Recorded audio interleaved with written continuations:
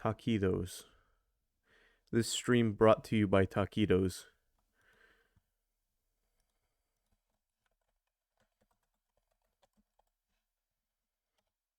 Sorry, it's not Resident Evil 8, it's Resident Evil Village. Steam reminds me of that every time I search for it in my library.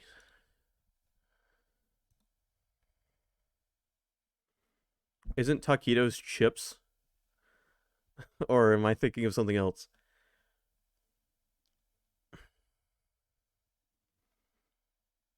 Also, the camera's staying black and white. I did it for Faith and I did it for another game, but I like how it looks with the sharpness turned all the way up and the lighting set to black and white. And by that I mean saturation turned off. Or hue or whatever, whichever setting it is.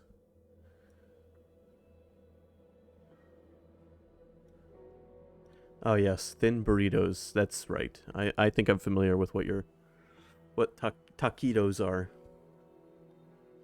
All right, I'm gonna grab a drink. You guys can stare at this scarecrow that's just a hat and a piece of cloth.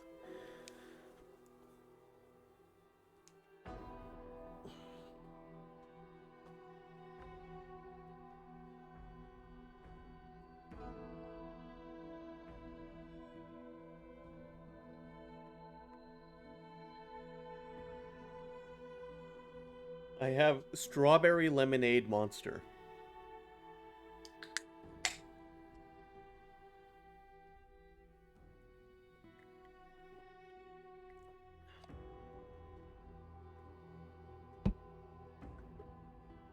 And this week I'm going to be descending into being the tired cult guy. I mean, the tired guy who can't help but get involved with strange cults. I think that's the look I'm going to go for this week.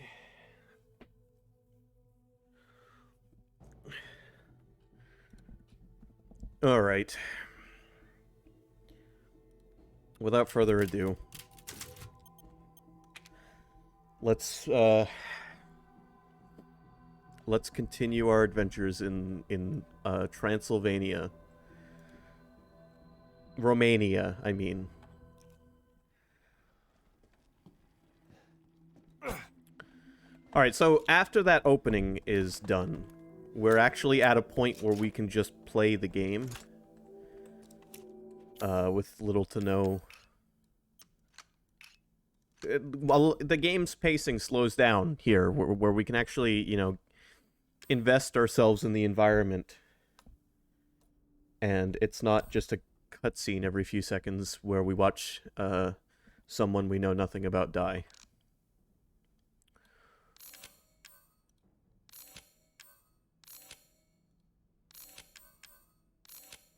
Jesus, look how much ammo I have already. Oh, that's interesting.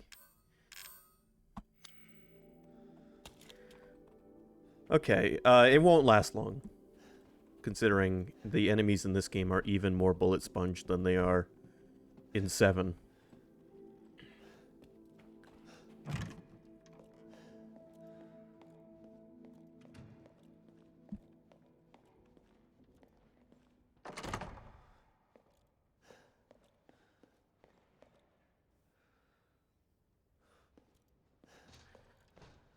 Alright, let's take a look at this text. Mask the angel's blinded gaze, and only then will you be saved, or whatever it said. There's a lot more words there than that.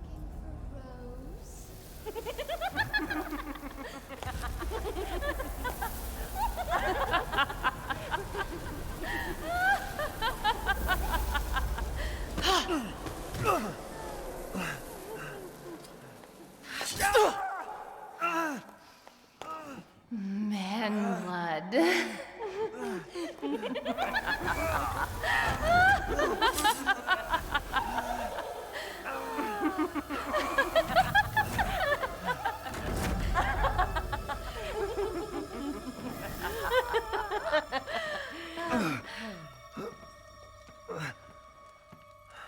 Mother, I bring you fresh prey.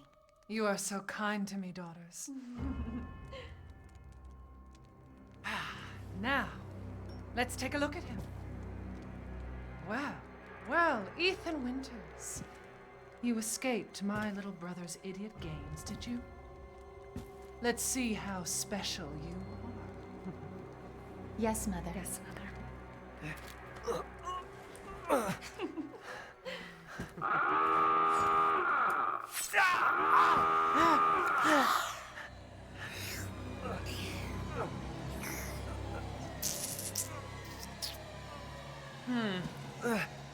Starting to go a little stale. Then let's devour his man-flesh quickly, Mother. I am the one who captured him. Now, daughters.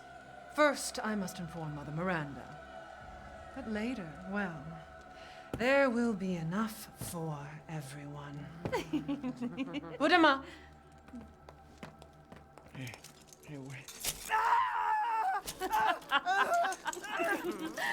Let me down! Oh, be careful what you wish for, Ethan Winters.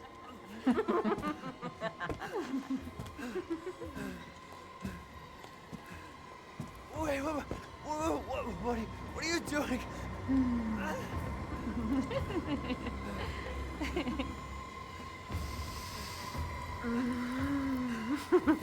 Don't sniff my panties.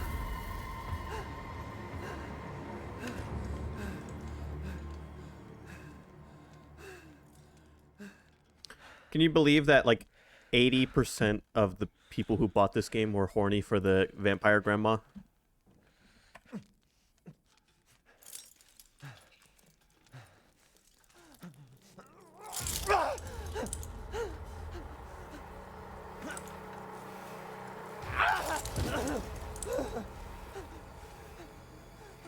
And now we have the stigmatas of Christ. You crazy witches.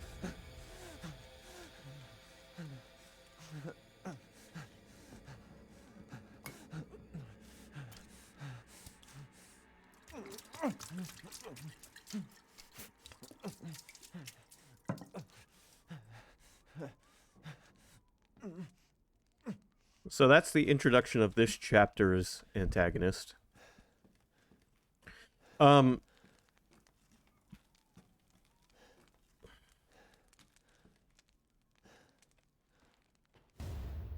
I think people like that she's tall and big. If I had to pick between her and or her daughters, I would pick her daughters, but you know, I think the appeal was that she is just big and tall, and some people like big and tall people.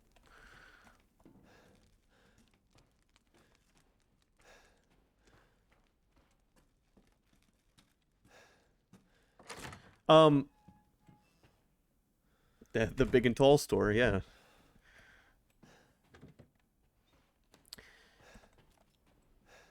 A lot of the gameplay trailers for this game showed this section, the castle section.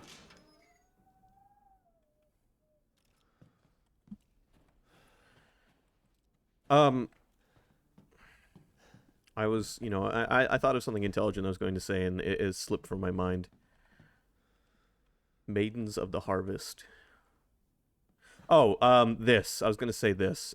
Keep in mind, everything you're seeing in this game, there is no paranormal... There's nothing paranormal going on here.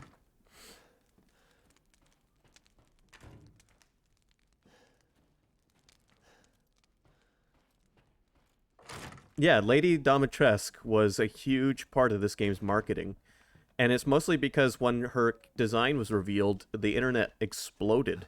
And Capcom was like, oh, well, I guess we'll use her as the marketing.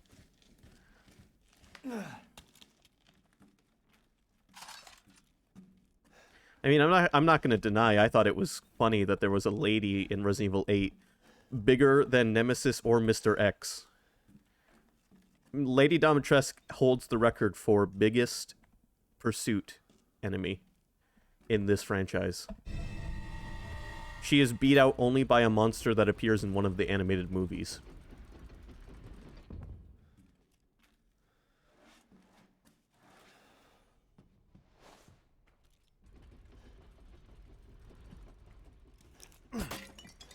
Also, something interesting I noticed in Lady Dimitrescu's castle, and if this isn't intentional detail, then hats off to the designers. None of these suits of armor have their cod pieces. And considering how we are treated by the daughters and Mrs. Dimitrescu, if that is an intentional detail, it is a clever one.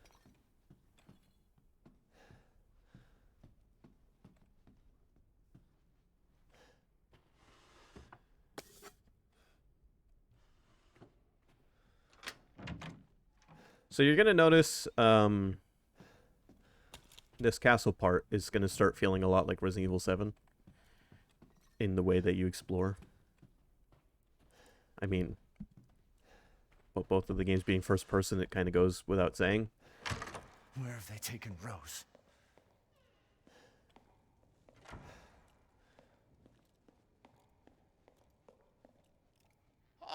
Oh, we meet again. Duke? Why are you here? Duke? Where there's coin to be made. And have you found your daughter? No. If she is truly here, the lady of the castle would have kept little Rose in her private chambers, would she not? Dimitrescu? The very same. Why don't you take a look? Maybe you'll get lucky. And speaking of looking, care to make a purchase? I'm sure most of this game's player base would love to see Lady Dimitrescu's private quarters. Norstein's Labyrinths, a craftsman of the late 19th century, Norstein, was branded a heretic in his homeland. He wandered the lands until he settled in a remote village. Norstein then created 4 labyrinths: the castle, the house on a hill, the water wheel, and the iron tower. Upon their completion, he put a gun to his temple and took his own life. Each labyrinth is unique and requires its own specially crafted metal ball to operate. Each one contains crystallized human remains, which are said to be Norstein's 4 beloved wives. The labyrinths are their graves. And that's what this is, this little castle here. That looks very, very much like the castle from Resident Evil 4.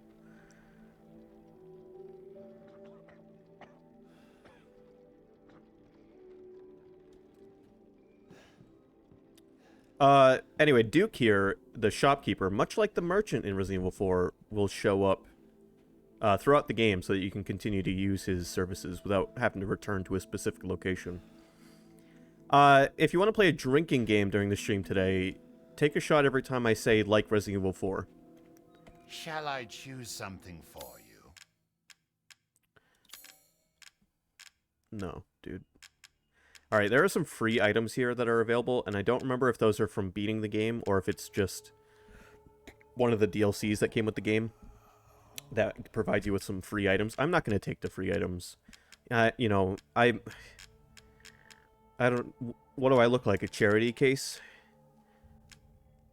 I don't need your handouts. I'm skilled at all sorts of weapons modifications, and will do them for a small fee. I'm sure you are, Duke.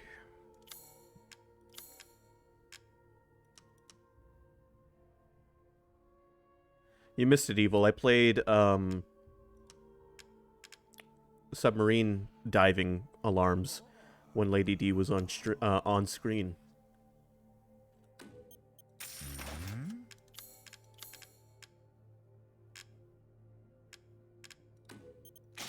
Alright, I bought the inventory upgrade.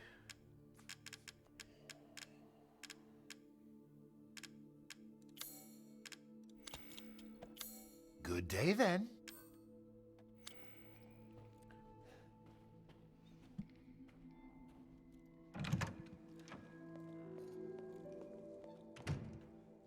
So like the little little football figures in 7 and the little raccoons in 2 remake, there are little goat statues that you can destroy, and I have not found all of them.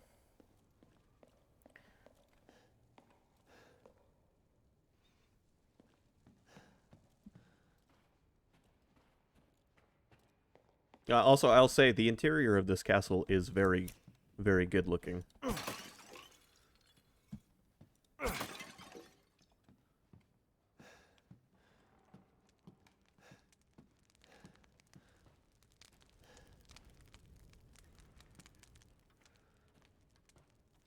Like this, there's a lot of rooms in this castle that look cozy, as like places that would be my hangout spots if I lived here.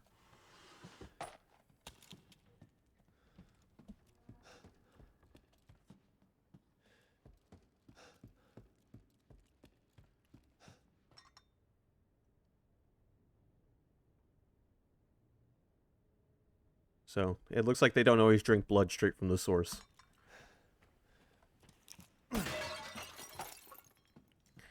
But yeah, despite some of the things we've seen, there is no paranormal element to this game.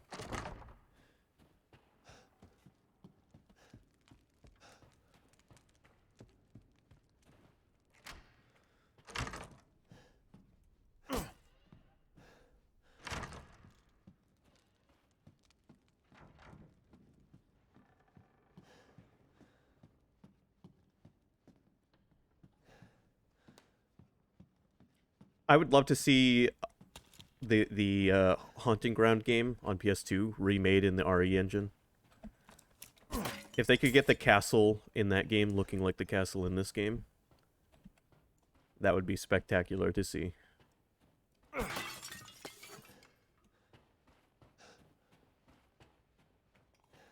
Haunting Ground is one of my favorite Capcom one-offs. Never got a sequel, never got re-released. If you want to play it, you gotta emulate it or play it on a PS2.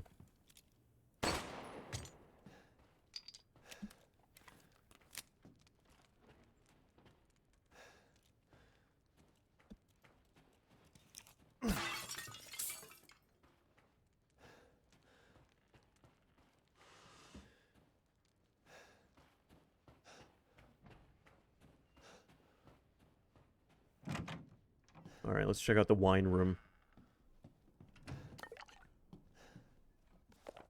The winemaking techniques of Castle Domitresk can be traced as far back as the 15th century, long before the current occupants of the castle. Alcina Domitresk uses this legendary yet peculiar technique to enrich the wine's flavor intensity and bestow it with a thick bouquet.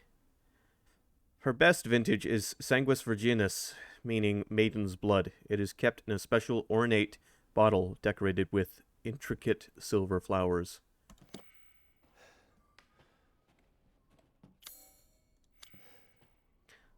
A special bottle adorned with flowers.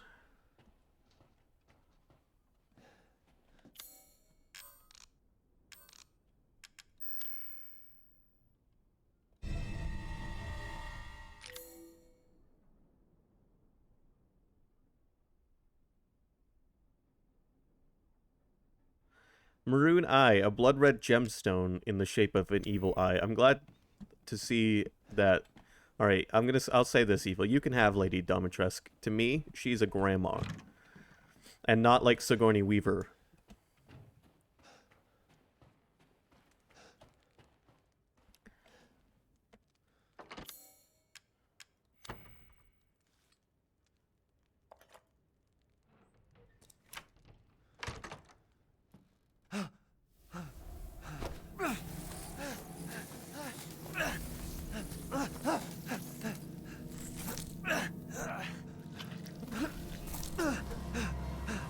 Oh, it's like that scene in The Mummy.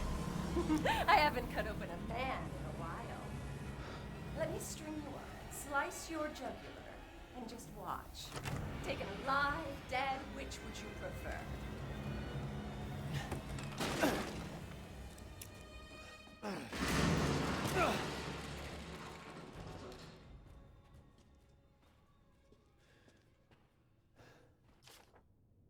June 9th, 1958. It was my first day working at the castle today. I was almost shocked to see the other staff were all women. The mistress and her daughters were very adamant that they wouldn't bite. It was quite peculiar. Lady Domitresk has been alive since at least 1958. It's been 2 weeks since I started working at the castle, and I am a little afraid. Another maid, Adela, made a mistake, and Miss Daniela slashed her face with a knife. And at night, I can hear wailing as if ghosts roam the halls. I want to go home. July 8th, 1958. I don't know what to do. The young ladies were complaining it was too hot and stuffy during dinner, so I opened the window just a crack. Shut it now, they all shrieked at me in unison. I fear I may be taken down into the cellar, never to be seen of again. I don't know what to do. I don't know what to do.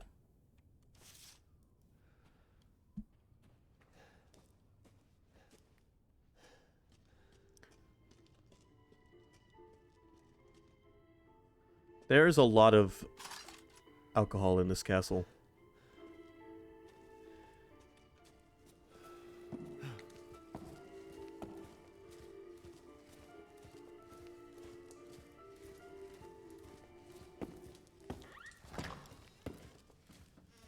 I do love how she has to duck to get through doors. Almost in half. She has to bend almost 90 degrees to go through a door. Mr. X had to duck down his head a little bit.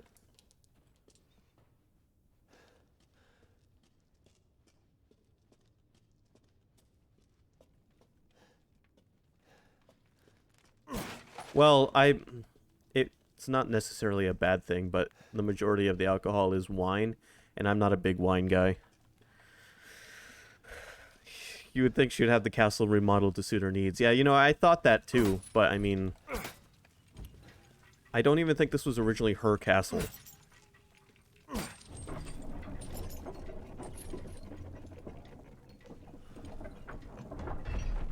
Either that or she just doesn't care. It was Vlad Tepes.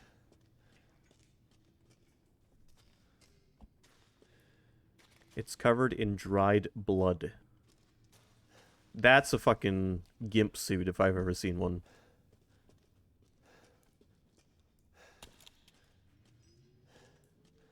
I don't know if proud is a word I would use to describe Domitresk. Maybe pathetic.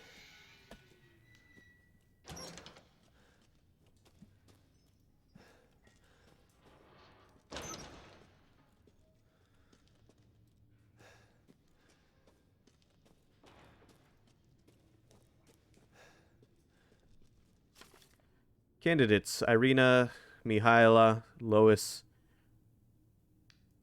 Ingrid. Rejects: Dandora, Greta, Nadine, Camelia, Bianca, Melina, Astrid, Lyudmila, Rosalinda, Lena, Stefana, Gabriella. Those were the ladies Mario saved in the Mario movie.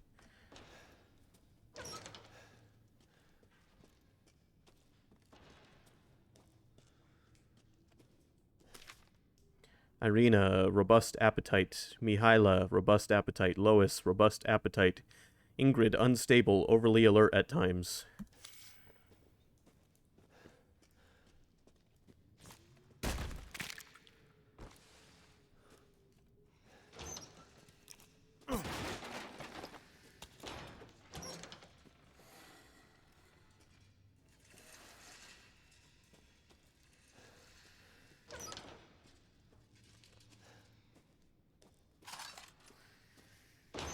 Wasn't Daniela the name of Mario's girlfriend in that movie?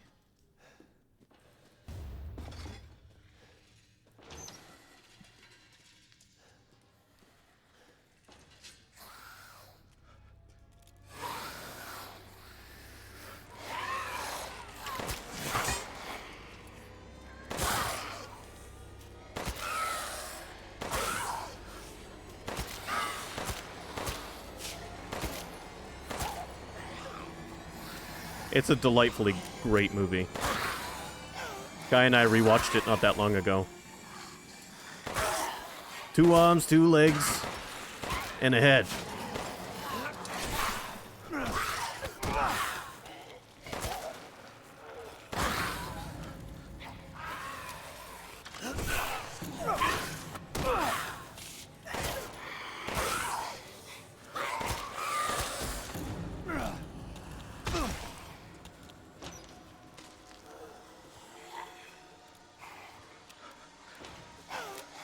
That's what you said about the last 4 girls.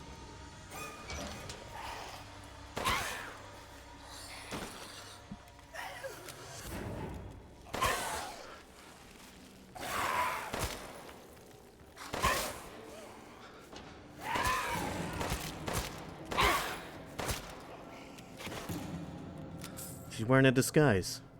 Of course she's wearing a disguise.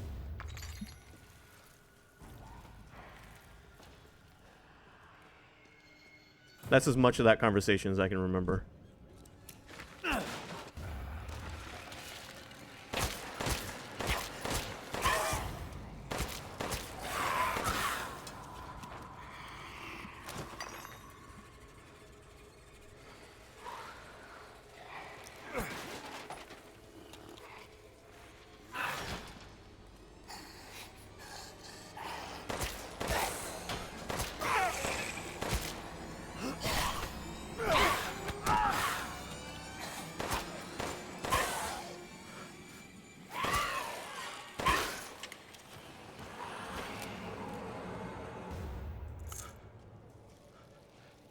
There, pretty tense. You have a new move when you block an attack that lets you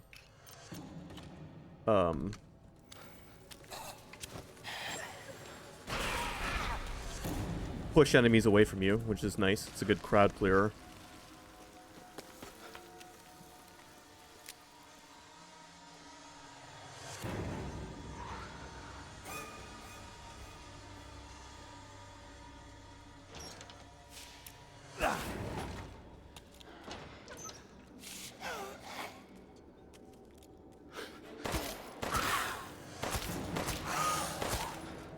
Unfortunately, I can't walk up to these things and roundhouse them.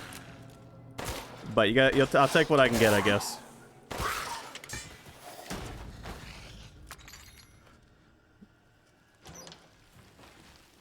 Man, if this were Indiana Jones 4, it would be long over. I just got like 4 or 5 crystal skulls.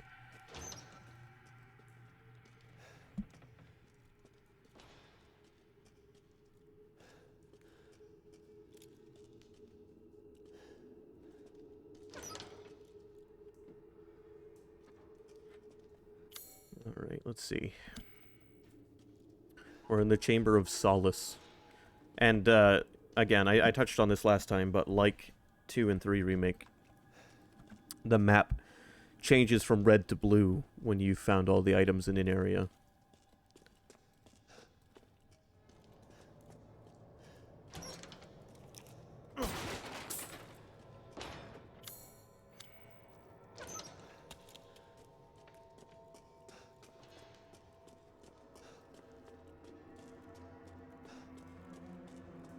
I'm not guaranteeing that I'm 100%ing this game.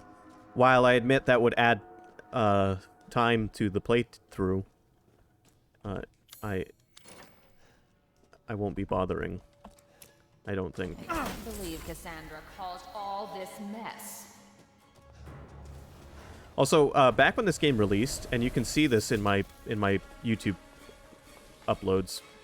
You're tonight's main dish. The anti-piracy software they implemented would make the game lag every time.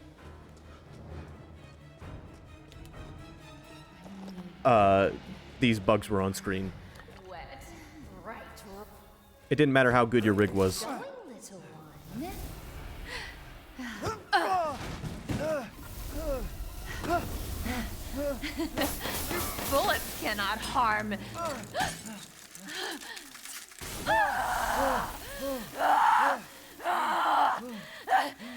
You stupid man thing!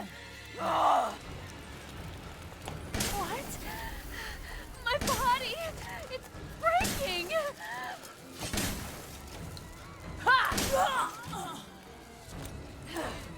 And if you don't believe me, Your teeth that eye! I've not upgraded my computer since I last streamed this. This can't be! Ugh. Not like this. Ugh. Ah. Ah.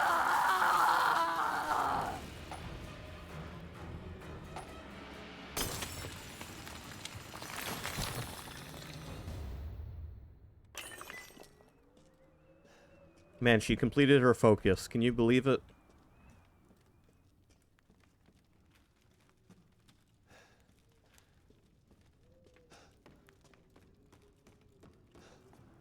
It's okay, Sky. There's 2 more daughters. I would say they're essentially mini bosses.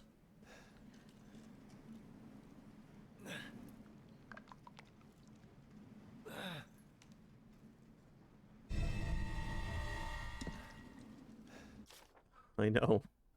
I know. Another one was sent to the cellar. She had only spilled some soup. Everyone knows what happened. No, not the soup. Everyone knows what happens when you're sent to the cellar. You're never seen again. They drain your blood, your soul cursed to wander the halls. I went looking for her, and when I found her, she was just skin and bones, gnawing on a rat carcass. I suspect it'll be my turn next. I think there's an in-game achievement you can get if you break all of the windows in the castle. I'm not gonna do it, but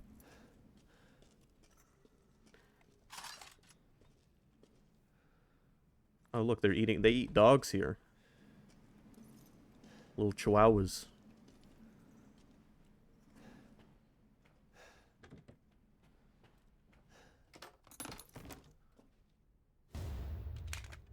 There we go.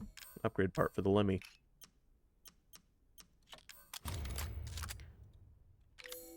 Now, as has been the case with all of the recent Resident Evils, the gun models are fantastic.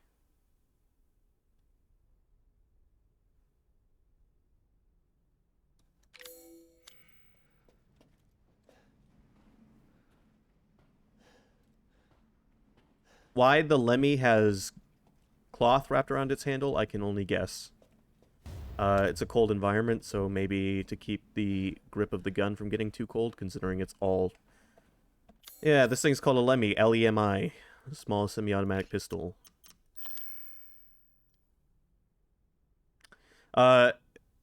Anyway, I would assume the cloth is there to prevent the grip from getting freezing cold. So that your skin is not touching cold metal directly. I don't know. That's the best guess I can come up with.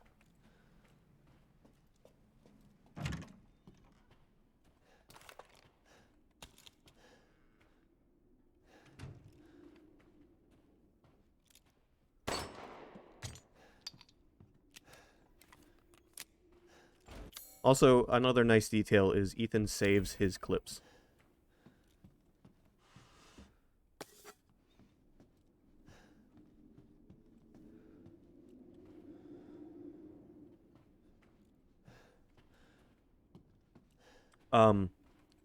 I mean, it doesn't actually tie into any mechanic, but it would explain why Ethan doesn't lose ammo when he reloads before shooting all of the rounds in the gun.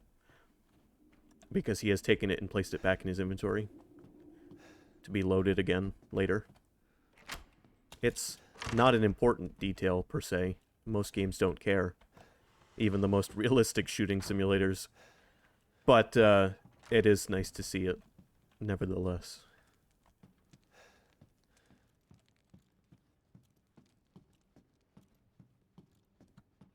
Also that, and, you know, those metal clips, they don't come with the bullets when you pick them up, realistically. So, if you just kept dropping them all on the ground, you're going to run out pretty quick.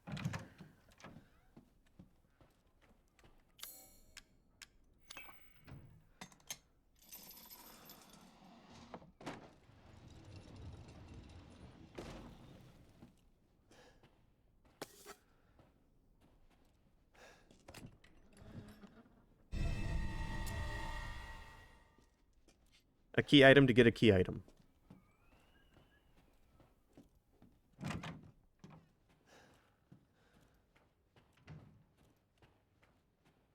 I don't think there's anything else up here at the moment. Yeah, the room's blue. Okay, all right. Well, let's go to the courtyard.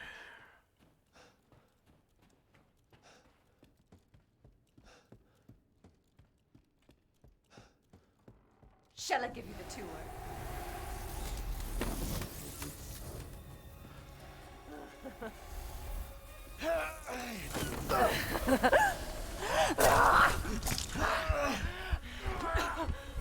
How's it feel?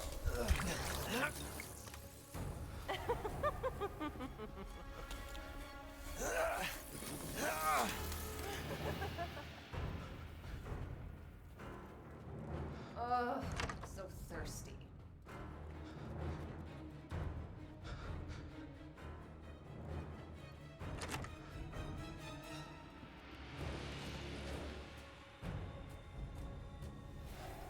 My throat, it's so dry. Drink cough syrup.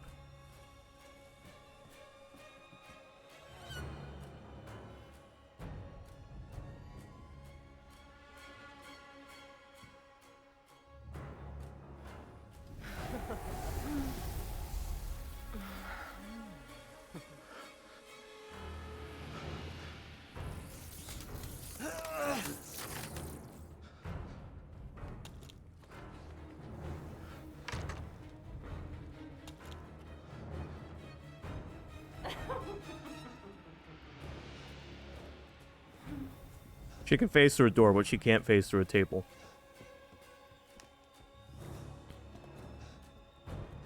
Powers have limitations.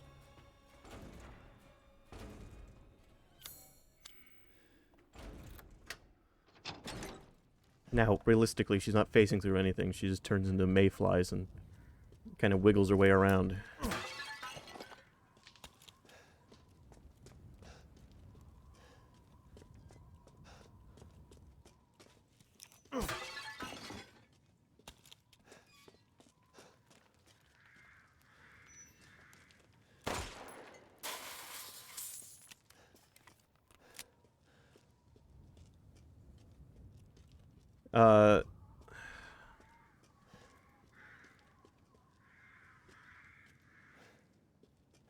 I am fond of the way this castle looks. It's good. It's a good castle. It's not as explorable as I was hoping it was going to be.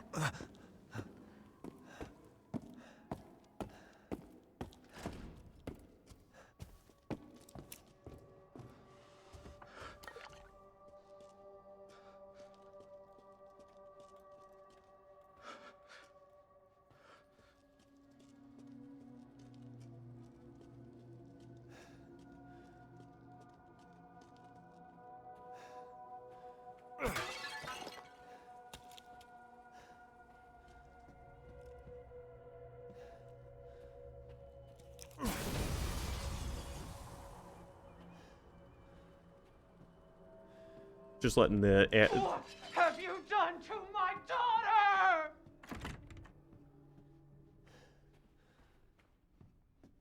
It's not the first time I've heard that line.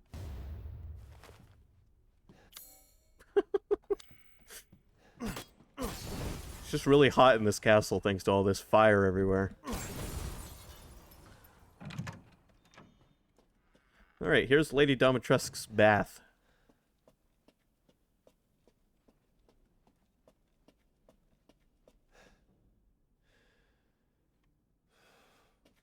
Let's see if I can solve this puzzle on memory alone.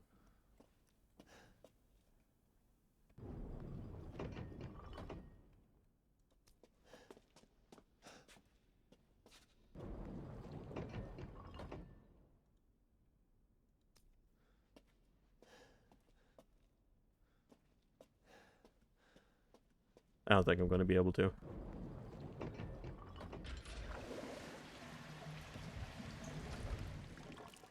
Never mind.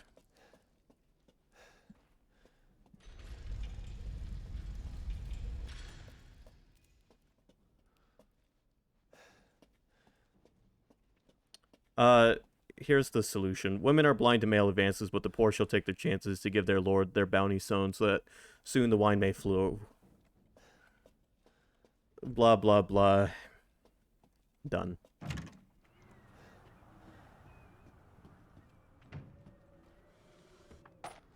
I didn't remember the hint, I just remembered the solution.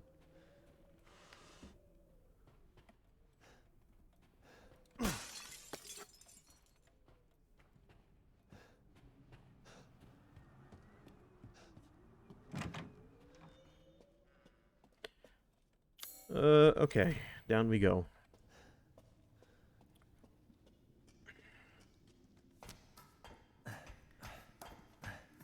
I didn't want to drink Lady D's big blood bath water.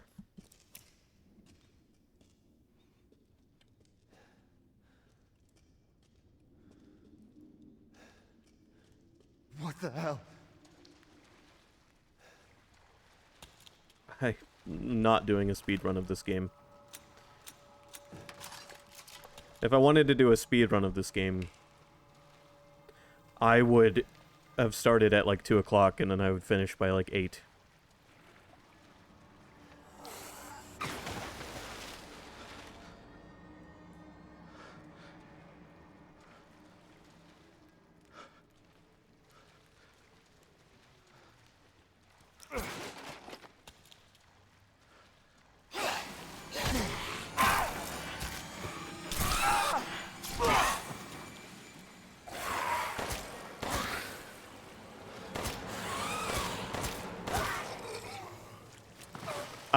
My first time through, I beat this game before it was a week old.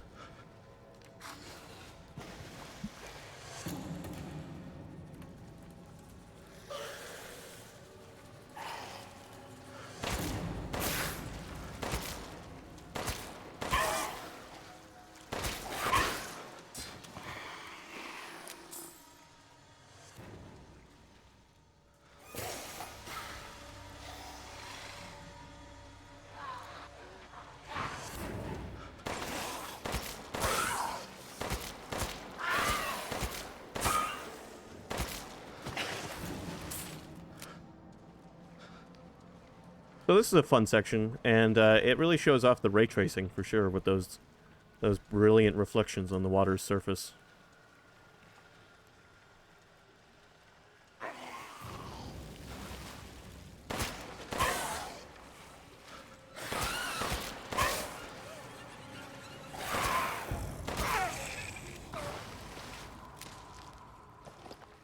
The fastest I ever beat a Resident Evil game, when I was a kid, I had this Resident Evil game on the PS2 called, well, I still have it technically, but it was called Dead Aim, Resident Evil Dead Aim. It was a spin-off. And it was a Resident Evil game designed to play with the GunCon, which was a controller by Namco. Primarily made to play the console releases of the Time Crisis games.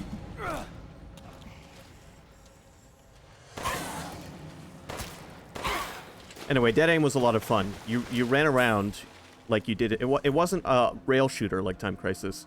You still ran around like a regular Resident Evil game. But then when you wanted to shoot zombies, you pulled the trigger on the gun. And it would switch to a first-person view, like a rail shooter, and then you pointed the gun controller at the screen to shoot. It was a lot of fun. It was really great. It was a combination of classic RE and arcade shooters. And it worked brilliantly. I played through that game so many times that I beat it in an hour once.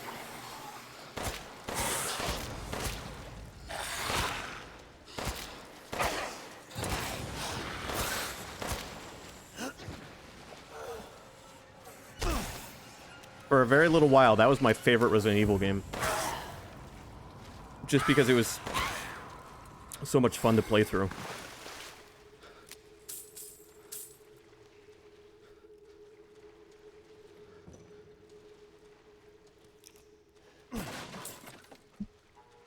I would love to stream it, but the problem with Dead Aim is, and light gun games in general, is they don't work on modern televisions. Light guns don't work with anything that isn't a CRT. So.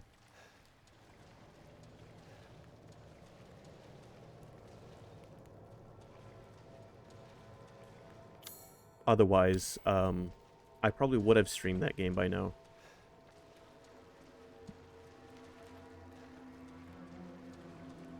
And yes, you can technically play it without a gun controller, without aiming and playing it like an arcade game. It's a lot less fun that way. It's very gimped. You just move a cursor on the screen and shoot. Not nearly as fun.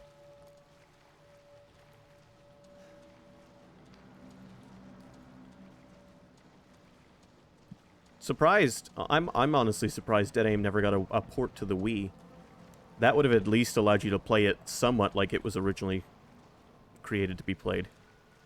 The thing about the GunCon and light gun games was, after you calibrated them, they were extremely accurate to where you were aiming.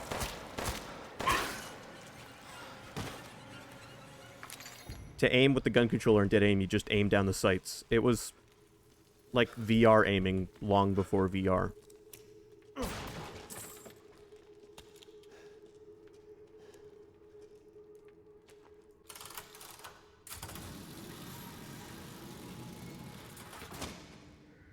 Yeah, I've never actually played Duck Hunt, but if its controller functions the same way as any of the slightly more modern gun controllers, yeah, it's expecting you to be insanely accurate.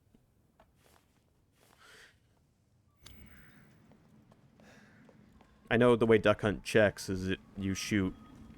If it hits the box around the duck, it counts.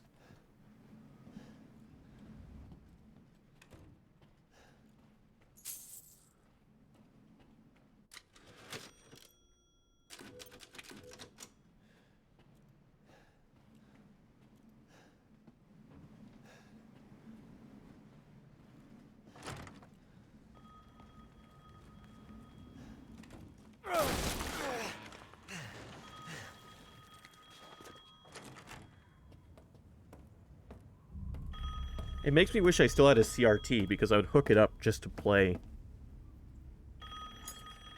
GunCon games, light gun games.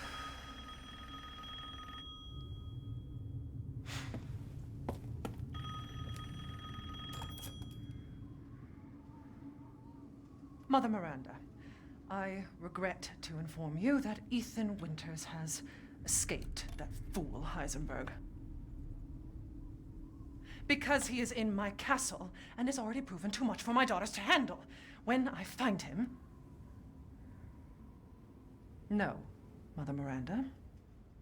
Yes, of course, I understand the importance of the ceremony. I won't let you down.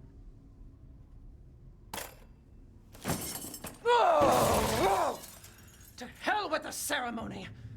That man will pay for what he's done.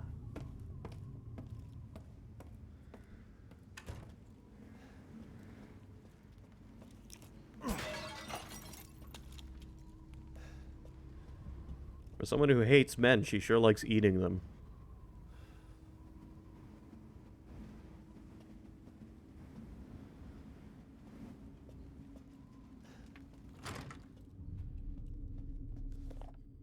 We were all called by Mother Miranda to decide the fate of the child's father. Just thinking of that family meeting makes me shudder. To think I am treated like a sister to those miscreants. Notice the family thing. We've still got the family thing going on from Resident Evil 7. That's not an accident. Especially Heisenberg, that riffraff wouldn't know proper manners if they slapped him in the face. I would have sliced him to ribbons if Mother hadn't stopped me. Why? Why does she treat me the same as them? She gave me this castle, obedient daughters, everlasting life, did she not? Am I not her favorite? Am I not special? I need a drink. You, lady, you wouldn't stand a chance against a real vampire.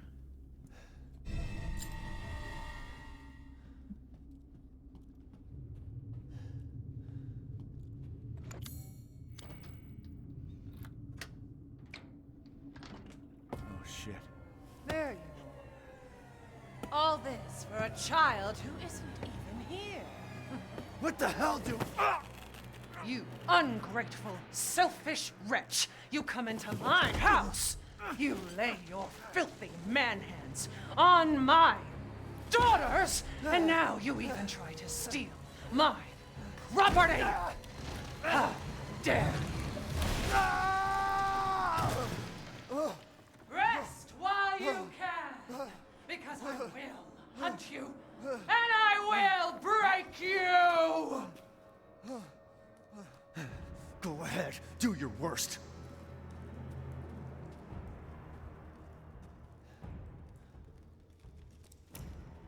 Like a wrestling promotion?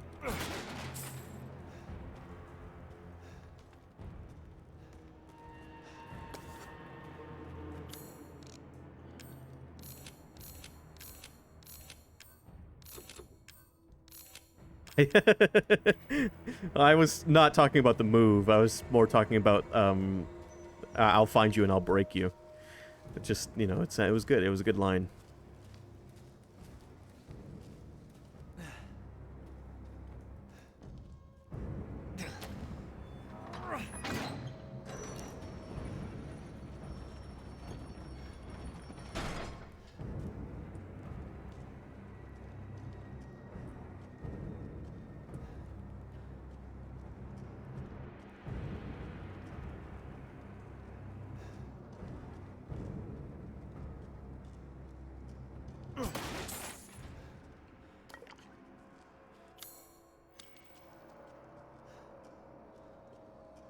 Okay.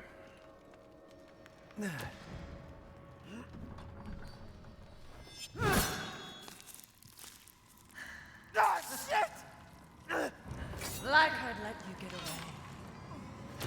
You'll be sliced to ribbons before you ever see the child. Not the other hand. You will learn what it means to insult House Dimitrescu.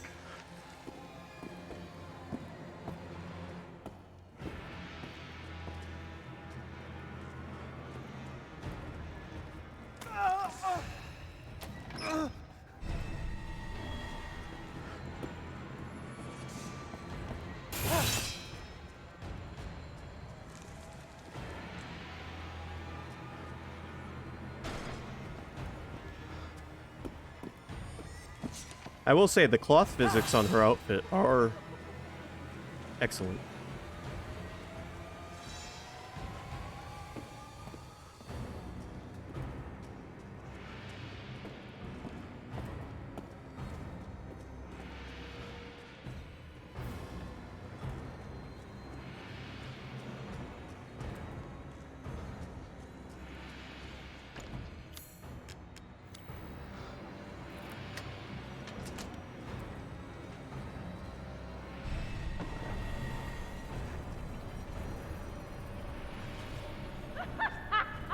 Running will get you nowhere!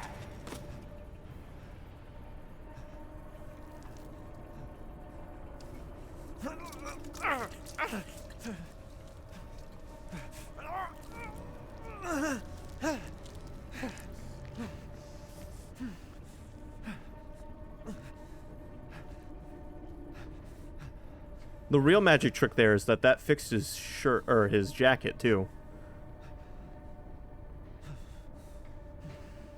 Good. We've already been shown that Ethan is extremely resilient to having his limbs chopped off. There was a scene I missed in 7, but early on when you run into Jack, he can cut your leg off with his shovel and then he shows you how to reattach it.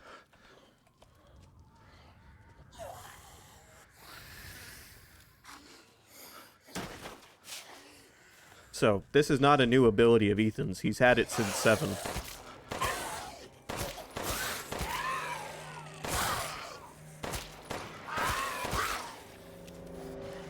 And the explanation in 7 was that Ethan was infected, which, like, obviously, that's why he saw the hallucinations, that's why he was able to take so much of a beating and recover.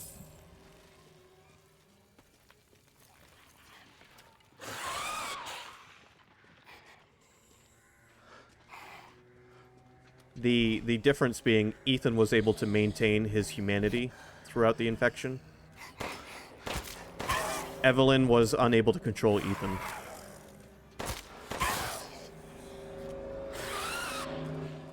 Well, remember, all of the Baker family died.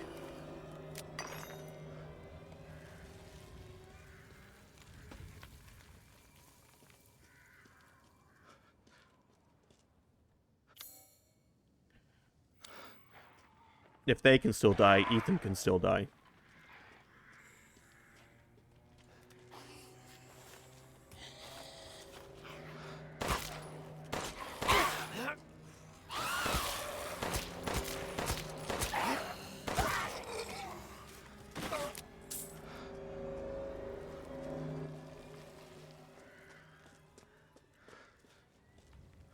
Where are his fingers?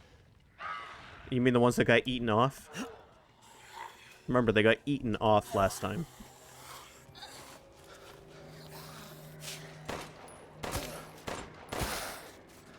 The one thing that Ethan seems to be lacking that the Baker family had was the ability to grow back his limbs. Which is, I'm assuming, because he's never got as infected as them. Again, Evelyn was unable to control Ethan.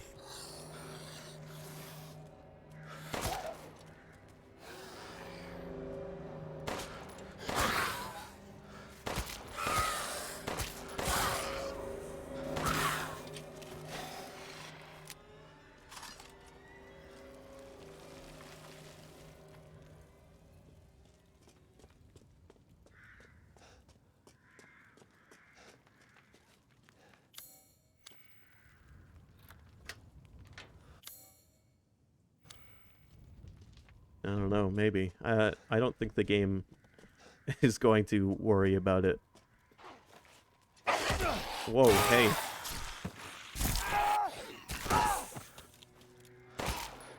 Also, earlier, Evil mentioned I didn't put the health thing up, but that's for games that are potentially scary, and this game is not one of those games.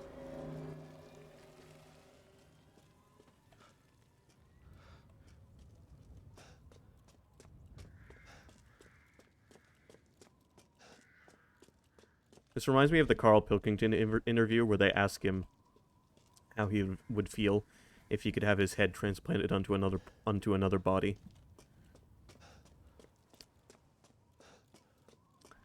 And they asked him if he felt if he would feel guilty if he jacked off with his new body. And he was like, "It's not my hands, right?" And they're like, "Yeah, from the neck down, or from the neck up is all that's left of the original you." He's like, "Well, then, you know, he wouldn't feel guilty because it's not his hands." And they're like, "So you're just sitting there watching someone else jack off?"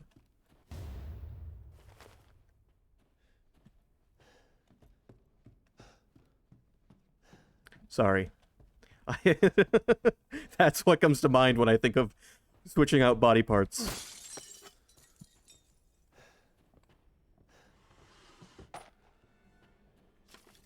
Please be aware the mistress's lipstick is missing.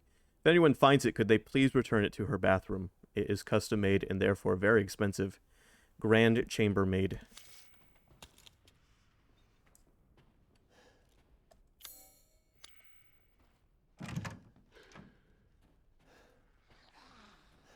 I love Carl because he's an idiot genius. And if you've ever seen the show, or well, if you've never seen the show, An Idiot Abroad, you should check it out. One day since treatment, the three girls have stopped moving. They seem almost dead. An insect flew out of the eldest's mouth. It appears to be a common fly.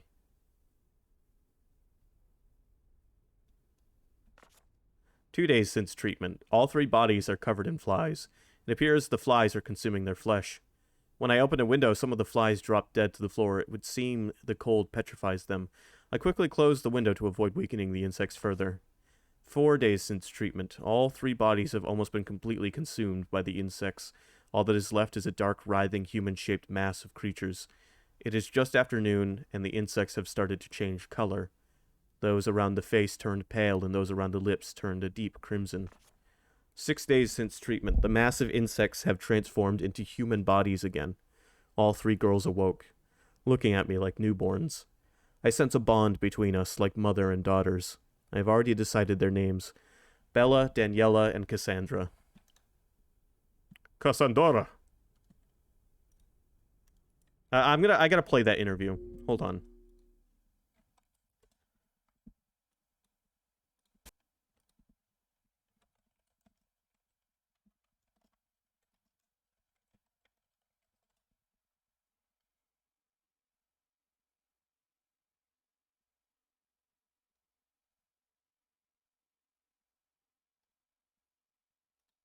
It's not your own. I'm not being funny though. So if you have a body transplant, right, and you're there, you're at home, naked, you look down, lovely penis and a set of testicles, right? What do you do with them? What do you mean? What am I doing with them? Well, do you like them? Well, you wouldn't mess about with them as much as if they were your own.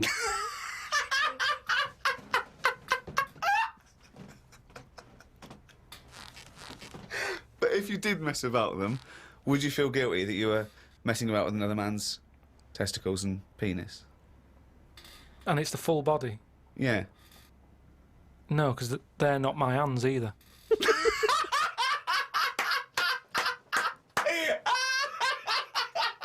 You're a genius! You're a fucking genius! So what you're doing is watching someone else wank. Yeah.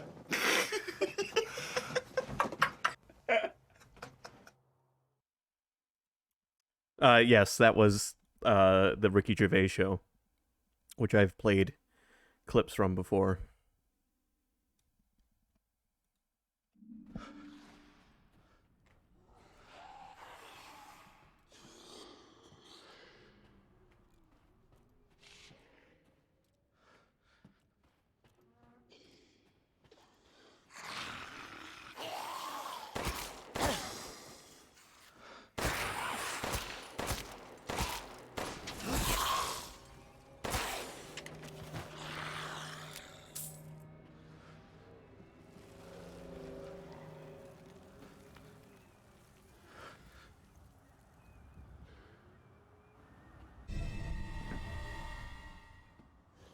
Apparently the castle model broke, and instead of fixing it, they just built a new one.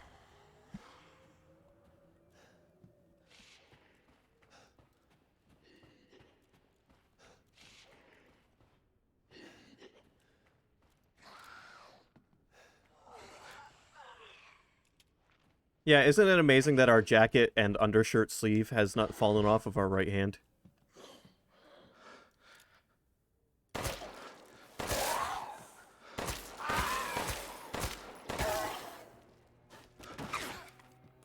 But yeah, like, they staple your left hand on in the beginning of Resident Evil 7.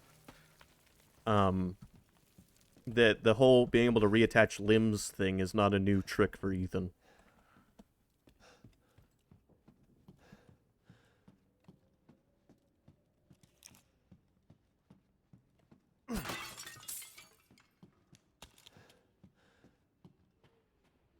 I think Ethan is the closest Resident Evil has ever had to having a Dante protagonist.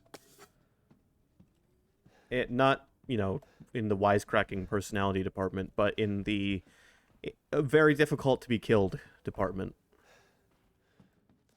In the story, anyway. Scientific name, none. Size 5 to 6 centimeters. Similar body structure to blowflies, although there are differences in the head.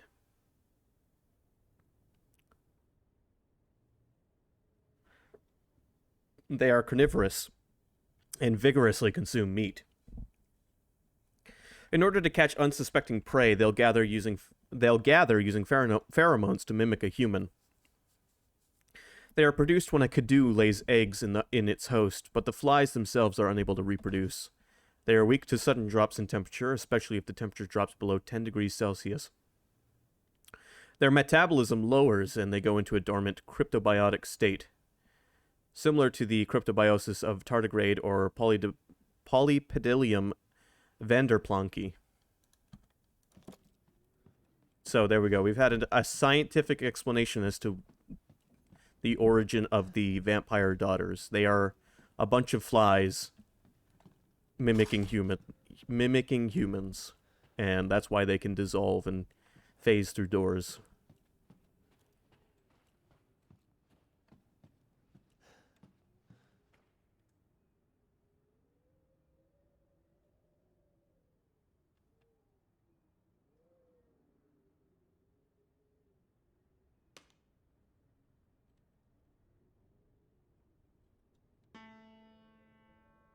Oh, right, that's right. It tells us.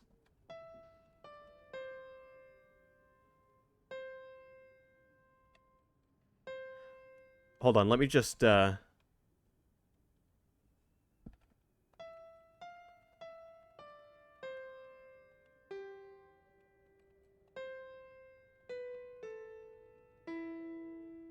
was off by a note, but whatever.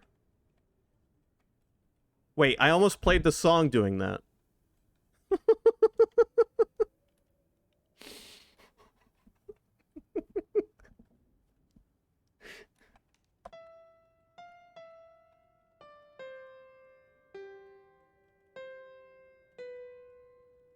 You want me to do it again? Hold on. I barely remember how to play this, but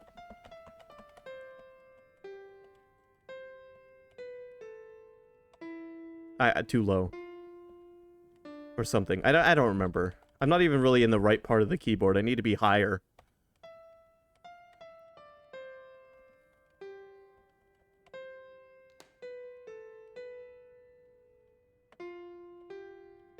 There we go. Fuck it.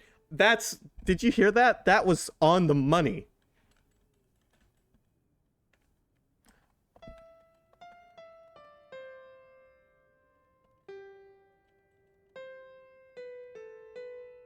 I can't do it again. I can't replicate it. I'm sorry. But that was a gold, and somehow I've almost solved the puzzle. Yes, Alex, I would like to solve.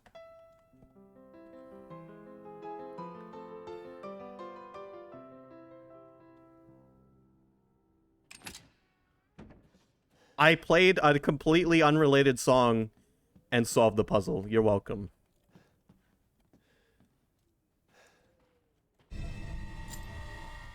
I do, however, appreciate a good piano puzzle, especially an interactive one. In Resident Evil 1 and 0, you just watched your character do that.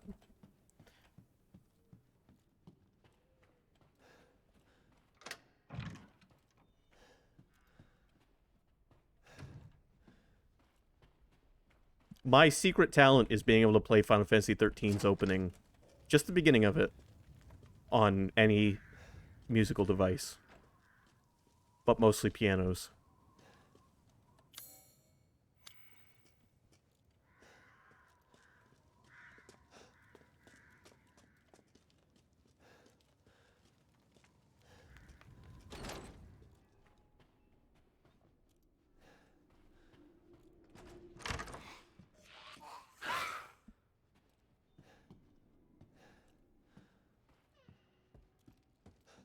I think it's up there.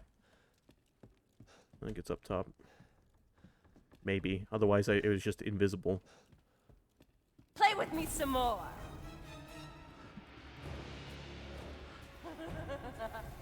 Come here. Come here.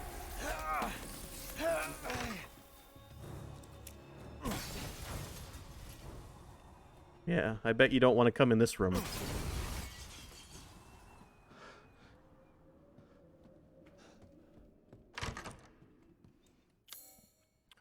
Okay, I have a key. I haven't been paying too much attention. What did I get? Iron insignia key. Right. There was a spot in the basement that had a key like that, wasn't there?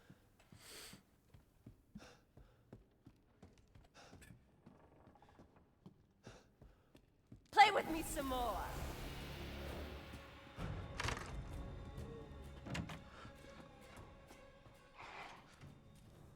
Yeah, here we go.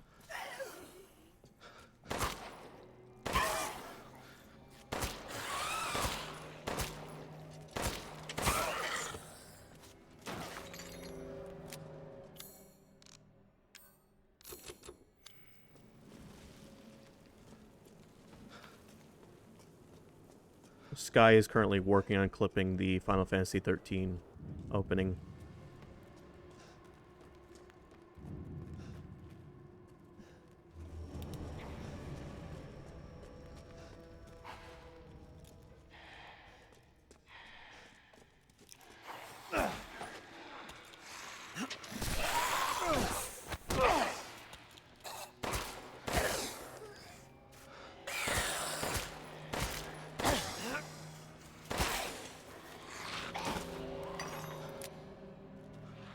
I'm only a phone call away, Square Enix.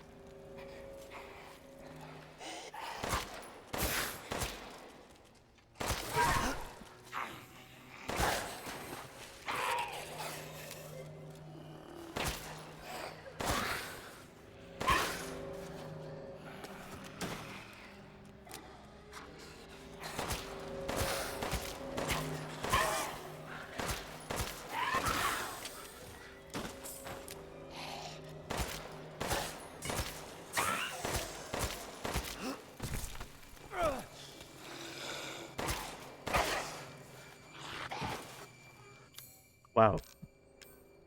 Talk about cutting it close. Actually, what am I talking about? I'm like the master at cutting it close. I fly by the seat of my pants through life.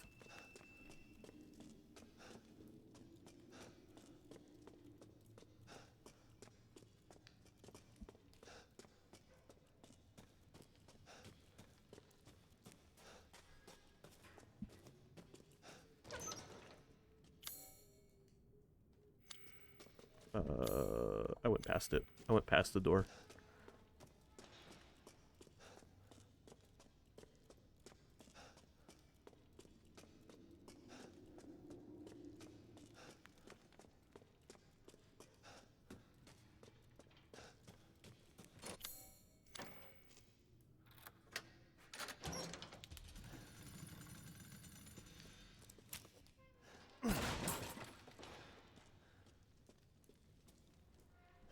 Alright, time for a Zelda puzzle.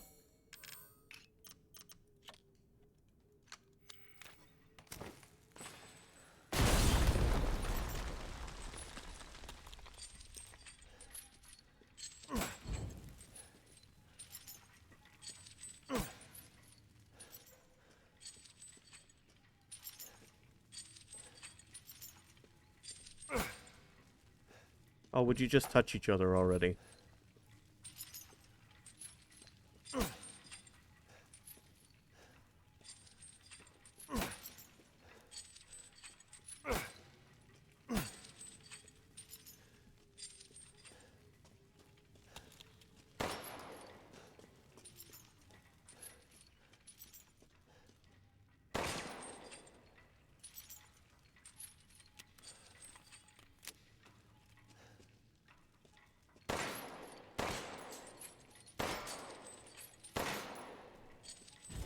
Thank you.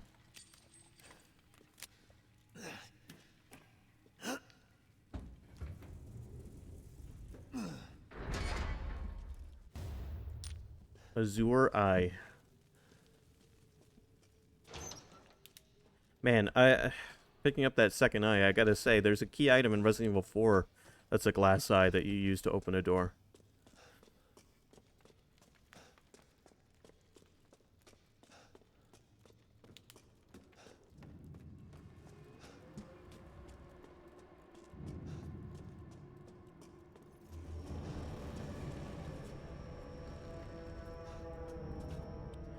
In Resident Evil 4, a glass eye is somehow able to pass a retinal scan.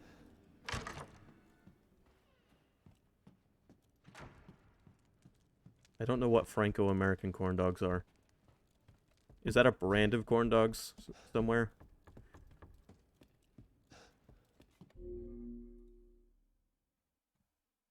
I'm not even really in the right part of the keyboard. I need to be higher.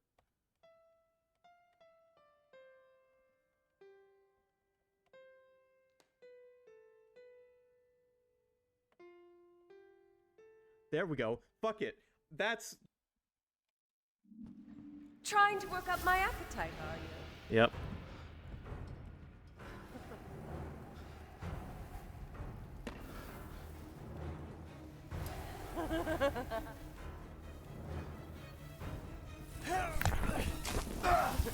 Ooh, I'm gonna die. I should have healed. Maybe I'll keep a souvenir. Take a picture, it'll last longer. Hi, Taken, welcome.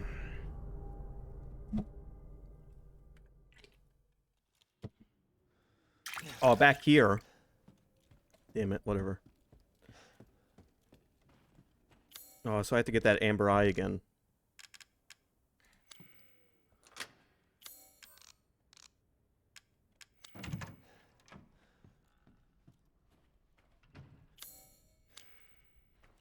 Alright, whatever, fuck it, let's go.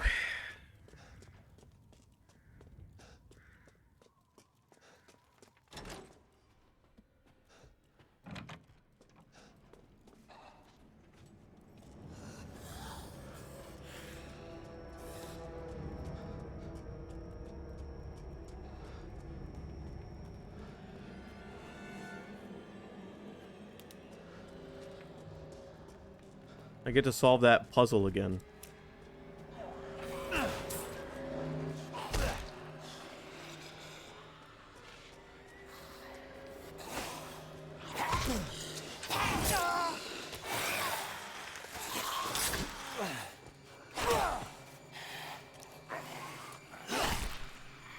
This is my special move. It's called I'm bored. It's my ultimate limit break.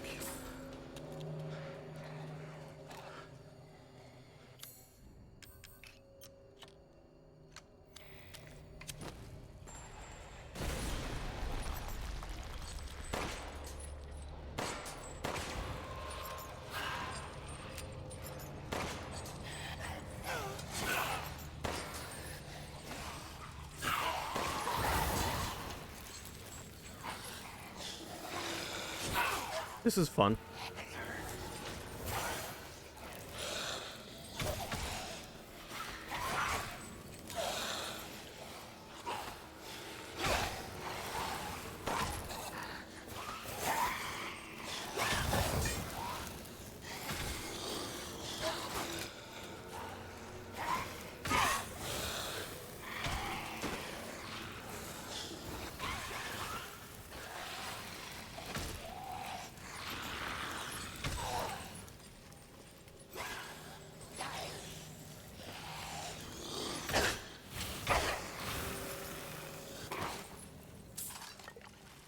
Alright, and that's how you waste 0 ammo on those things. That was my limit break.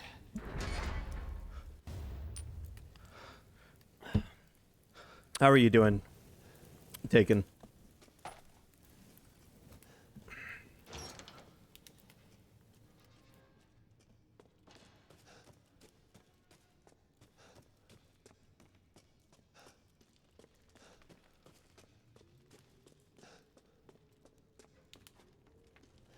Alright. Where was the other insignia door? I'm fine. I'm enjoying my vacation.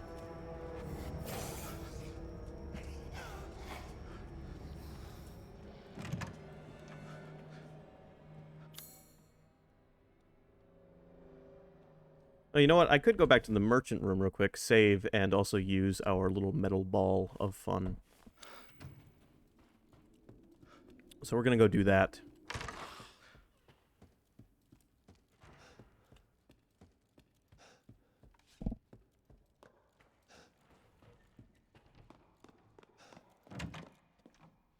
It's a pleasure to see you safe. How were things?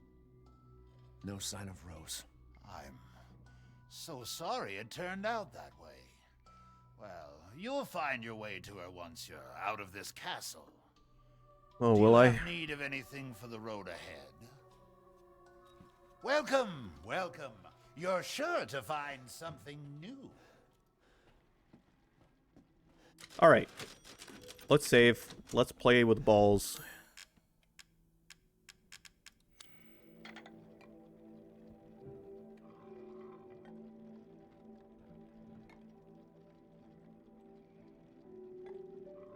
Welcome to my stream of Super Monkey Ball. I await your patronage. Shh, you're breaking my focus, Duke.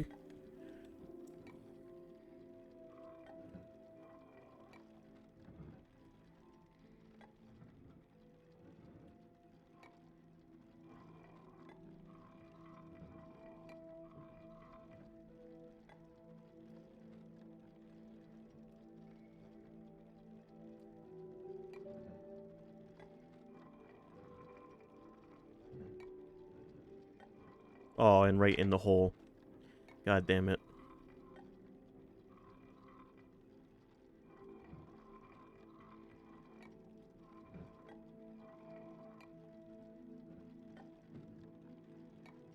Never have I ever been so sad to get it right in the hole.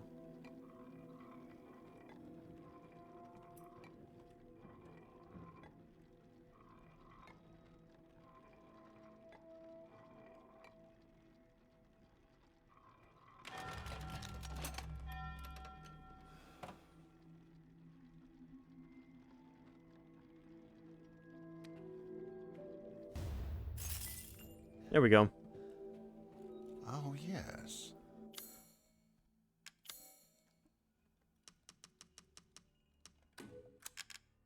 Two of those, 6 of these, 1 of these. This is a piece of something, so I'm not going to waste it. Get rid of that. Get rid of that. This. Oh, you've brought in something special. You're welcome.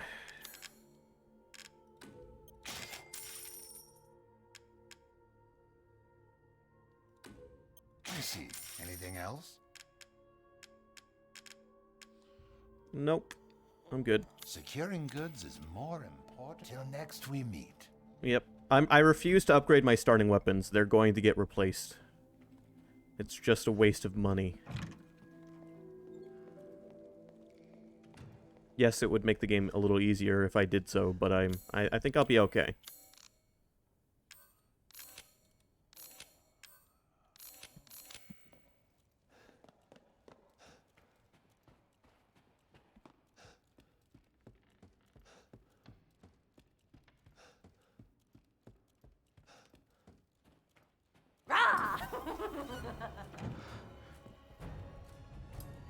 Fuck.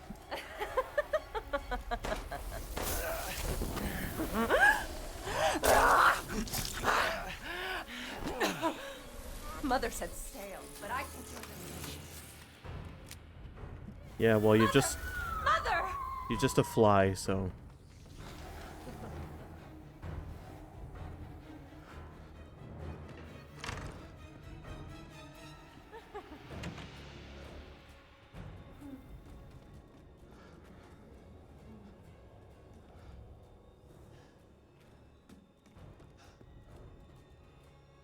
Is this legally distinct Jaws? It's a little Jaws soundy. It's the heavy keys.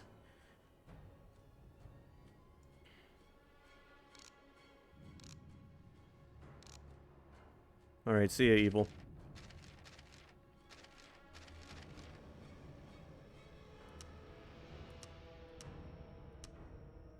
I forgot about the diary entries.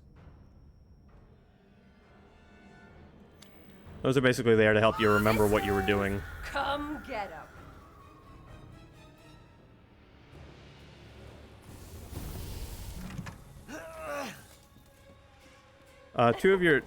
One of your sisters is dead already, I'm sorry.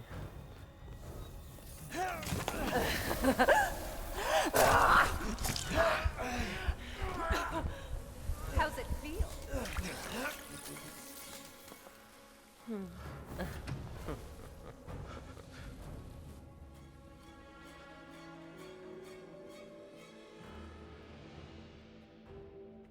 It's okay, she's not allowed to come in here.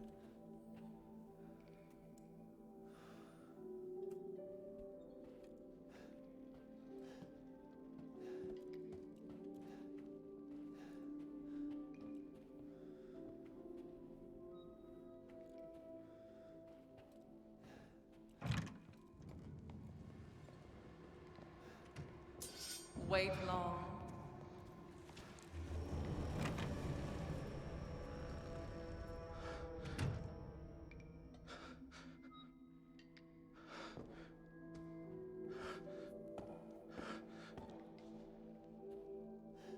Alright, let's look at the map real quick and see if we can't remember where I'm supposed to go.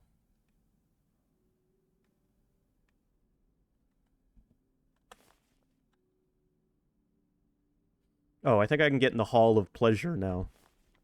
Hell yeah.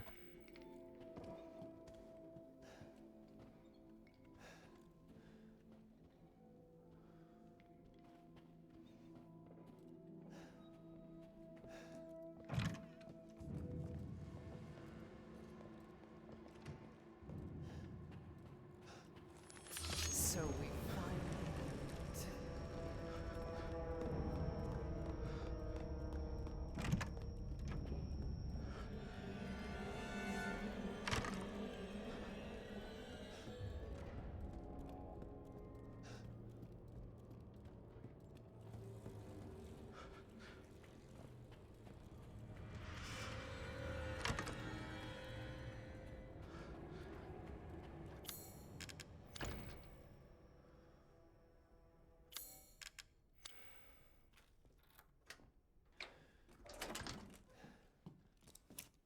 Okay. Silver ring. I believe this combines with that eye.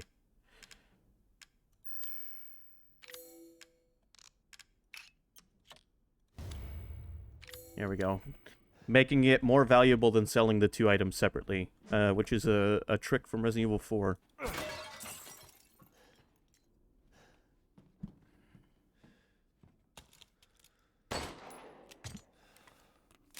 So is sticking treasures to the ceilings of rooms and walls, which is also a thing from 4.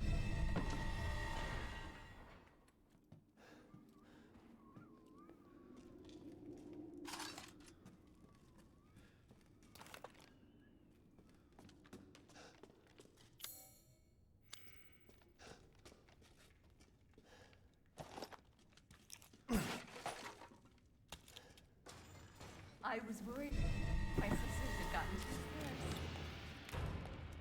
Oh yeah?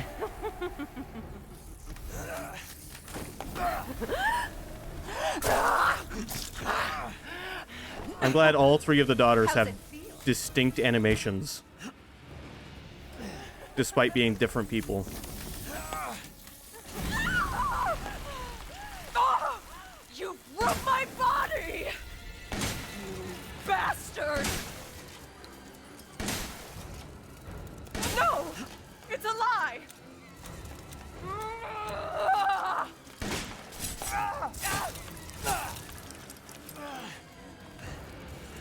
Why? No!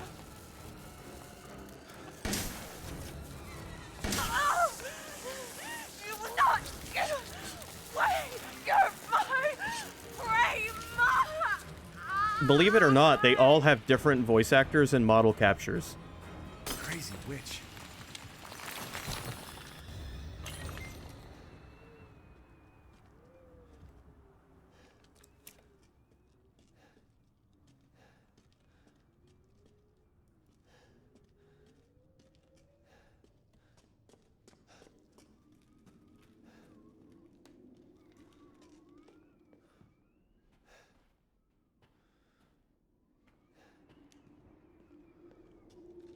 But yes, that's 2 of the 3 daughters done.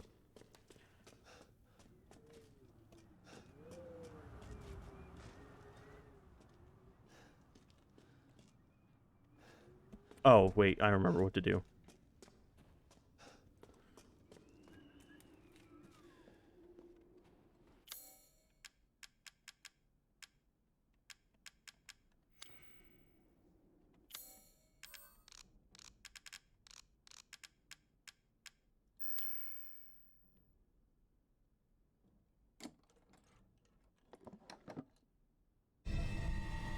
There we go.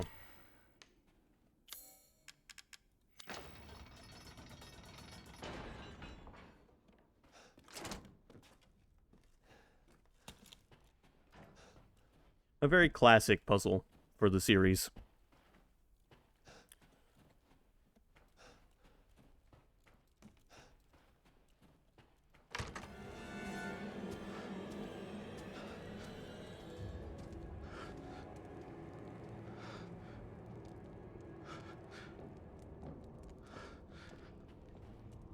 Okay, with the 2 daughters out of the way...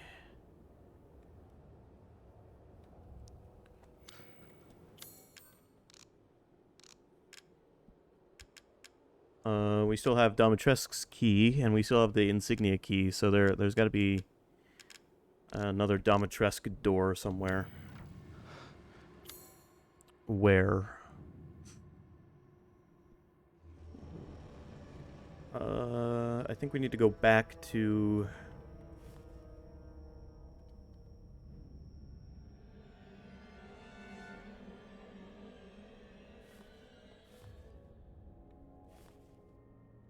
We need to go back to the Opera Hall area.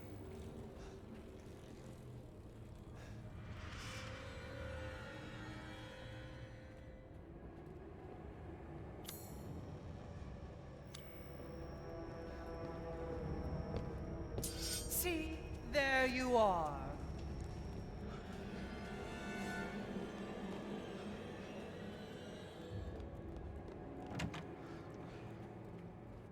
First, we'll save.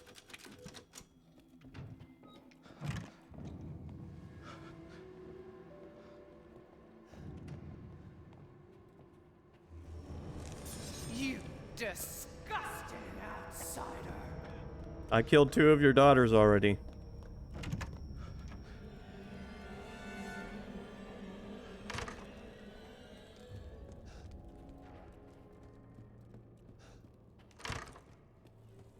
Not as hard to get away from as Mr. X was.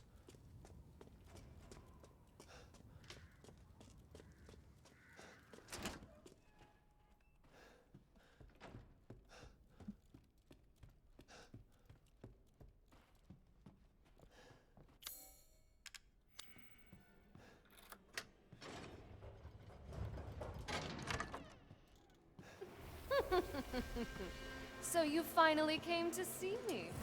Everyone falls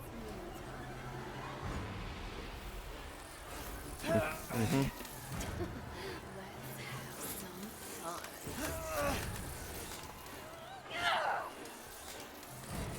Yes, X moved like he had a job to do. And he was paid by the job, not by the hour.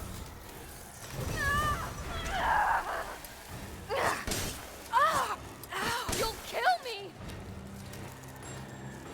Oh, damn!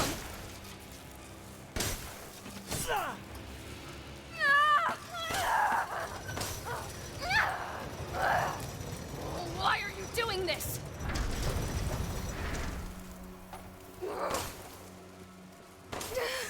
I don't want to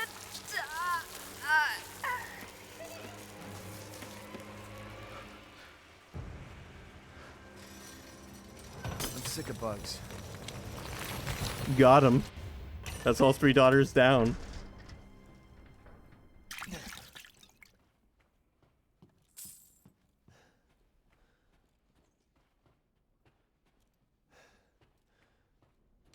Can you believe that we're about to never see this castle again?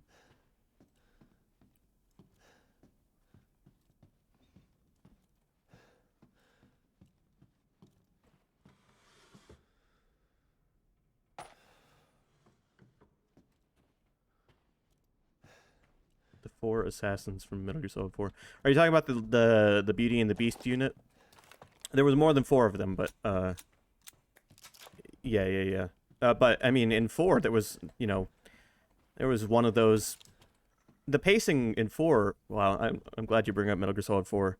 That's a game with excellent pacing as far as spreading out the boss battles is concerned. You get a lot of gameplay between every boss, and each boss is very unique. It's not just make them cold and shoot them.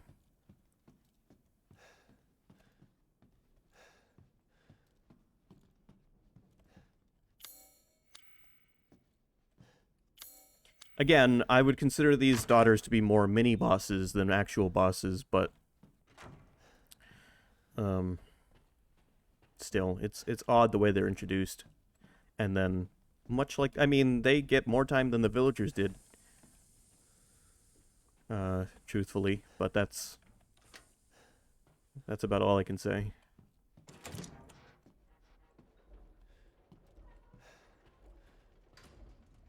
This painting of Lady Dimitrescu is more beautiful than Lady Dimitrescu, which is, you know, that's perfect detail right there.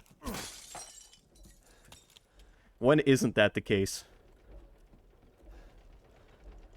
Let the 5 bells of this chamber ring out. Stuffed turtle. These people are horrible.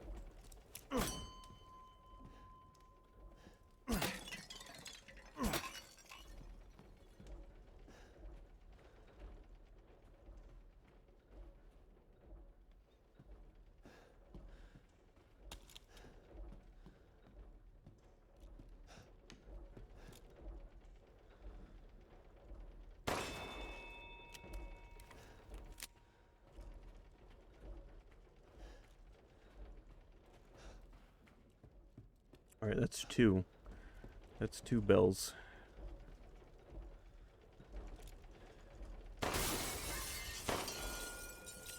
Three bells. If you remember, in Resident Evil 6, we did a puzzle like this. In the church area.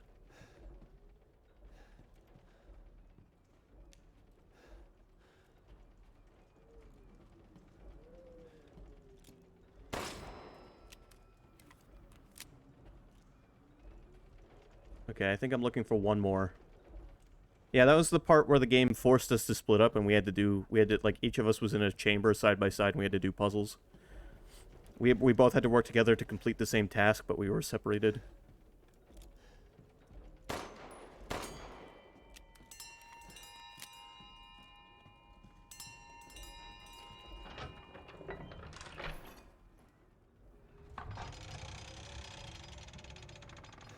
There's a secret passage behind the painting of Kamoshida.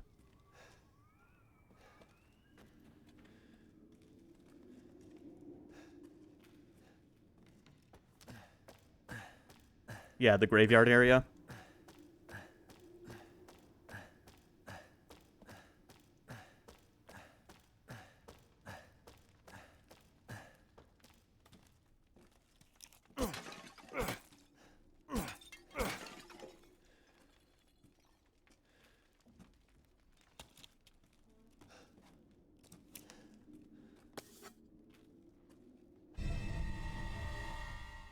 Treasure map. Alright, let me get a good look at that again. Dungeon Kitchen's treasure.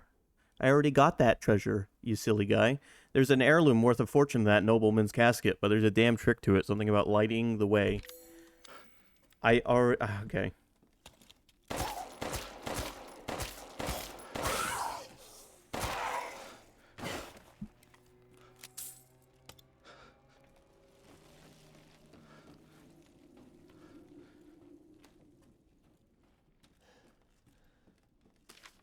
I heard there was something called the Dagger of Death's Flowers somewhere in this castle. It's apparently an antique from the Middle Ages that's coated in a concoction of poisons from across the continent. It's said to have been crafted to kill demons and monsters. It sounds fascinating, but no one knows where it is.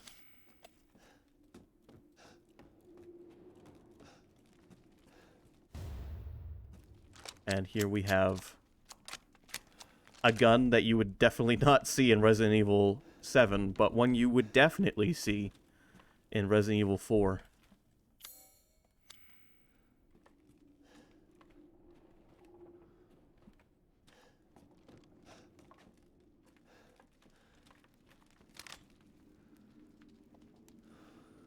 That's the zoom we get with the starting scope. I don't remember if you get... I think this is the only rifle in the game. You might get another one, but I think this is the only one. I might upgrade this.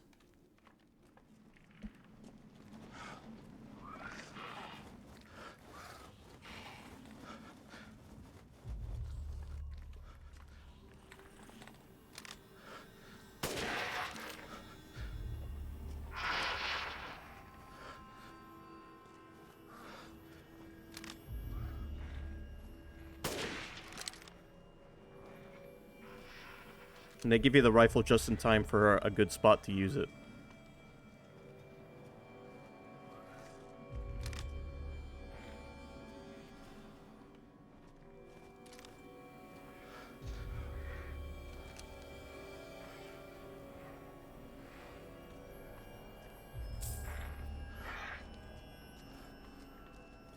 And these things cannot sit still, can they?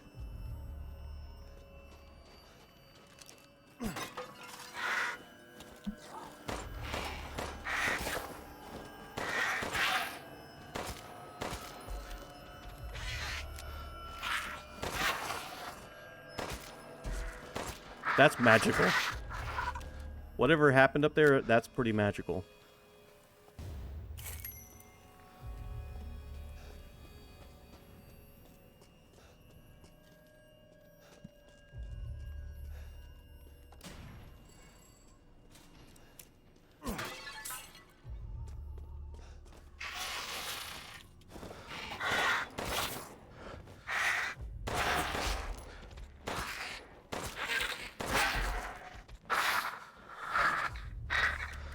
I like the designs of these things. They're the weird dungeon creatures, but they've grown wings. And not out of their heads. If I was going to fly, I'd need some big-ass wings, let me tell you. You've got big-ass feet.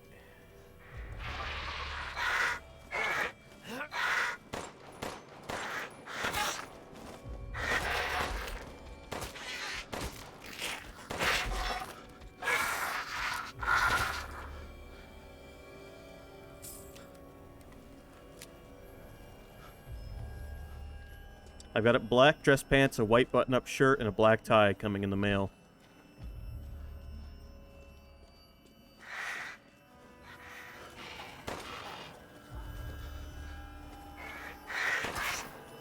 So it's funny, this is ironic, and I think they did it on purpose. The character who is in charge of the castle in 4 is extremely short.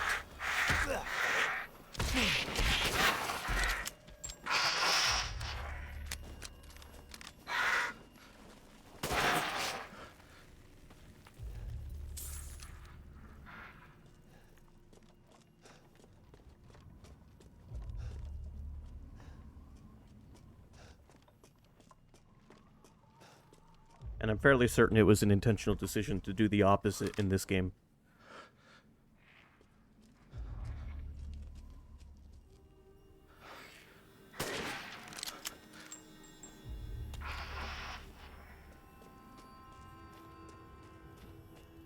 So in Resident Evil 4, the guy who's in charge of the castle, Ramon Salazar, is a very short man.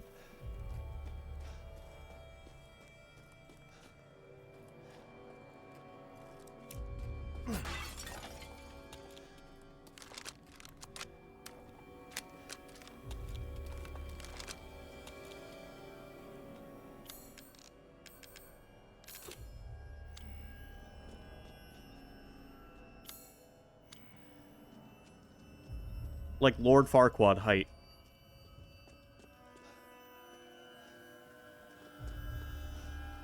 But he's a really fun character. He's one of my favorite villains in 4.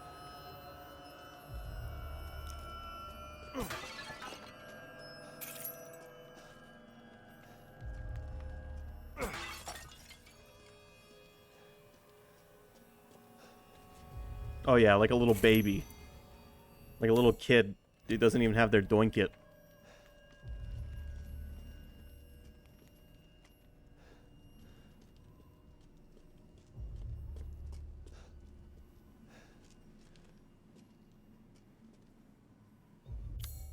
Okay, the map claims there are still items for me to find, so we're gonna search for them. Alright, good night, Taken. Take it easy.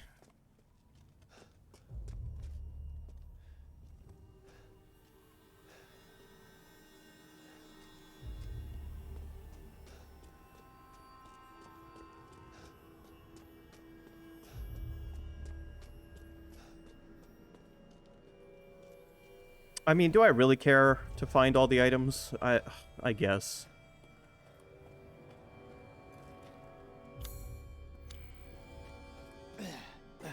I swear, it's gonna be like one little crystal that I didn't see.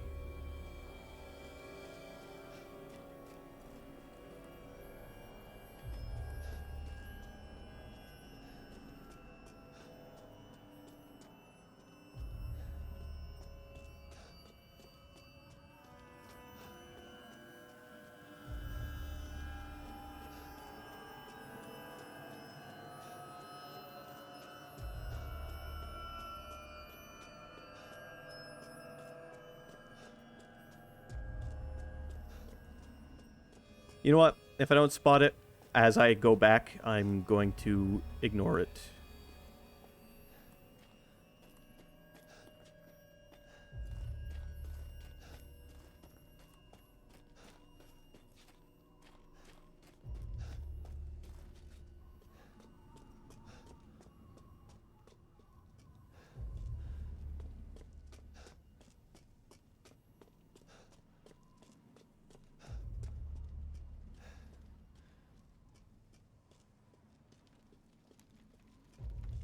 Can you imagine the cost of living in a castle?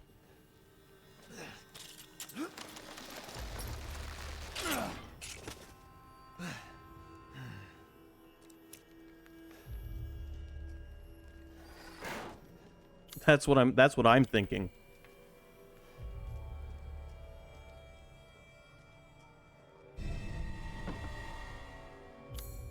Oh, and that was everything. Up here, anyway. I guess there's still an item down, at least.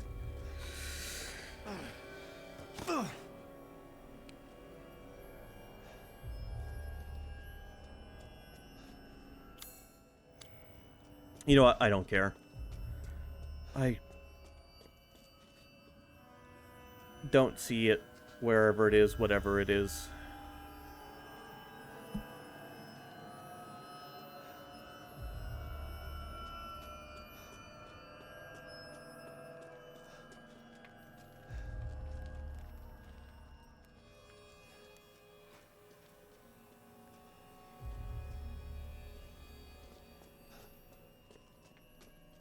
I do need to run to the bathroom real quick.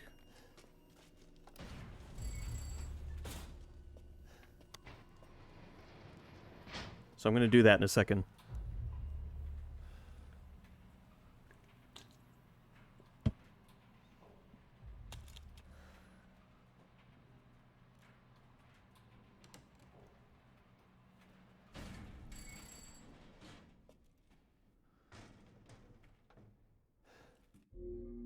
I will be right back.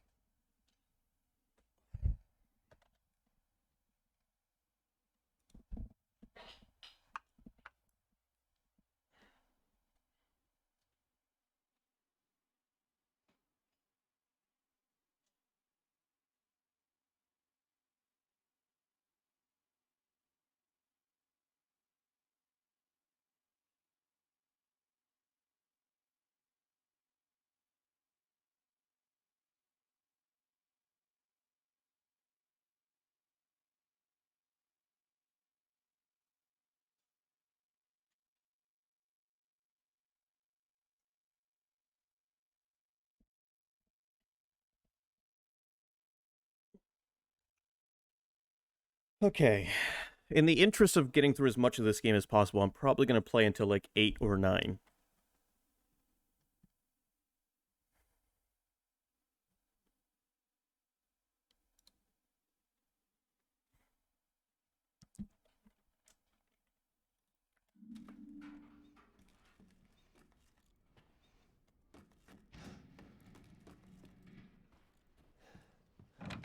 Stupid man thing! You won't live long, even if you run!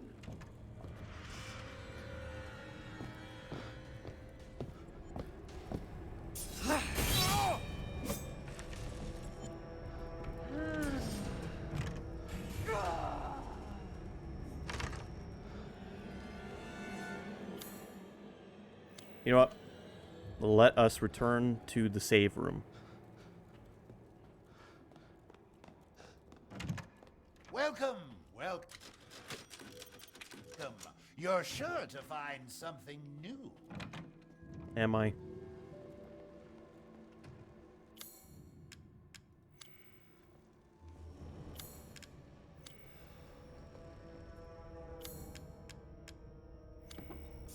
No place left to run!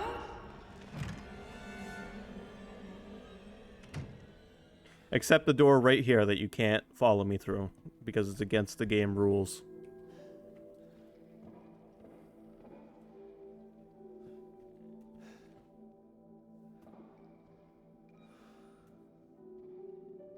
Those are some nice cloves of garlic you have.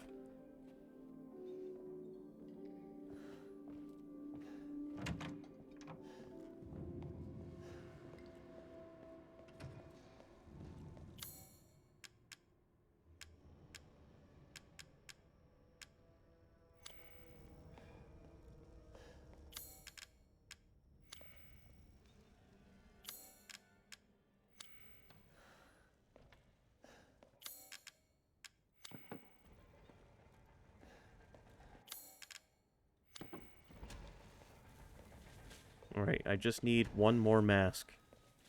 It's like the 4 death masks you have to collect in Resident Evil 1 Remake. You know what, let's go pick the lock on this box over here.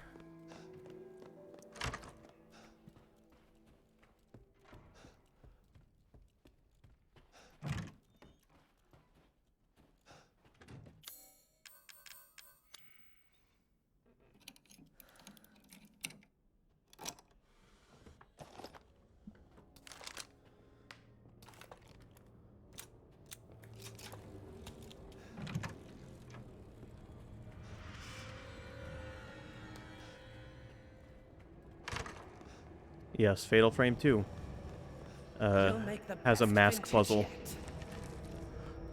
Fatal Frames is quite a lot different from this game's and Resident Evil remakes, though.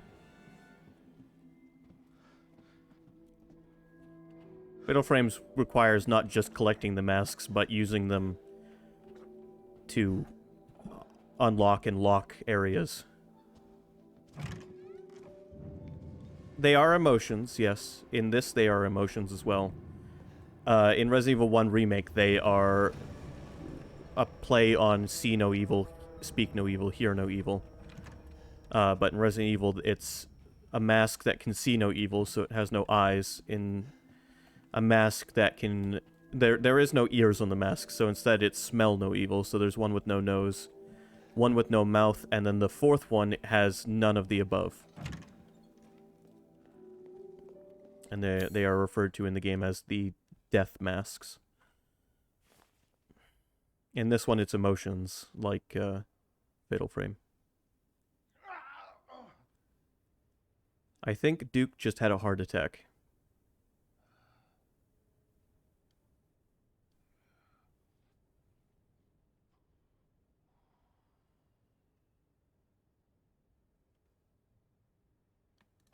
Oh, I know where the last mask is. I walked right by it and didn't even pick it up. Why did I do that? I couldn't tell you.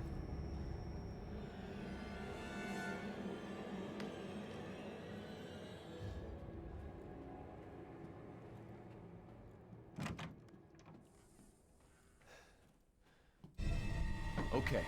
I should be able to get out with these. That's good. I'm happy for you, Ethan.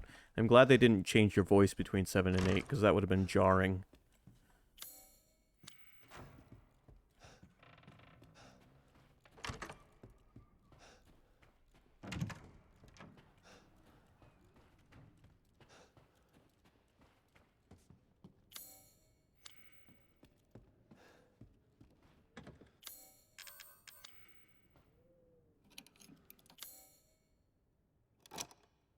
What's that?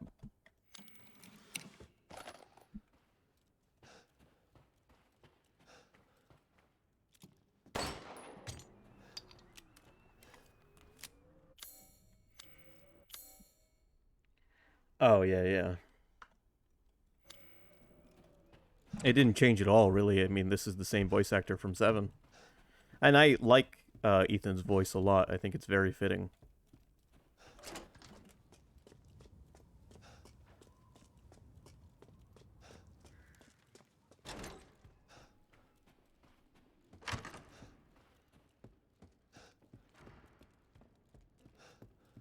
Yeah, it's a very intentional everyman sounding voice, but it's not like Silent Hill's attempt at that, where it sounds a little jarring.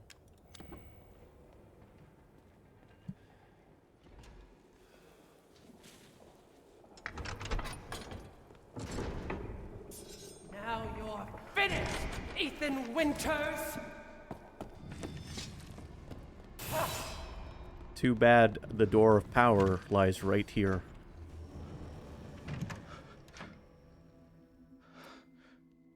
Notice how the AI reacts when it can't get to me.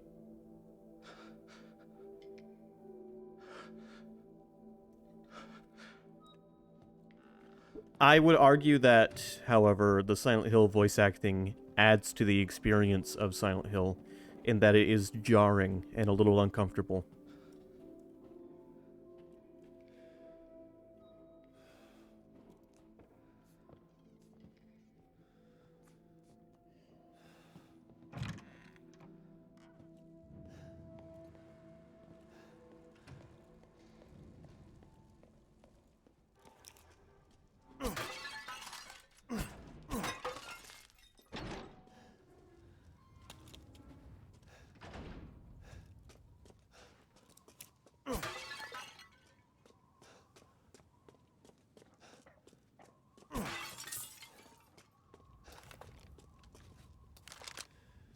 Okay, let's see.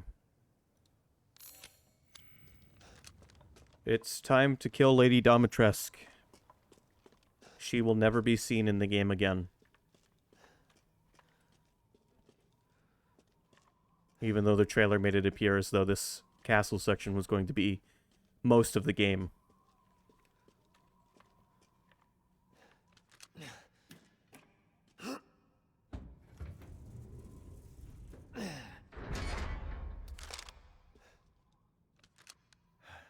Nice knife. You've ruined everything!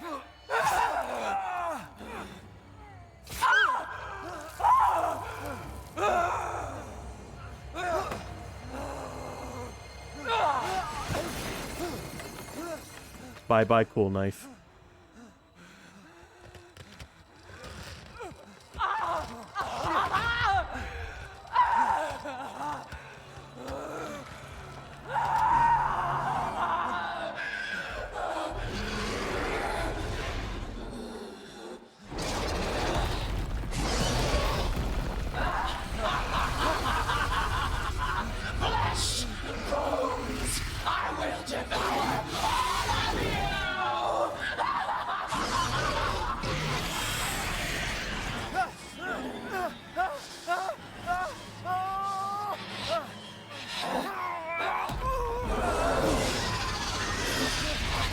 I must say, this is impressively done in engine. Looks like your outside matches your inside. Something witch. You'll die a painful death.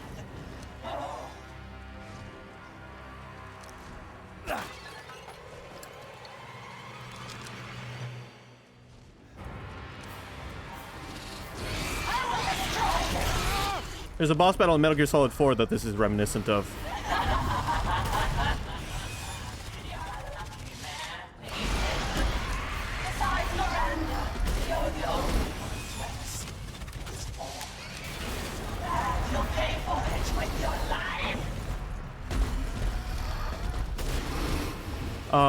There's one you fight in a tower that flies around.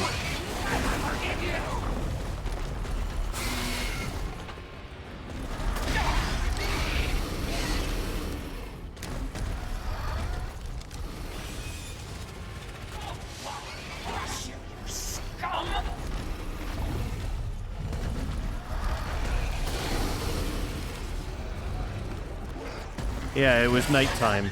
It was in the European setting. When you went to Europe.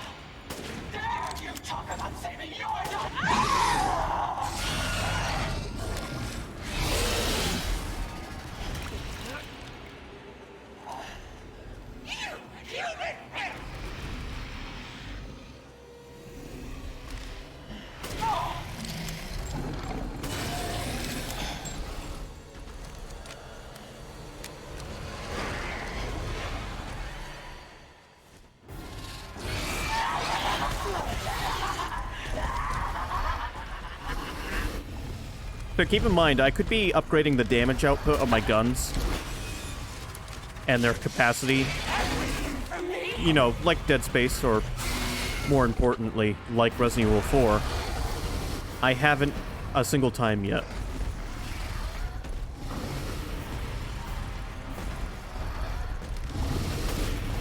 Because so far this game isn't hard enough to force me to.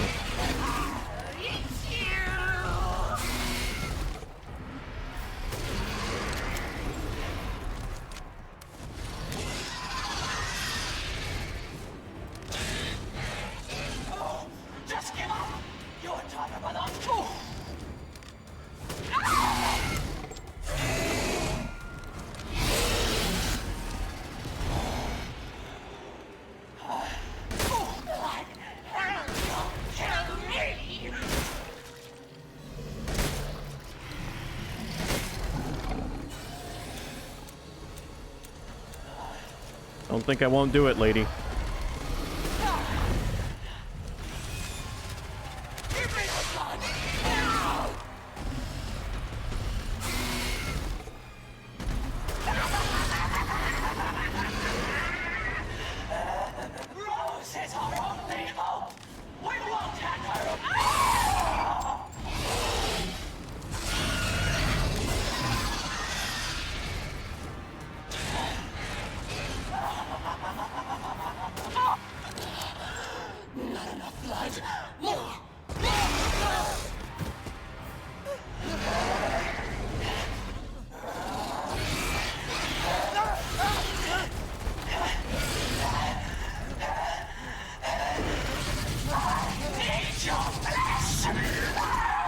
I'm not Jesus.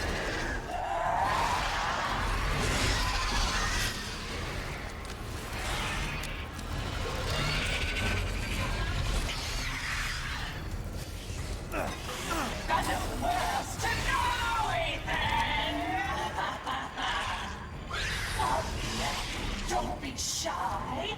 Show me your terror.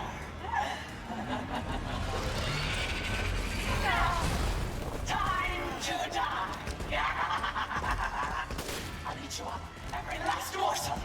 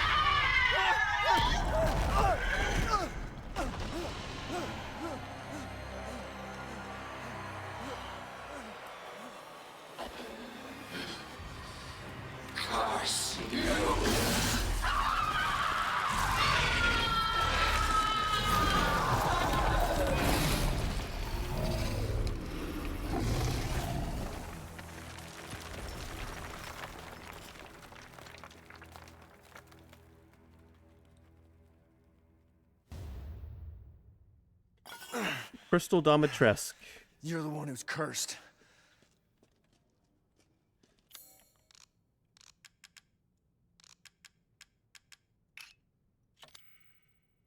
Those are some generous hips you got there.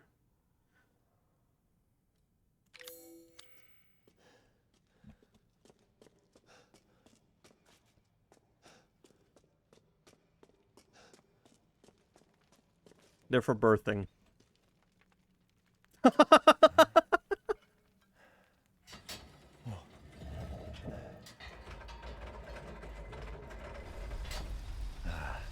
Looks like I'm getting out of this place. Let's take a look at that weird thing we just got. What is this? Dirty Flask. Eevee. Number 3. Stabilizing compounds.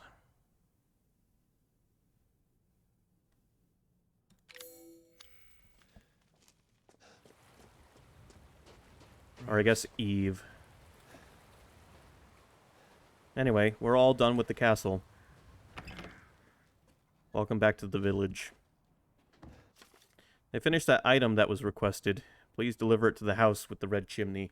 Go through the caves to the ruins, then go down, down into the village.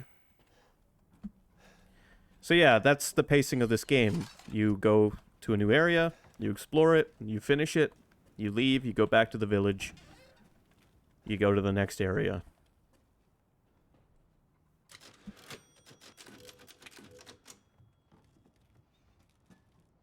It feels like a fun carnival ride.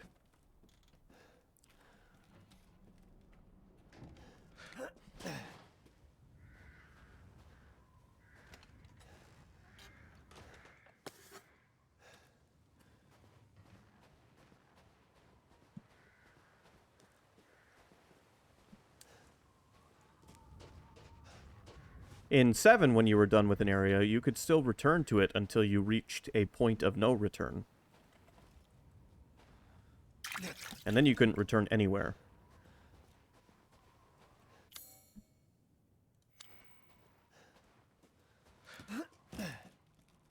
However, part of me likes the way they did the returning to the village. And I'll tell you why. It's a little Metroidvania-esque. There are lots of locks in the village and other things that require key items that when you find them, you can come back and use. However, it isn't as cool as a Metroidvania because all it does is give you another new item. And then it doesn't unlock a new area for you to explore. So, it's kind of fun returning with new items, but it's not as... It isn't as satisfying as it is in a true Metroidvania.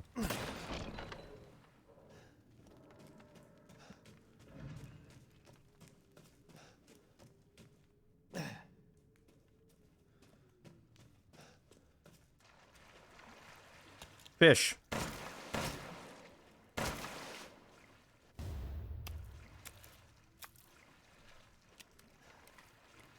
Yeah, it's like, alright, cool, I see what you're doing. You're giving me lots of things that require items I don't have. I need to remember where they are, except I don't, because the map will mark them all for me. Within the endless dark, to deliver us into fate's hands. As the midnight moon rises on black wings, we await the light at the end. In life and in death, glory to Mother Miranda. Hey, remember me? I almost died up at that castle. Tell me, what is going on around here? How can a man be almost dead? That's a question for the wise. You know what I mean. And I still haven't found Rose. Where did Mother Miranda take her? You're too late! Or maybe almost too late. The child will be sacrificed, life for life. What kind of sick medieval shit is this? She's just a baby. The crests of the 4 bloodlines may open the path you seek. Will you please stop talking in riddles? I just want to find my daughter. That's an interesting insignia. Riddle if you don't know the answer.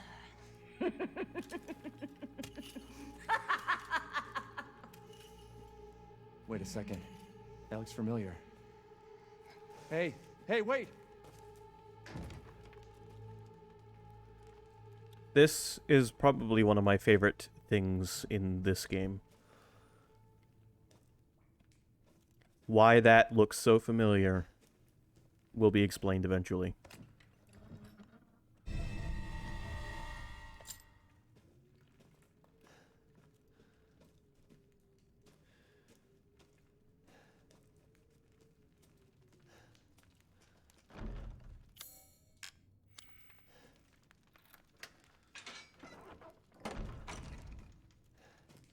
Imagine if that was that key's only use. Thankfully it's not, but imagine if you picked up that key just to use it there.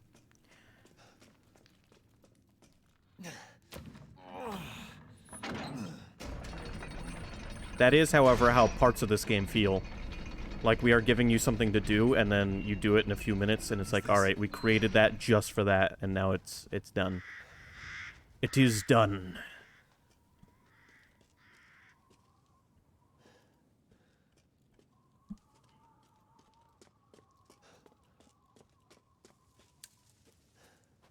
Lots of cool architecture around, for sure. This definitely was a place of some significance at some point in history. Fictional history, but history.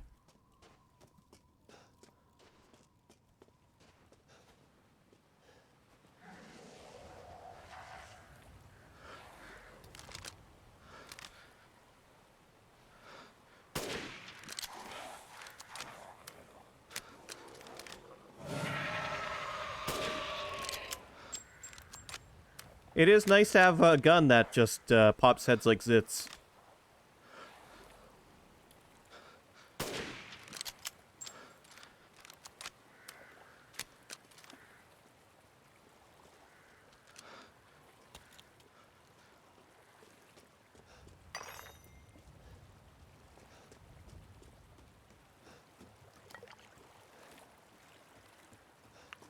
Wait for it.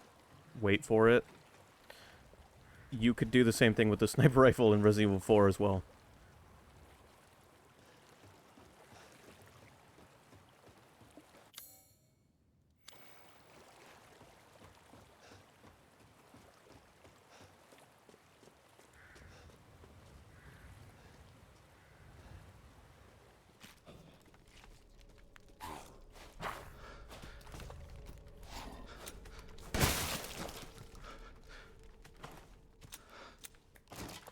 They're not so bullet spongy when you have the right items.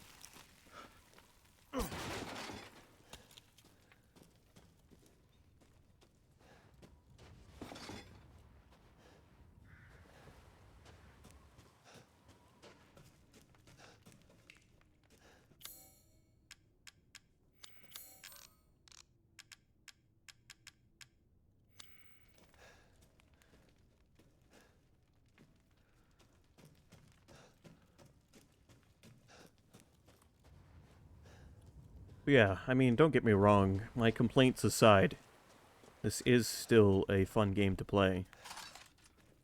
As long as you can get through the beginning every time you want to play it.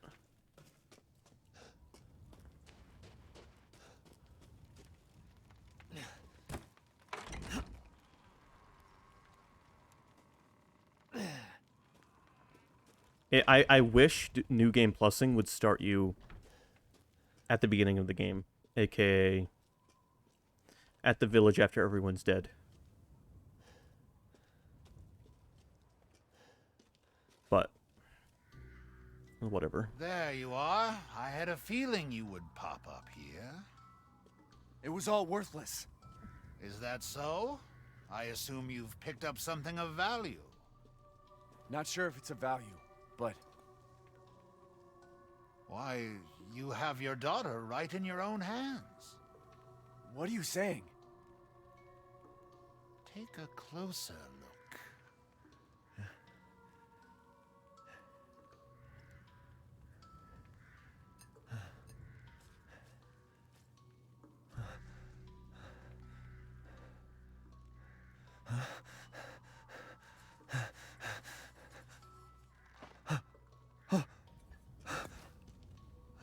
flask seems to contain her head. No.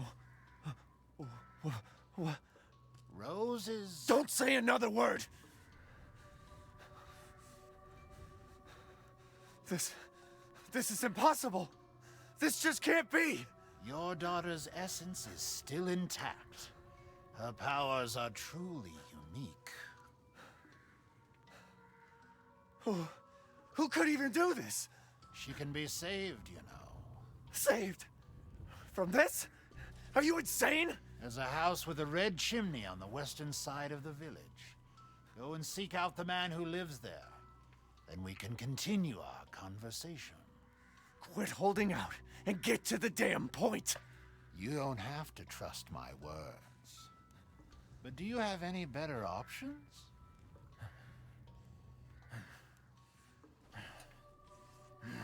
Your choice.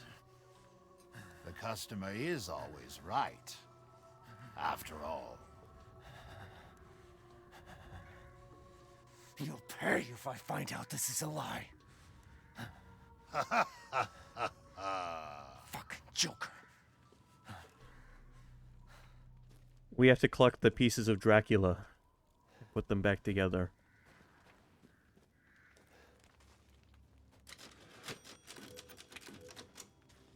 Shall I choose something for you?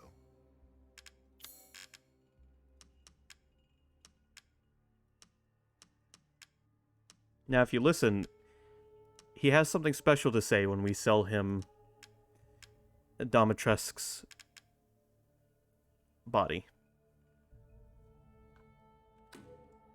Oh, Lady Dimitrescu. Beautiful even in death. That waistline, yes.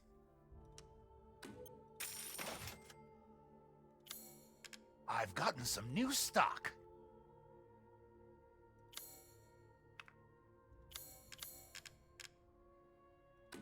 Huh?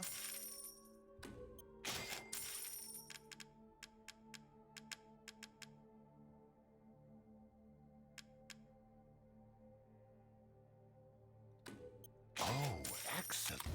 You know what? Yeah, I will take the high magnification scope.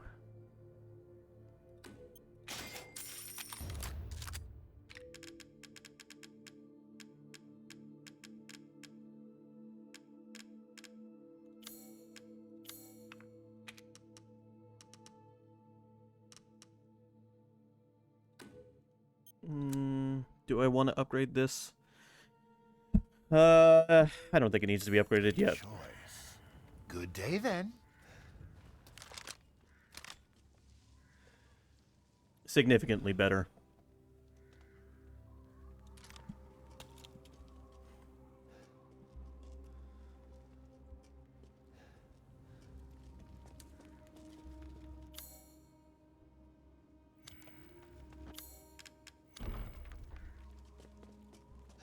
Oh, right. We need different keys for the different gates.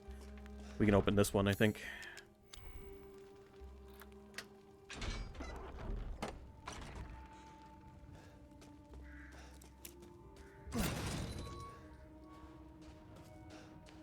And here we are. Back in the village.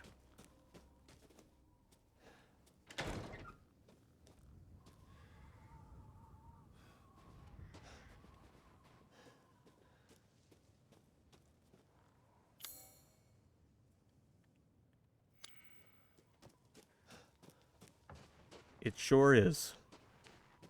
Alright, so we're looking for a house with a red chimney.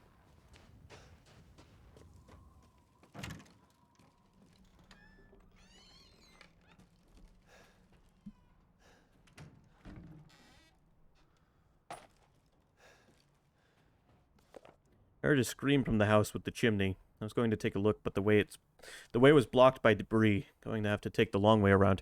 Who would have thought the hole in the stable walls would come in handy? If I'm not back by morning, you should go to Louise's house alone.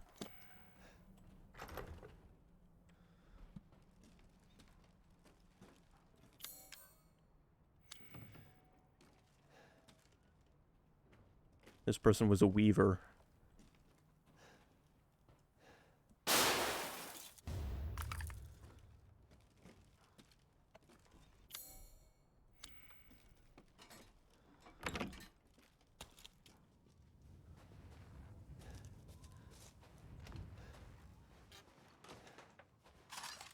There's actually an achievement in this game for checking all of the outhouses.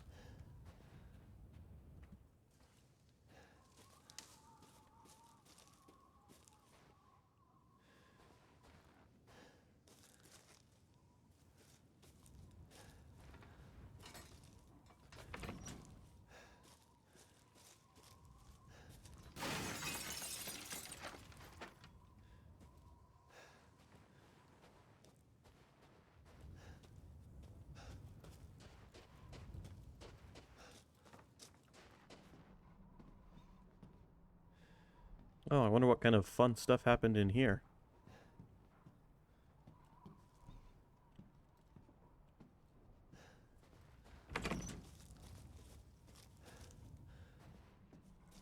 I don't remember. I don't think it's like a Steam achievement. The game has built-in achievements that get you points that can be used to unlock stuff for New Game Plus.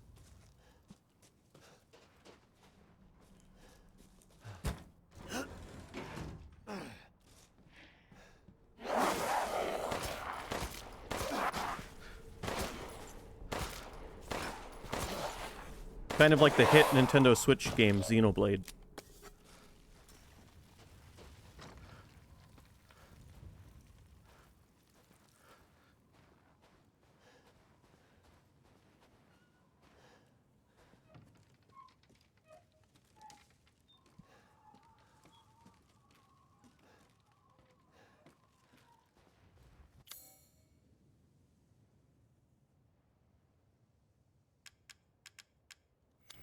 Yeah, the points that you get in this don't come into play until you've beaten the game.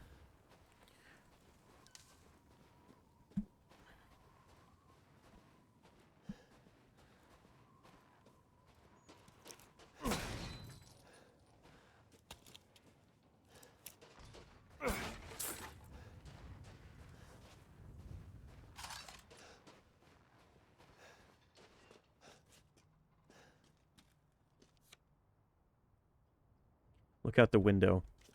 Are you ready for one of this game's sparks of genius? Look out the window. 0408. It's like, look closely at the TV.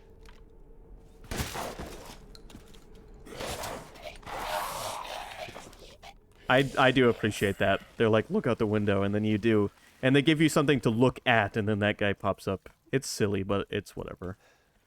Alright, so we've got either 0704 or 0408 or 0804 or 070408. I think it's 070408. Can I point out something? Why are these numbers so crusty?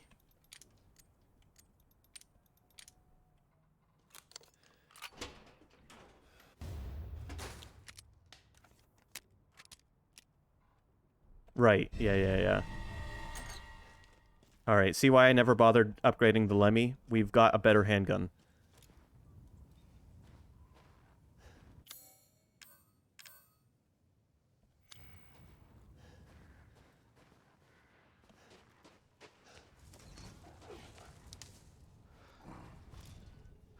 I'm not going to upgrade this one either, because we're going to get another handgun.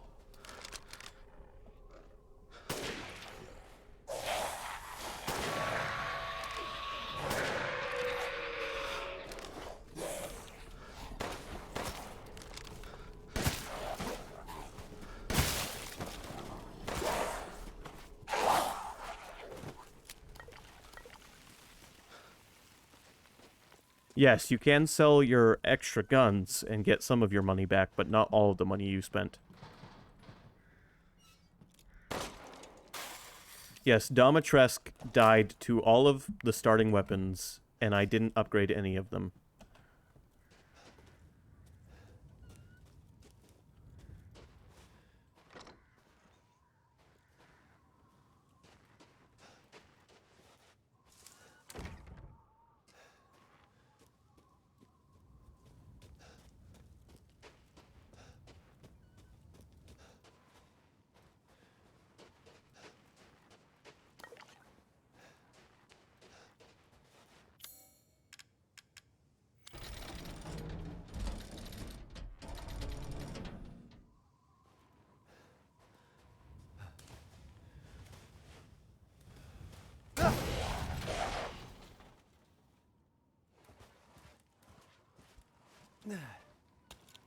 Something like that.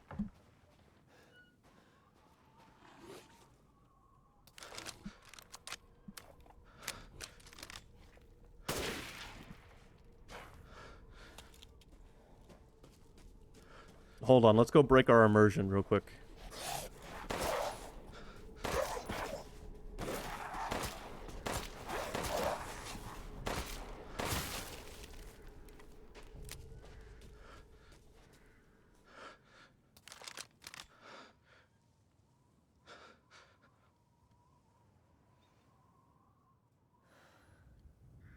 These numbers are less crusty than the ones on that padlock. Why?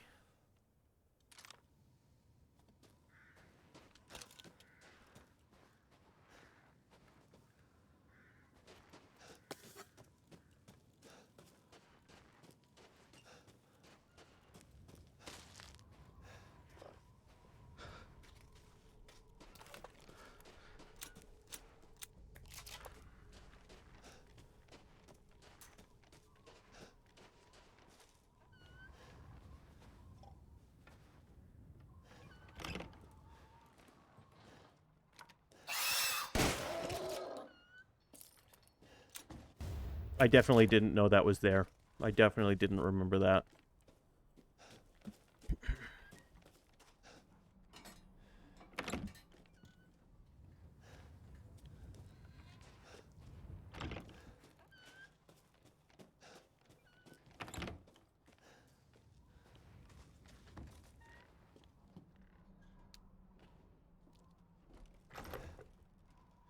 Right.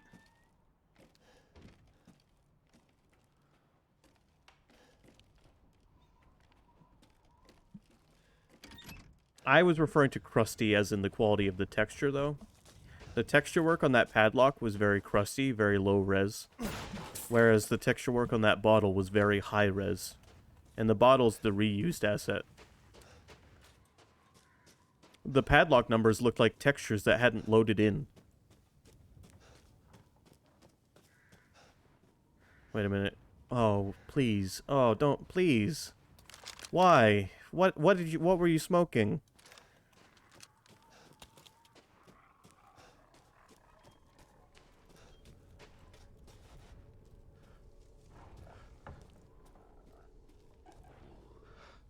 Oh, you're watching my stream while walking around the neighborhood. At 7 o'clock at night? What are you, buying drugs?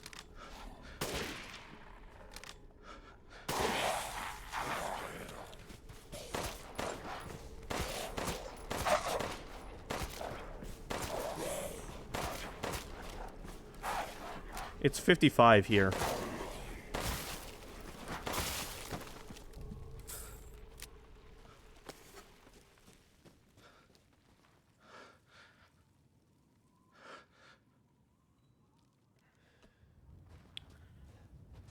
Okay.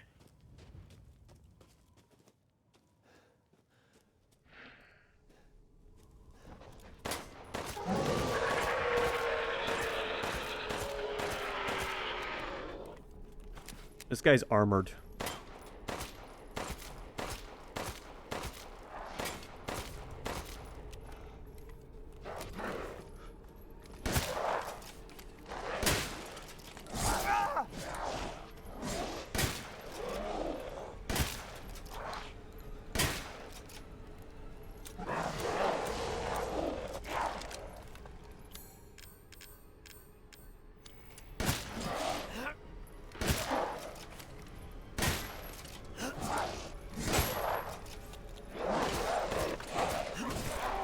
Jesus.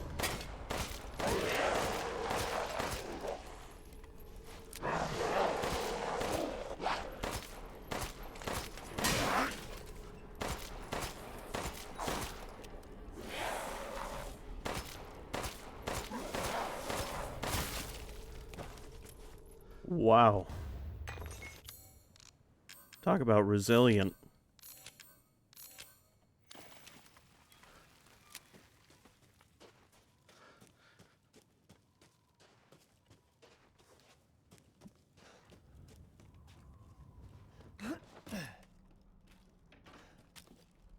Walking while watching a stream sounds interesting. I don't know if I could divert my attention to do that.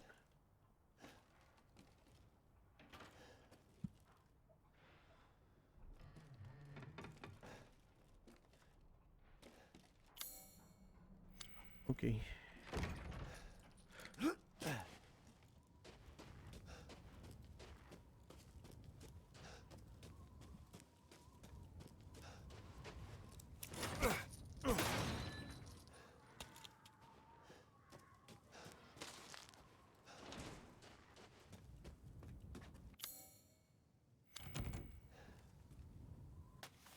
To whom it may concern, due to the Luther's long absence, I am keeping hold of his house key. Please find me if you need it. Regards, Joseph Simon. Beneviento's gardener.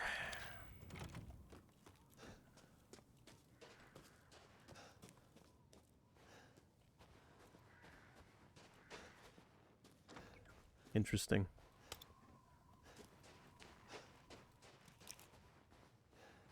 When I walk, I listen to music. That's what I do.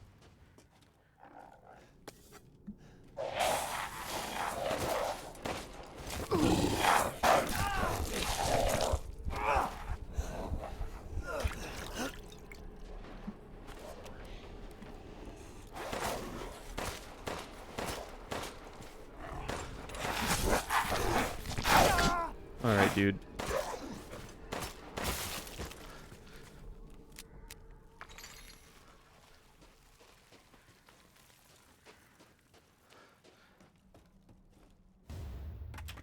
Look, we got a doll body.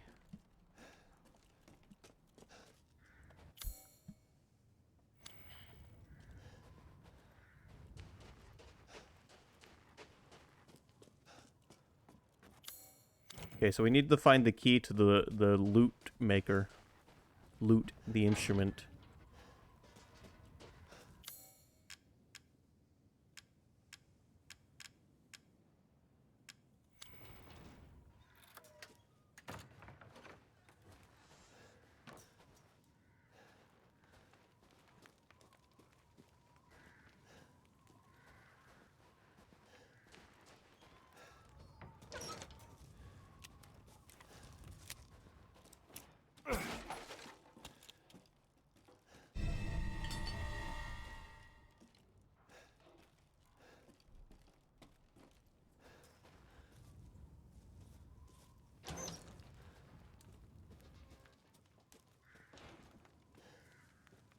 Also, while I'm sure the third-person mode is cool, a lot of people say it's fun to play this game again in third person. I wonder about that. Because Ethan's interactions in the cutscenes were not designed to be seen in third person. So I wonder... I doubt it would be as cool as seeing Leon in third person.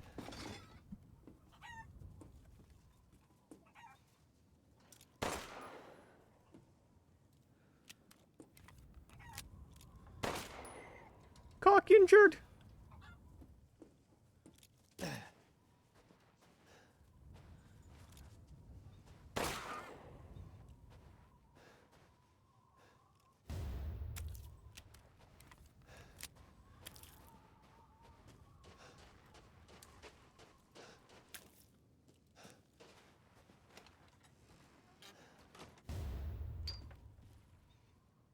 Man, this village loves crystals.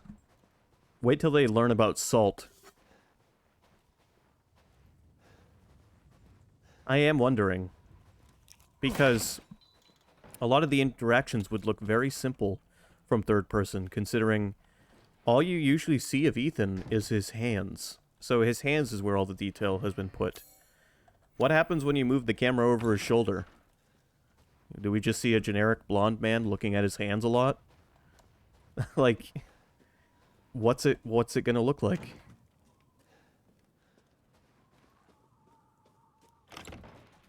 I say this out of genuine curiosity,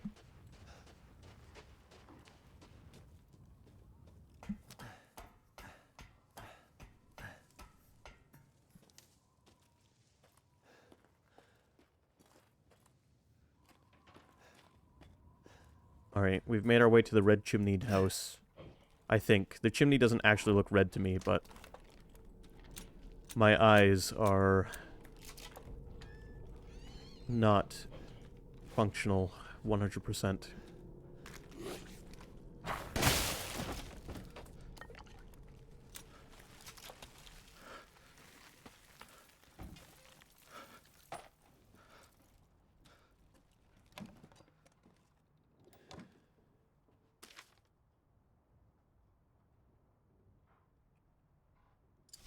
No, it's more a case of I'm colorblind. Not that my vision is terrible, but yeah. I can't do anything with this, I don't think. It's all oh, no, there we go. Combined with the winged key. That's right. So you add keys onto the key to make it unlock more things. Now our winged key can open locks with 4 wings? Yep. Any 4-winged doors can be opened now.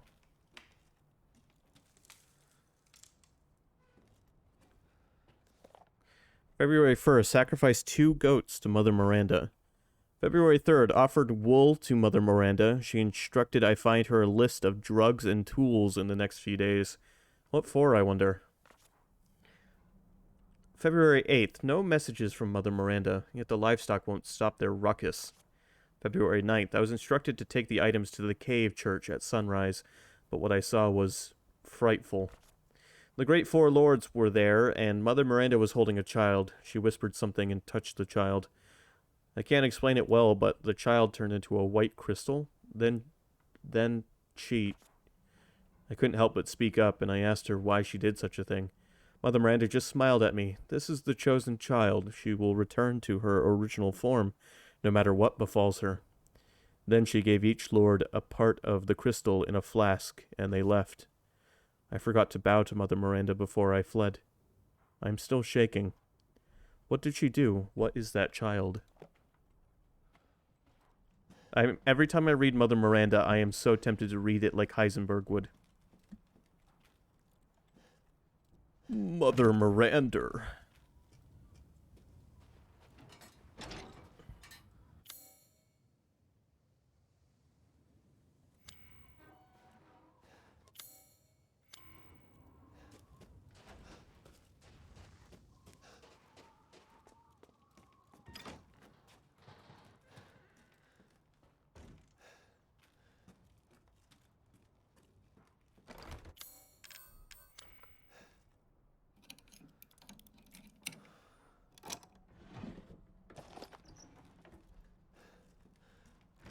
Alright, time to go back to Duke.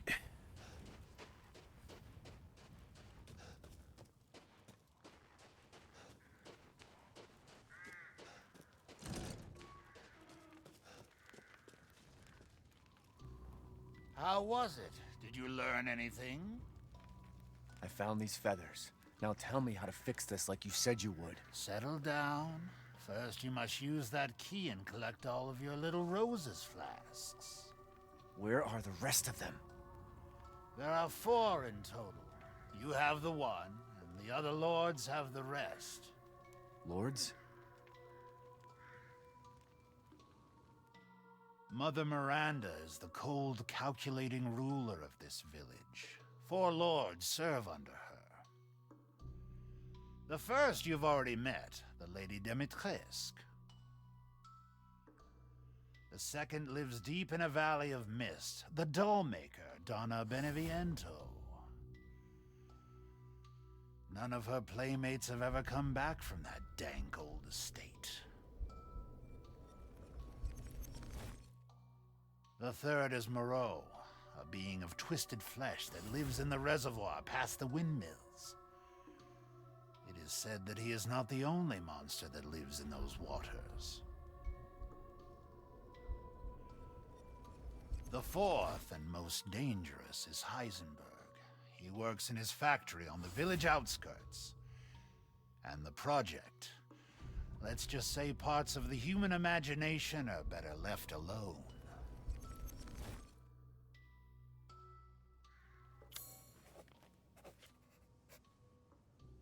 Voila.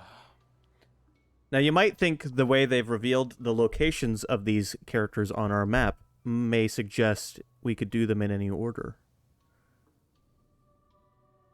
But I'm pretty sure you have to just go through this linearly.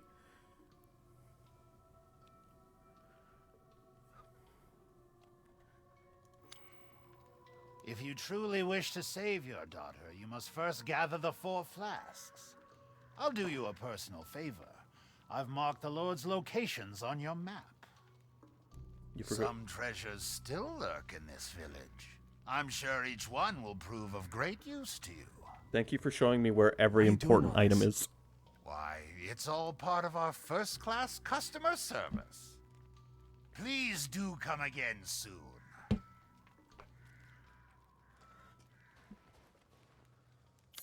So now we know the locations of every important item.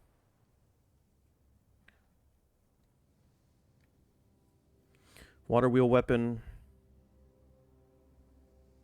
Louise's heirloom. Treasure under the stronghold. Cannibal's plunder. Riverbank treasure house. Beneviento's treasure. So here's the game's whole map. Look how much Dumbtrusk's castle took up, despite it being very short. It's okay. I believe we're going to Beneviento's place next, and her area is even shorter.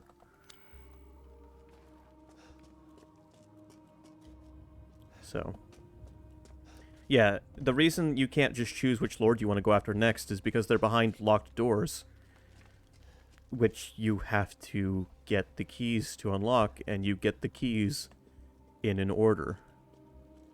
So even though we're presented the locations of 2 more lords, we can't just decide, I feel like going after Moreau, or I feel like going after Beneviento.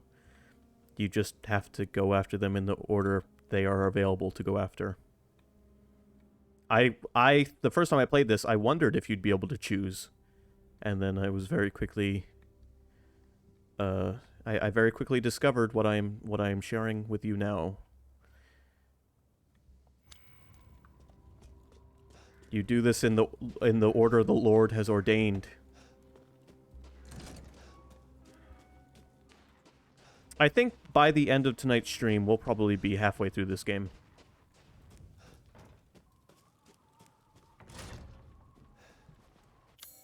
Okay, I can't get back down there that way. I can't get back down there until I have the key, the next key. So, no more exploring the village. Time to go to the next level in Princess Peach's castle.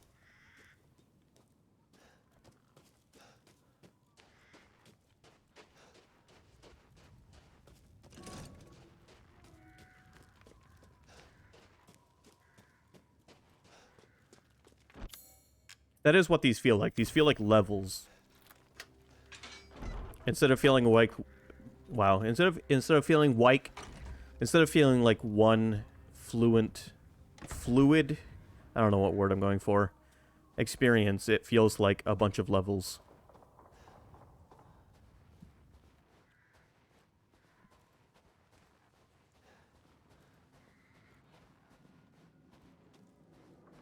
This section that we're going into is the game's one and only attempt at a horror section.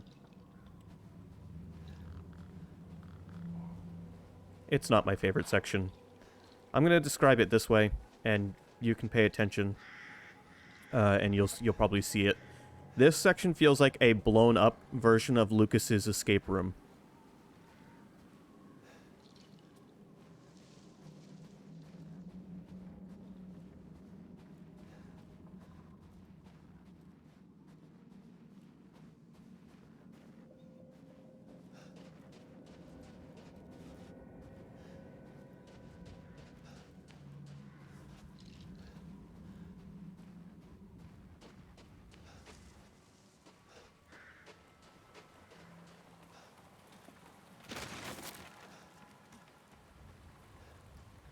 It's almost like we've walked into a wholly different game as we enter this part. It's a little jarring. What? Ethan, come with me. There's something I have to tell you. Mia? What's going on?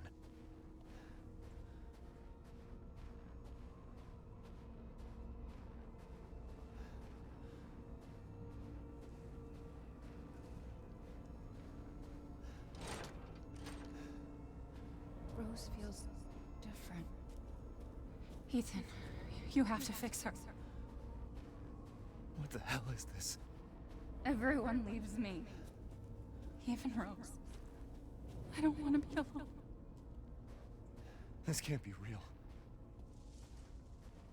It's not, Ethan. There's no paranormal stuff in this game.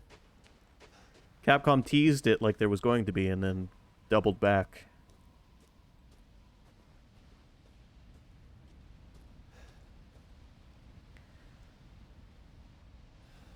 A. Beneviento. Now, it's funny. It kind of looks like that could say Mia Beneviento, and you're like, oh no, is there going to be a plot twist? But if you're paying attention, we already know that there's a character named Donna Beneviento.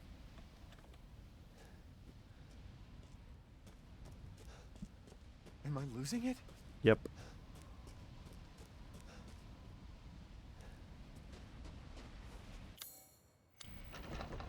Give up your memories.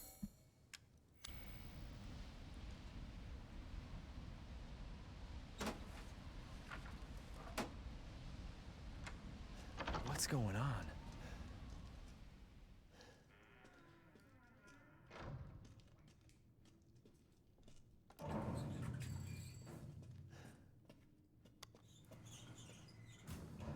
Notice, our weapons were taken out of our hands for a brief moment there.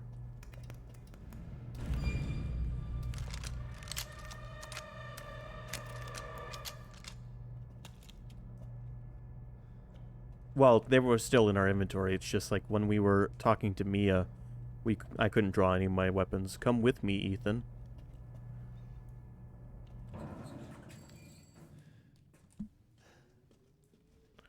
So, yeah.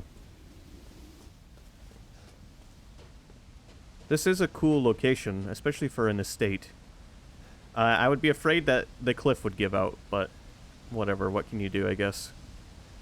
I do like the presentation of this area. Here is House Beneviento.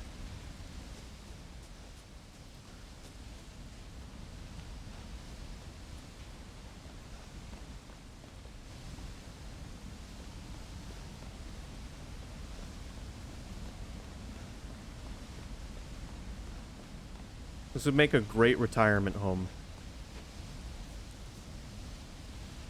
So long as I have really fast internet.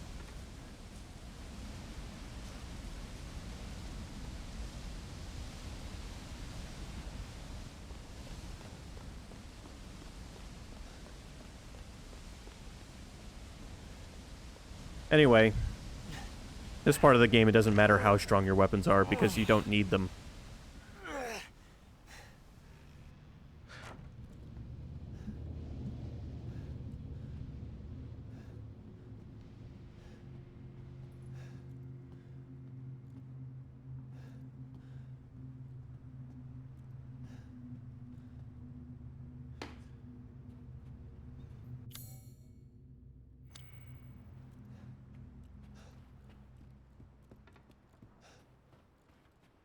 So here's a picture of Donna.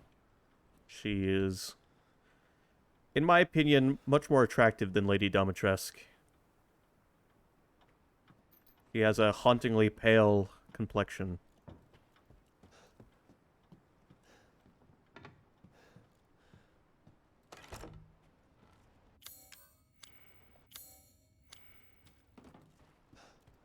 Yes, and a strong jaw. Yep.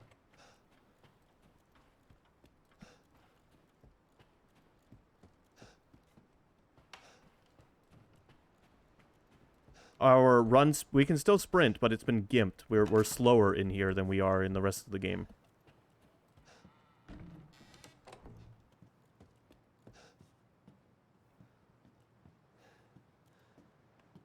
Any reason? Part of the experience of this chapter. It's much more comparable to the speed you moved in Resident Evil 7.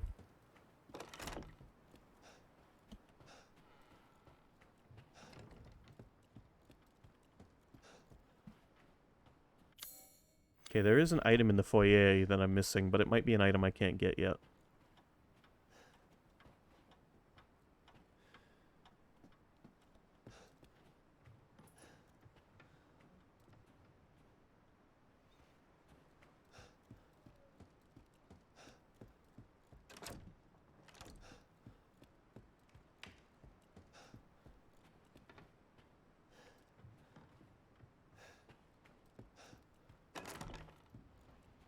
nice looking house. Not a lot goes on here.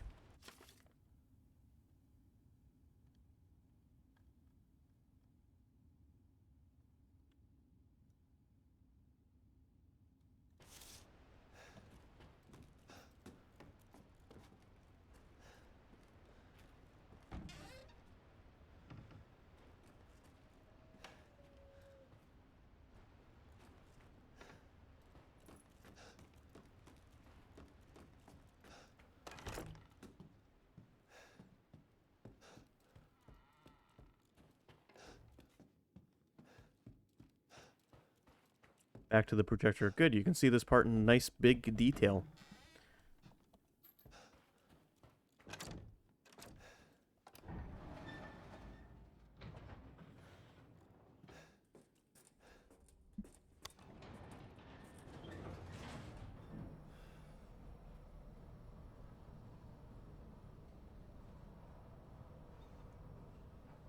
This is the most potentially paranormal part of the game.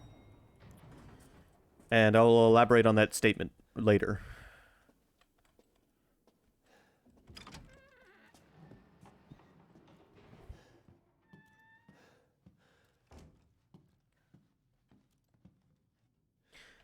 Alkaloids of mountainous plants.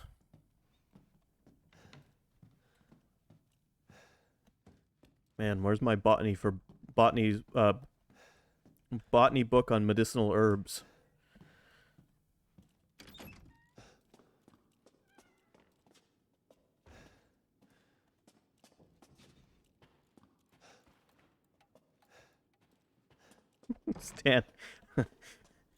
Dan Aykroyd, yes. That's an interesting way it spelled out that name for you. Unless you spelled it that way.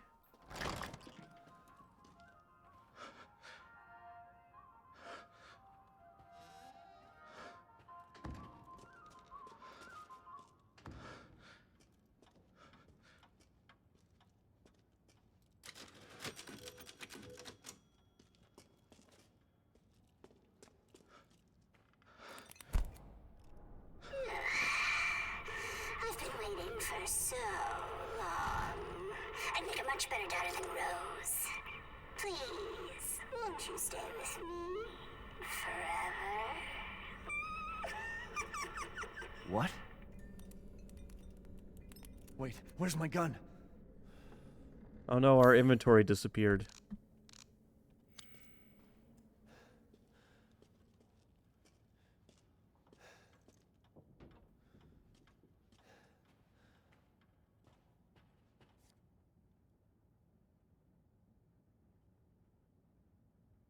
Is this a doll of Mia?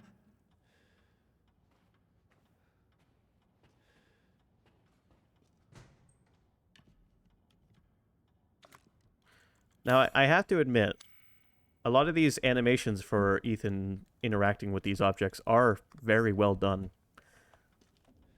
It's not easy to make it look like objects are interacting this tightly, this closely.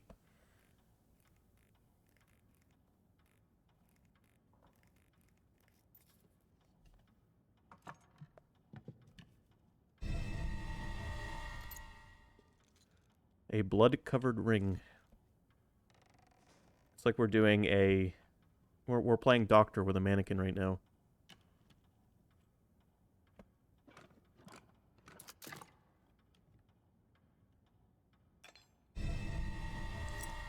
A winding key. Guys, we're playing Orc Massage.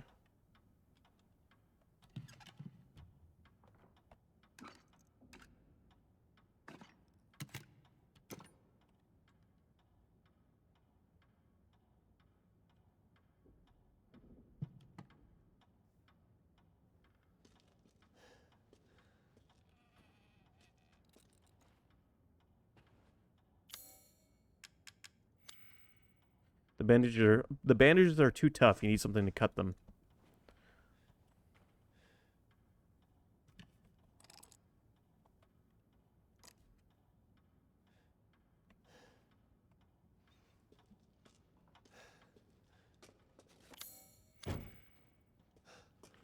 So, welcome to an escape room.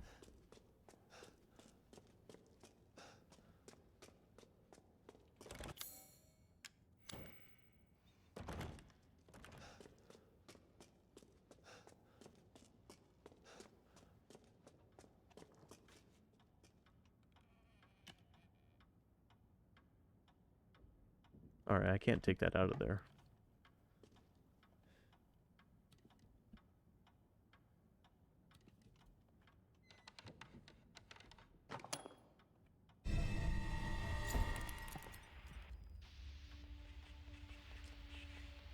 This level of hands-on interaction would be a lot cooler in VR.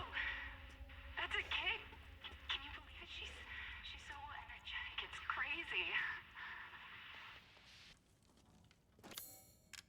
crazy. Well, the VR version of this is coming out for PS5. So, we'll see. If they go all in with it, this could be one of the most interesting parts to play in VR.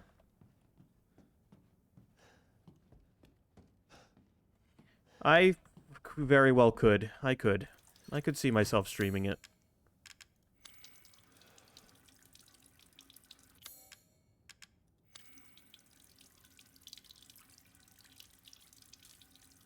Again, you know, this isn't my favorite Resident Evil. It's not my least favorite. It's okay.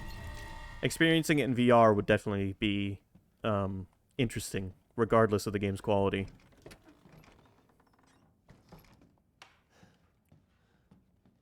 How did you know to clean the ring in the first play? You got a sink, you got water, you got a blood-covered ring. I think it's spelled out well enough. 052911. Keep in mind, you can read descriptions of all of these items. A cleaned ring, it looks exactly like Mia's wedding ring. So if you get stuck, it's, you know, take a look at your key items. I had no problems with this escape room. I got through it just fine on my first playthrough.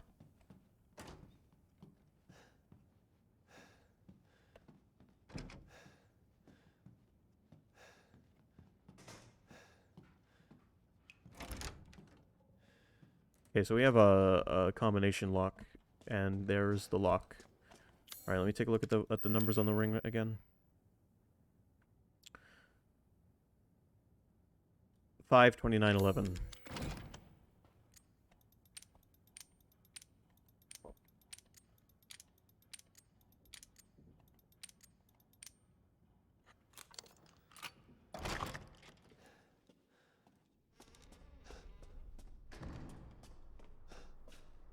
I don't think it would let you touch the lock until you've washed the ring off.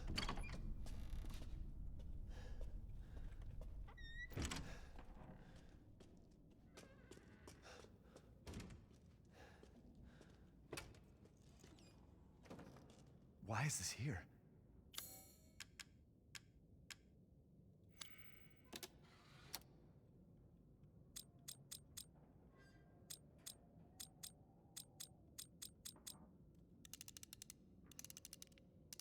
Time to put this in the correct order. Oh yes, the scratches, that's right. You have to use the scratches. Let's see.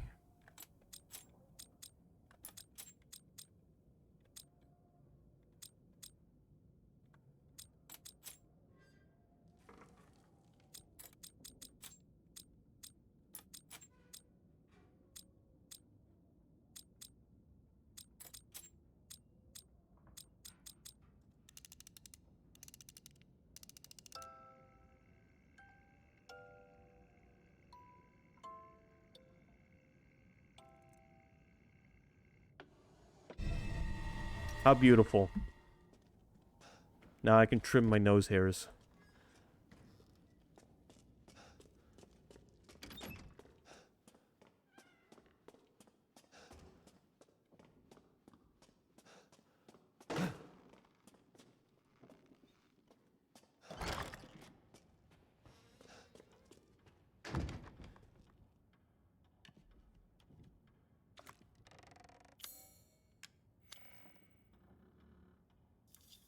For some reason, they couldn't animate Ethan's hand holding those tweezers.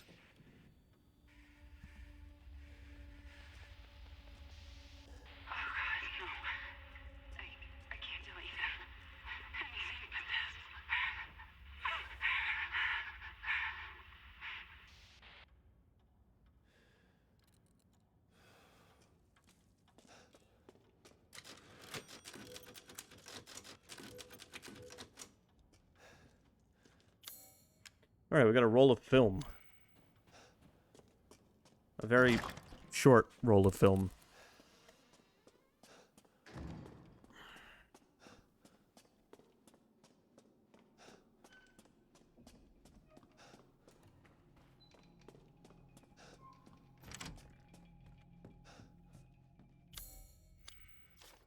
Our happy family. 1. Rose's best friend in the whole wide world. 2. She really likes this fairy tale. 3.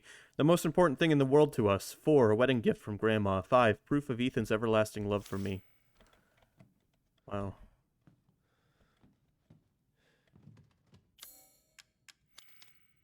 Home movies.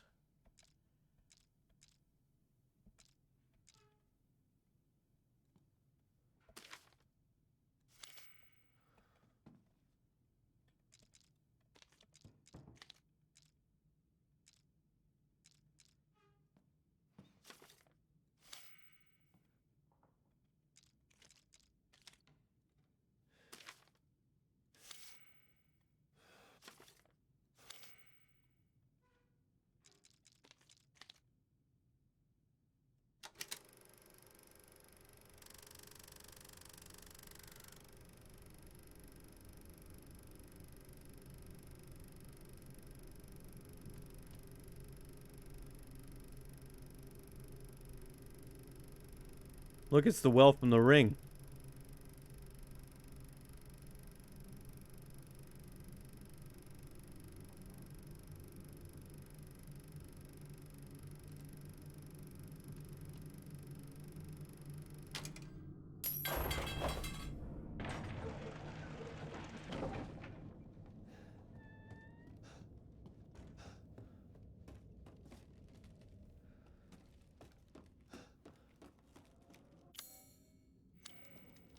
Bandages are too tough. You need something to cut them. Oh, thanks.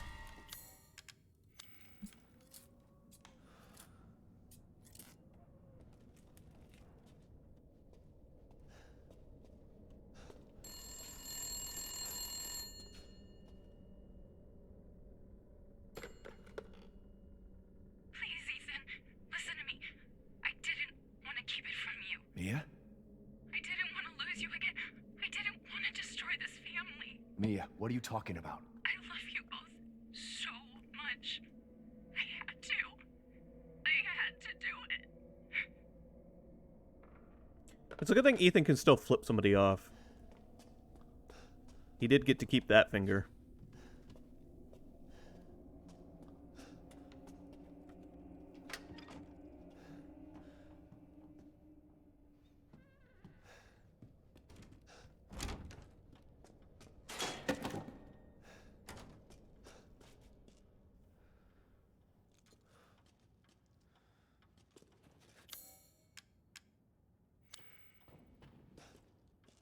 Alright, now we can cut the bandages.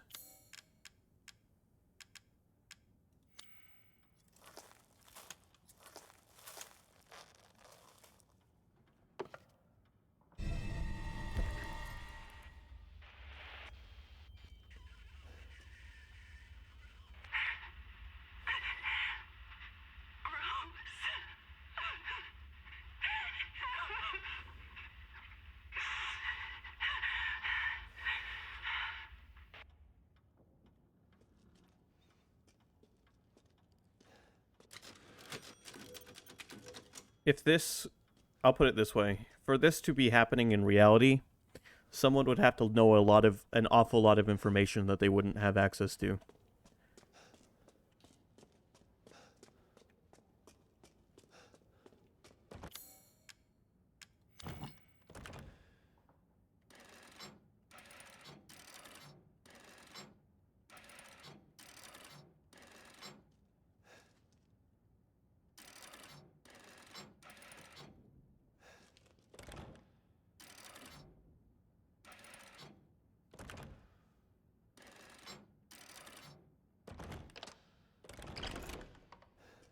go. Simple enough.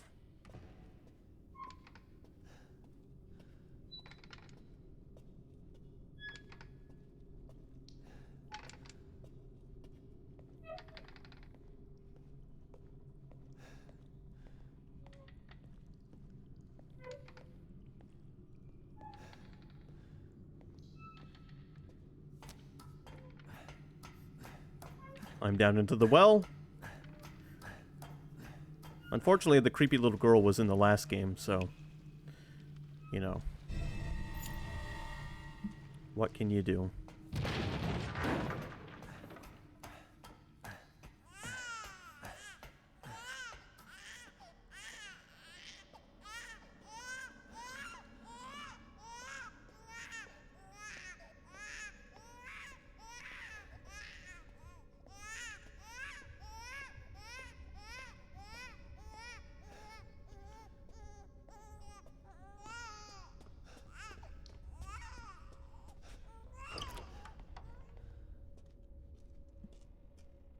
I think you have your answer from earlier, Sky.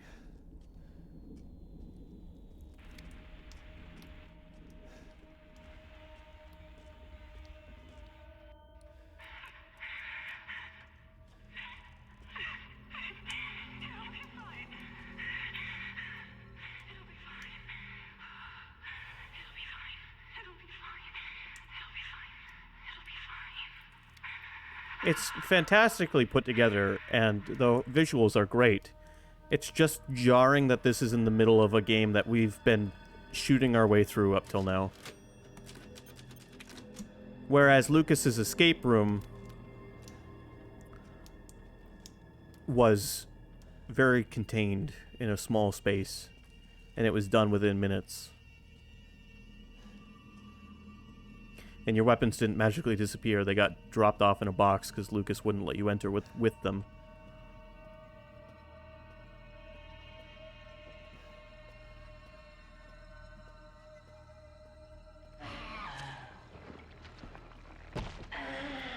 There it is.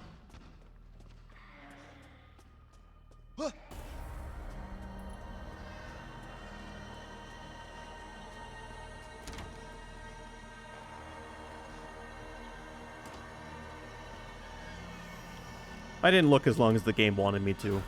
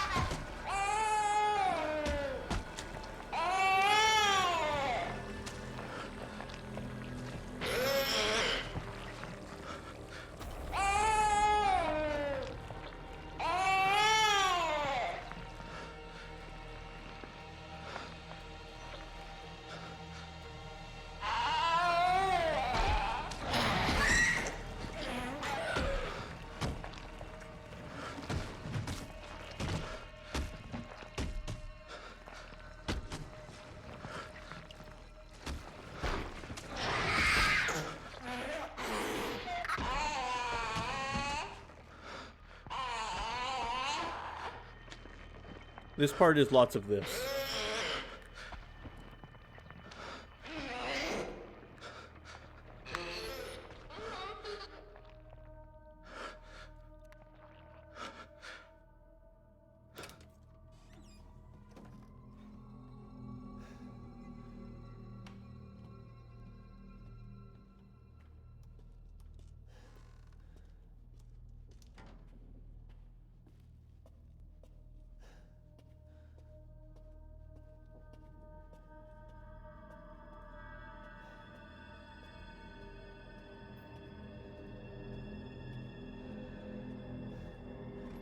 This part is scary once.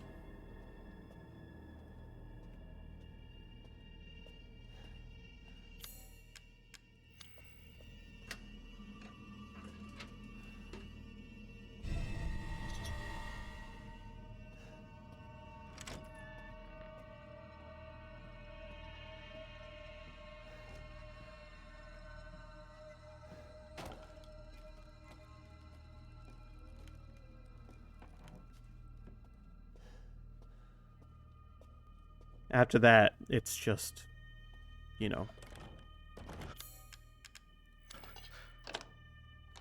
a movie you've already watched.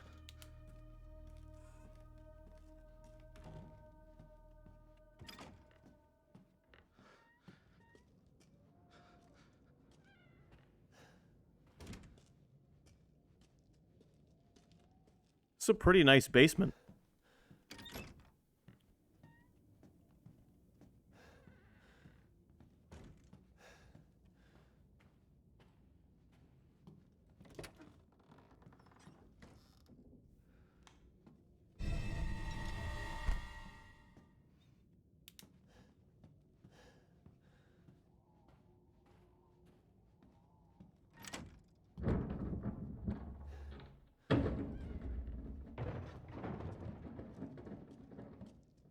Yeah, so this chapter we're playing the escape room game. Last chapter we were playing the castle from Resident Evil 4.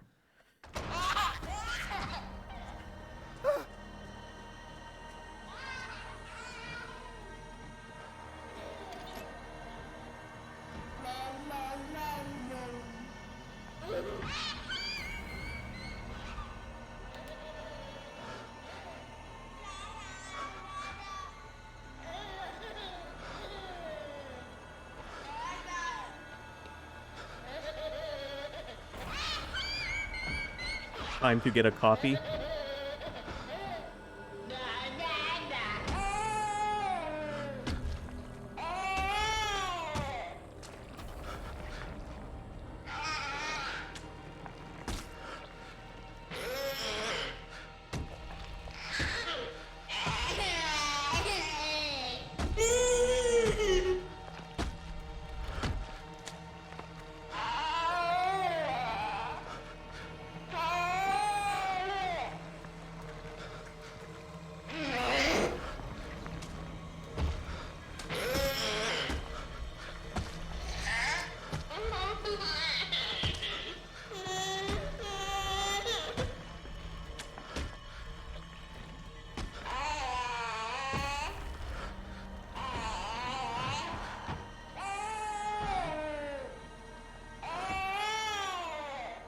I think it's a bold move of the developers to use baby noises to elicit horror.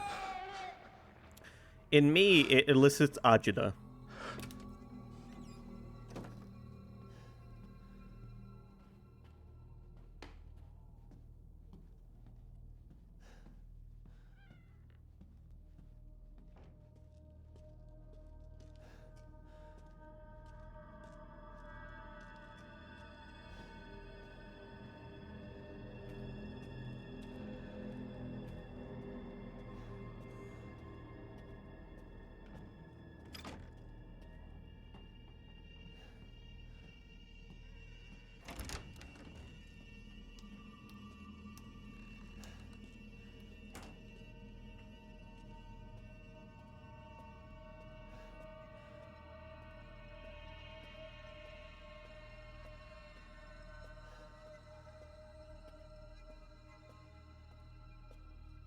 Here's the part where a lot of streamers died on their first time. I managed not to.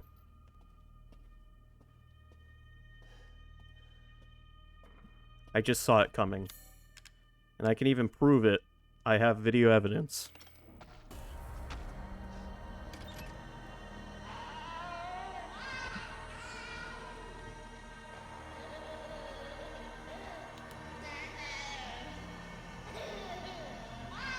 You can tell when you're hiding because Ethan shuts his flashlight off.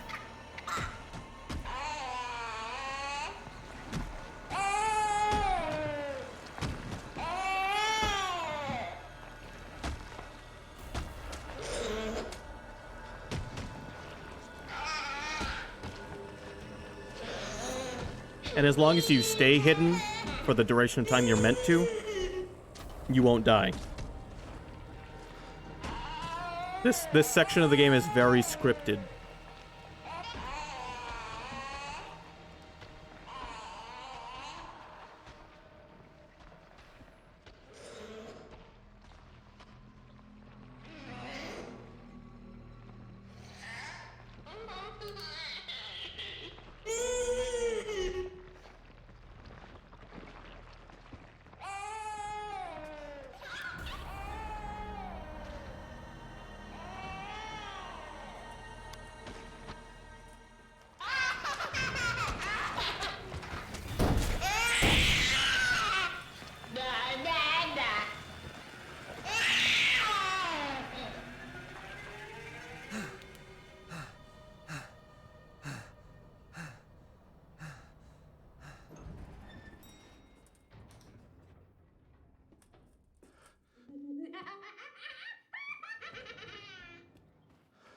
And ready for the boss battle? We're done with chapter 2.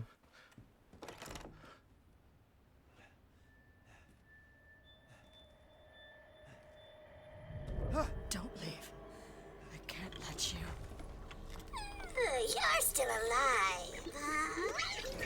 You better find me cool before my friends murder you! Tick-tock! Your life's on the line. Wait! Try and find me. It's like that scene from Future Diary with the little boy.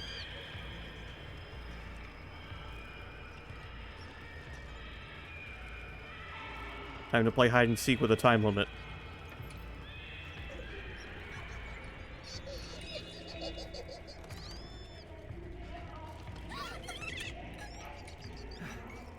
Everything would be better if Rose wasn't born. Fucking monster.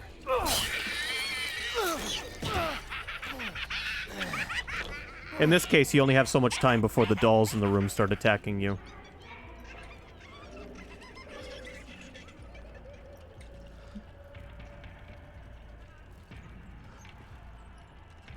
Again, like I said, it doesn't matter how strong your weapons are before you get to this part, because the whole chapter doesn't use them.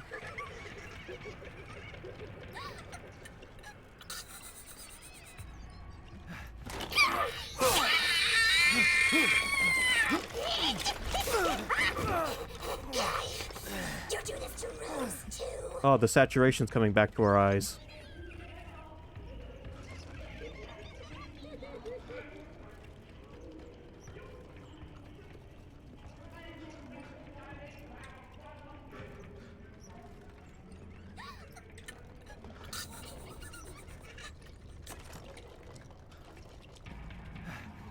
You are never going to get out of here.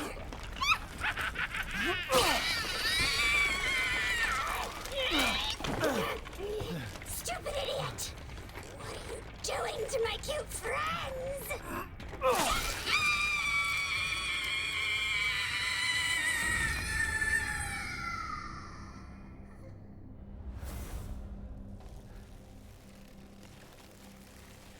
It's over.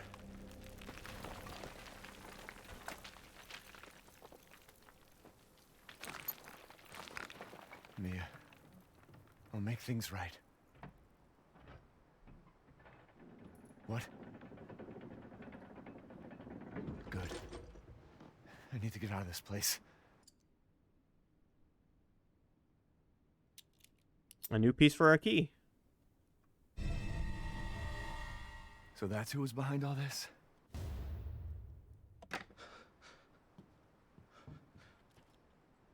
We even got Angie. We can sell her.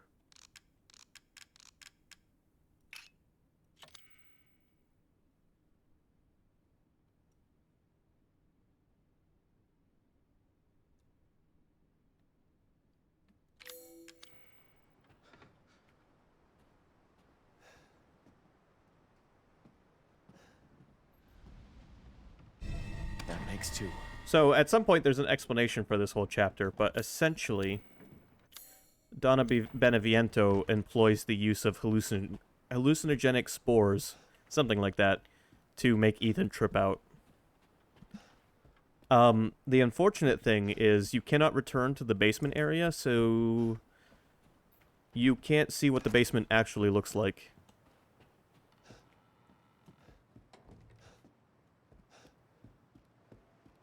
And by that, I mean, they didn't want to model two different basement areas, so they just don't let you go back. That's why there's no items to collect in this whole area.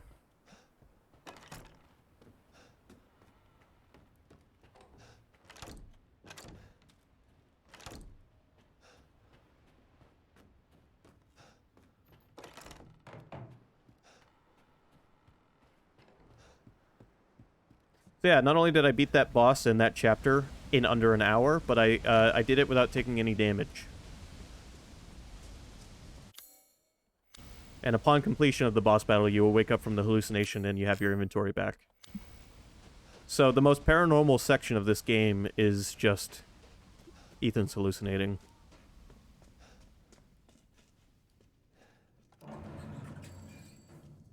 His fears are brought forward. That's why there's information that only he should know being presented to him. It's a good way to get away with it, I guess, since they don't actually want to go the paranormal route. I kind of feel like they should have just gone all out, though, if they wanted to do a paranormal Resident Evil.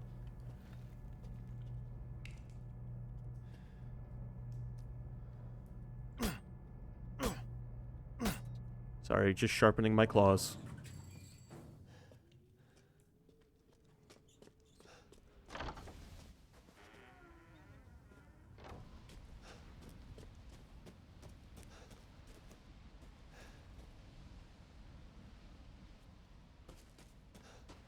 Yeah, so that wraps up Chapter 2. We're about halfway through the game now.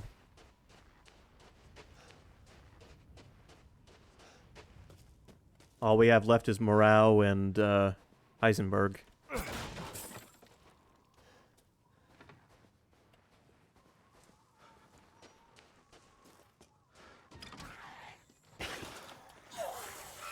If I felt like staying up all night, I could finish this tonight. I'm not going to. More likely than not, we'll do it tomorrow.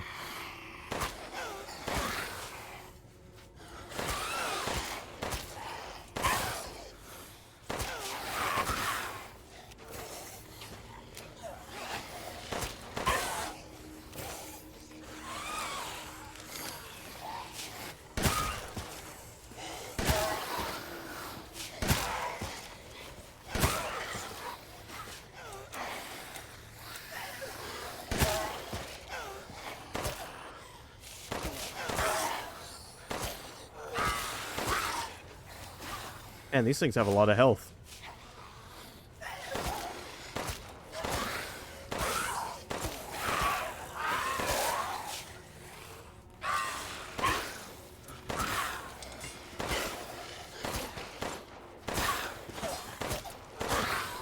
I don't know why they're all bald. Haha, bald.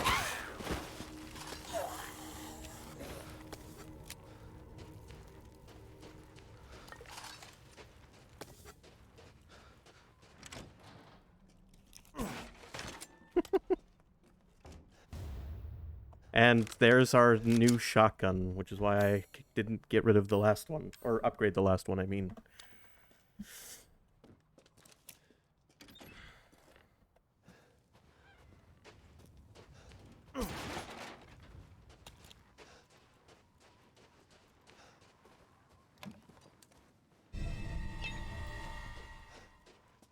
Not everyone can rock the Van Helsing main. Absolutely not.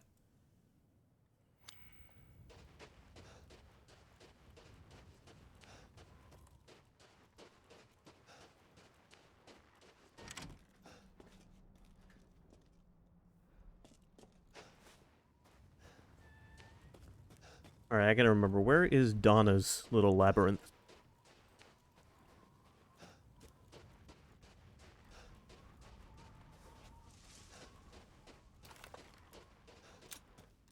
Wait, don't load shells into that one, that's the outdated one.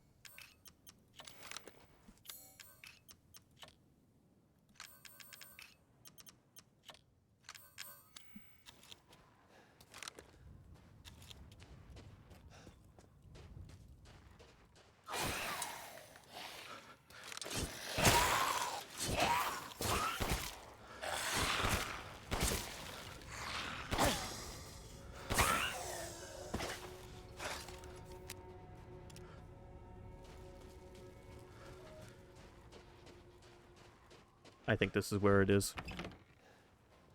Yep.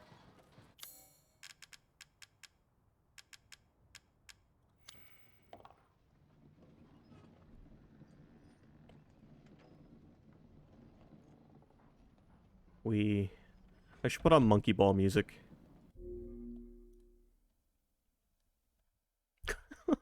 We're 4 hours into this game and we're halfway through it. And unlike Resident Evil 7, this has no extra chapters to play. It will when the DLC comes out on the 28th. We'll see how long that DLC is.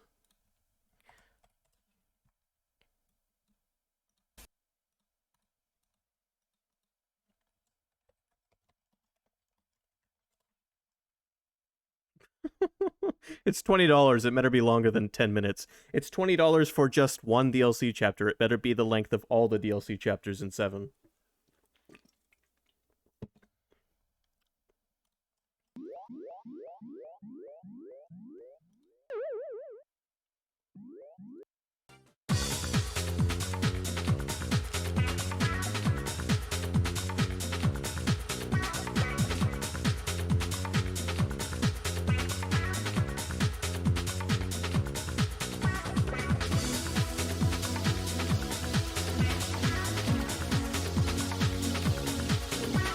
Waste of time for a 30-second joke. Whew. Welcome to an Adam J22 stream.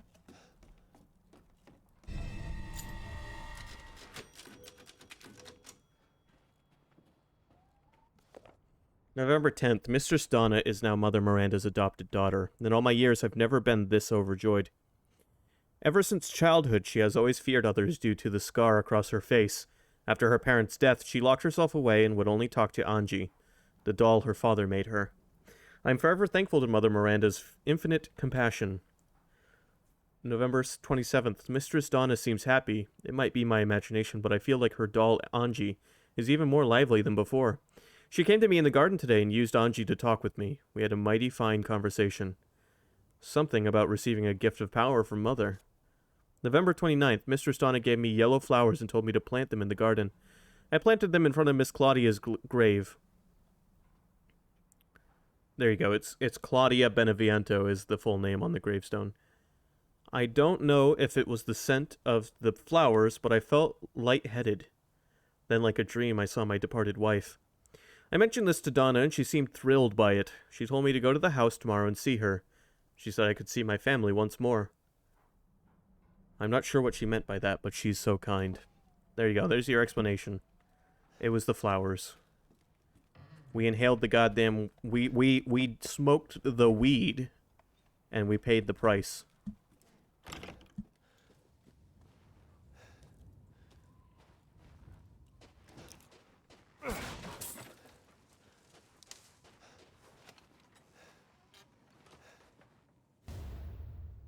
Photo of a strange bird. Alright, we're looking for a blue bird to shoot.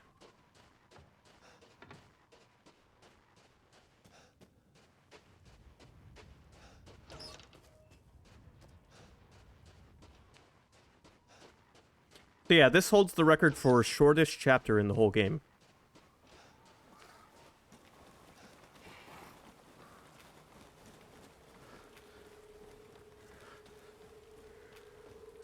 It's not even an hour long. The castle was at least a couple of hours.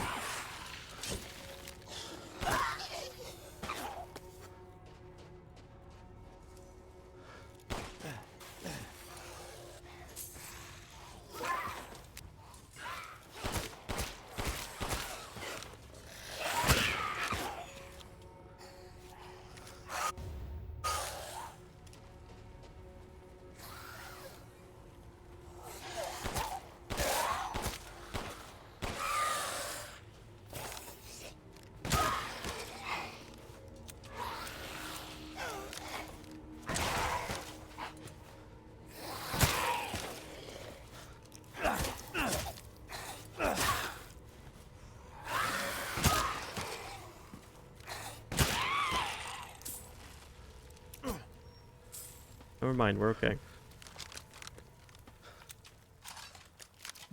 I haven't made bullets for a while, so I can probably make a little bit.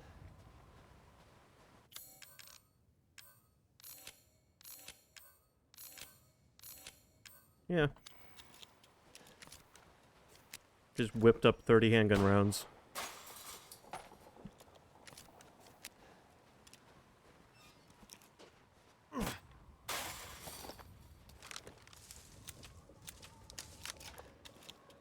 You're never really at threat of running out of ammo in this game. Unless you waste it all shooting nothing.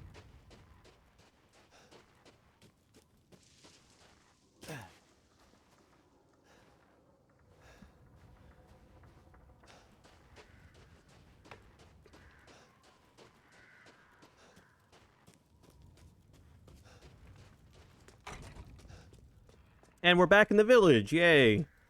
My favorite location. Does this look familiar to you? Ah, yes, I have you. Find some quality ingredients and bring them to me. Alright, so we bring him ingredients that we collect and we can use them to get upgrades. Like this one, health slightly increases permanently. To make the game easier for you.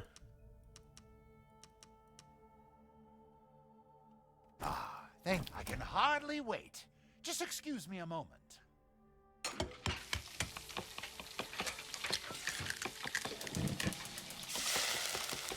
At this point, you should be playing the game blindfolded. Finished?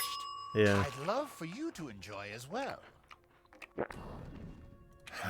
I wouldn't mind having that again. So yeah, this is why you go around and kill the various animals, so you can cook these meals and level up Ethan.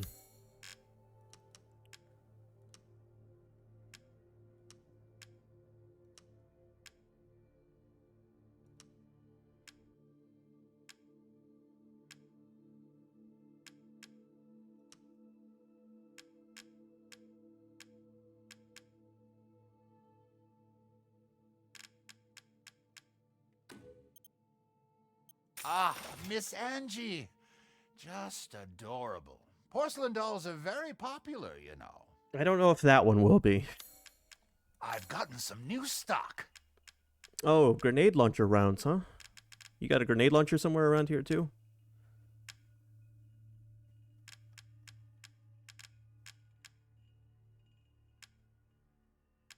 You have to find the grenade launcher.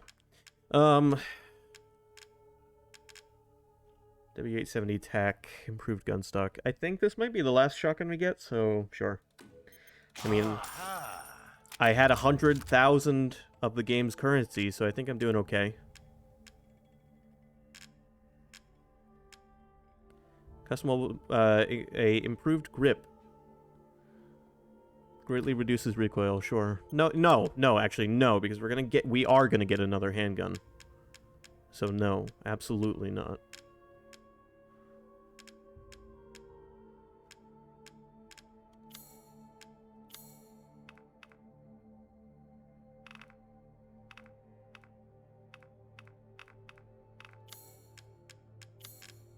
Let me sell my guns I'm not going to use anymore.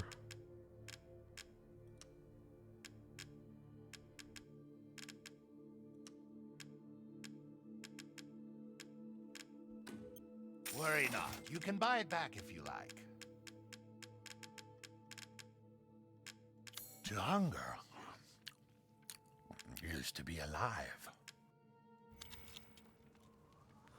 A good deal, if I say so myself. Okay. So, let's save. And we've got 50 more minutes.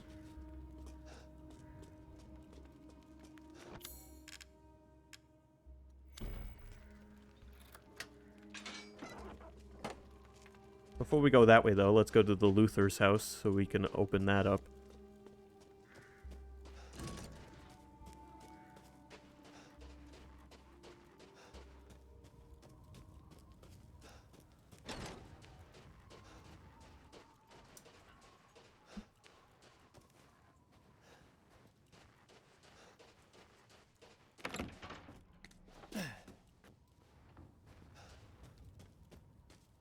So this is our third time returning to the village.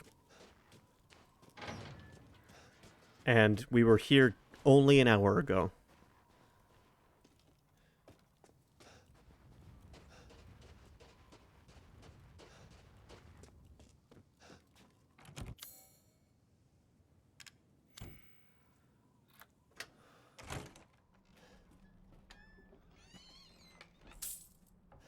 Well, this time I can get into the Music Man's house.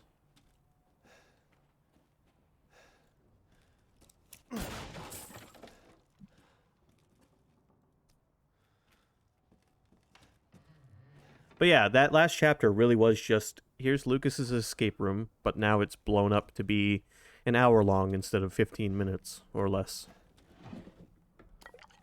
What was once a small little fun section of Resident Evil 7 became a whole chapter on its own.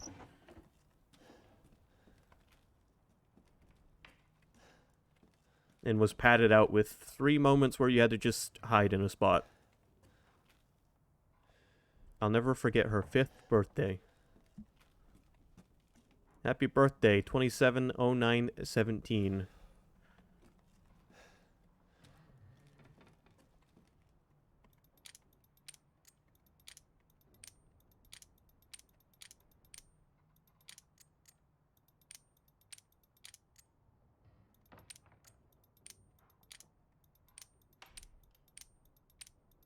Do you see how low res those numbers are? Why? Why is that one texture so low res? I don't get it. And it's not just one of them, it's every padlock. And then you look at the numbers, you look at the serial number on the reused asset bottle, TM, and it's as high res as it could get. I don't get it.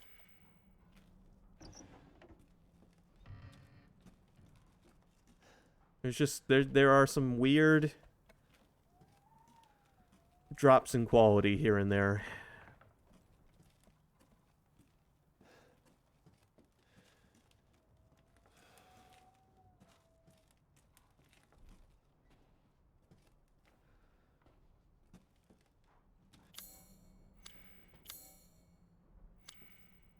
And this is only the stuff that's in your face. I can't imagine what someone who would really want to take their time picking this game apart might find.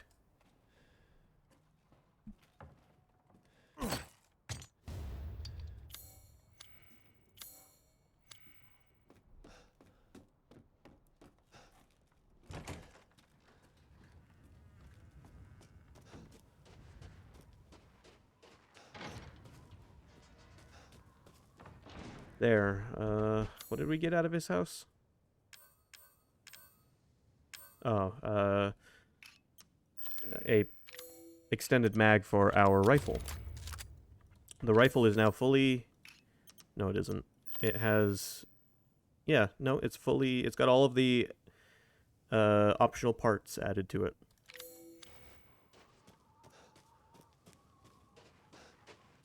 So that rifle... The only thing I could do to make it better is to waste money on upgrading it. Which I probably will.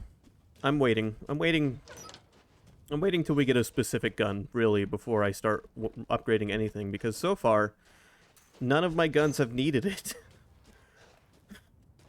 I have not struggled to beat any of the bosses. One of them was just a joke boss, where you don't even need any of your weapons. You just go find the doll and stab it with the provided scissors.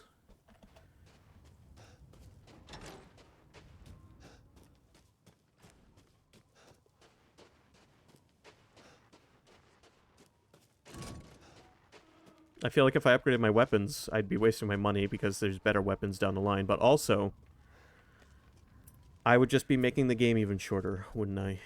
By killing the enemies faster. Ah, yes, yes.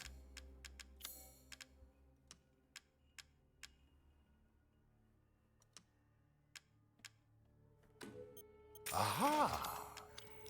I look forward to seeing the fruits of your exploration. Yep. This dude is just a war profiteer. I think I remember where that blue bird we saw is, so we're gonna go shoot that thing real quick. Maybe.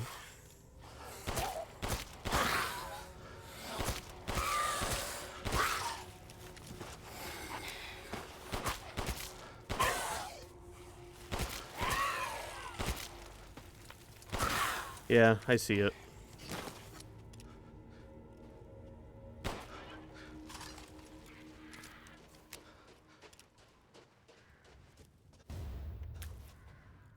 I don't know about juicy game coming from a bird that looks like a blue jay.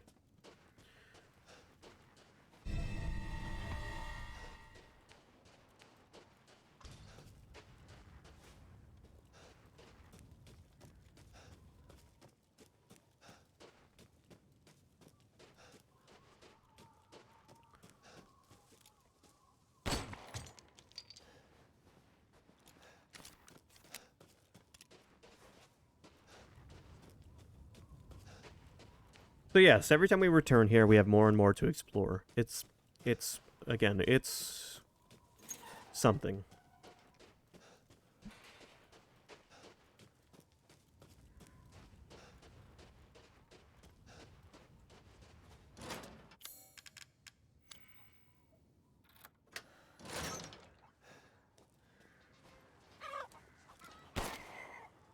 I know this game like the back of my hand because I've played it a handful of times.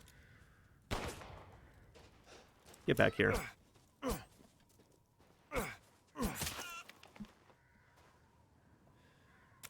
Nice cock. Nice cock, dude.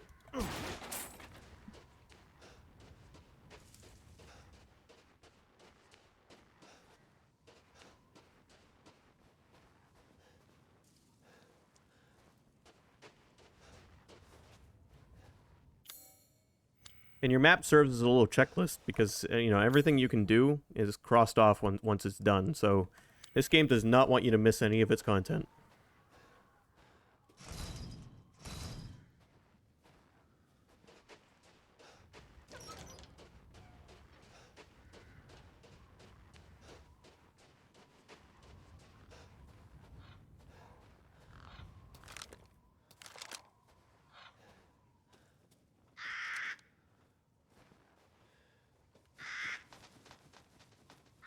I think the game is just trying to make sure players get as much time out of it as possible. That's what I honestly think. If we give them the Ubisoft map of objectives to do, they will know exactly where to go and what to do, thus securing maximum playtime.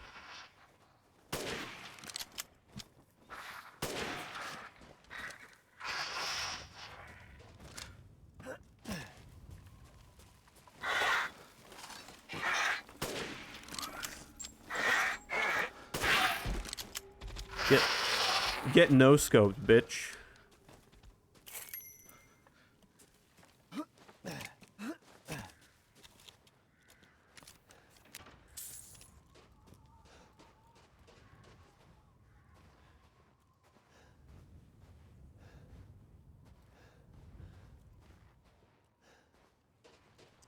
Okay, let's see. This is the part of the game where I do all the backtracking and get it out of the way. Where is it? There it is.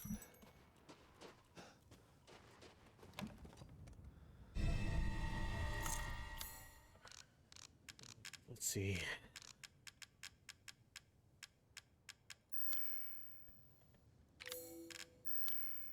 Yes, it's a very nice necklace.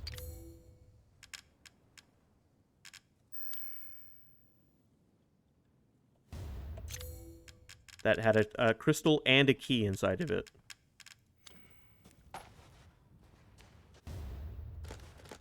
Explosive rounds in the classic Resident Evil 1 grenade round cases. This game owes so much of its DNA to the previous entries. Which is fine. It's just, you know, Resident Evil 2 had a lot of Resident Evil 1's DNA and so on. But I think there's a difference between building off of a game and saying, look at all this nostalgia.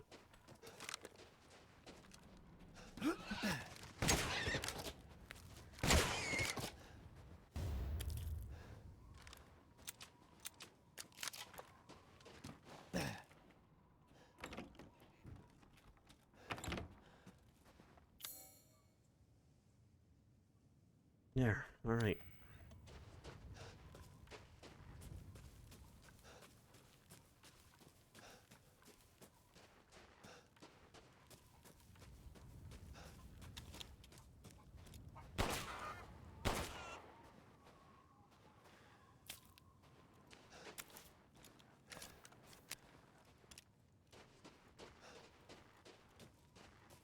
re-exploring the village is so quiet, too. There's, I mean, yes, there's stuff happening. There's new monsters popping up, but it's just... No, thankfully, the cuckoos will never attack back.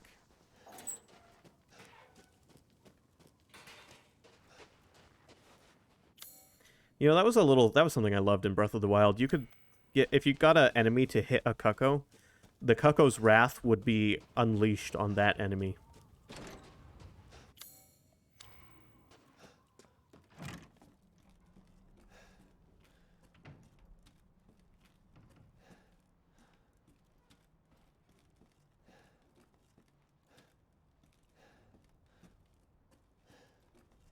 All right, where's the locked drawer?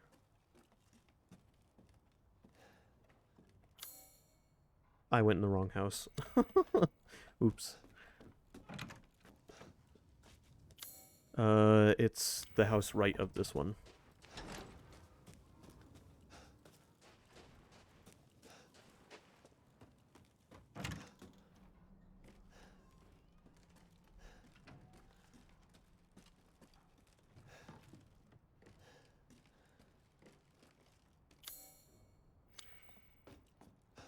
There it is. All right.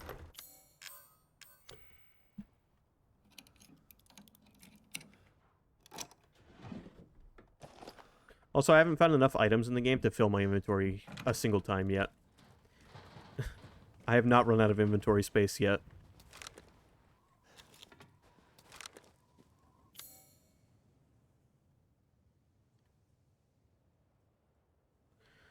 Okay, we've done a pretty good job checking off our collectibles here. Let's get the water wheel weapon, if we can.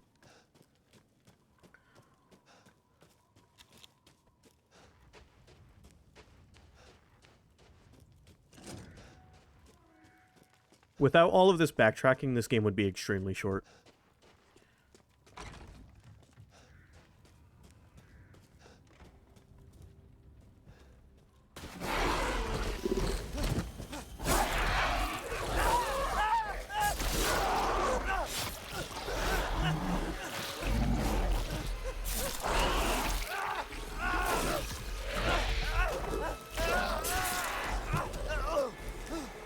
Here is what is truly the game's most frightening enemy.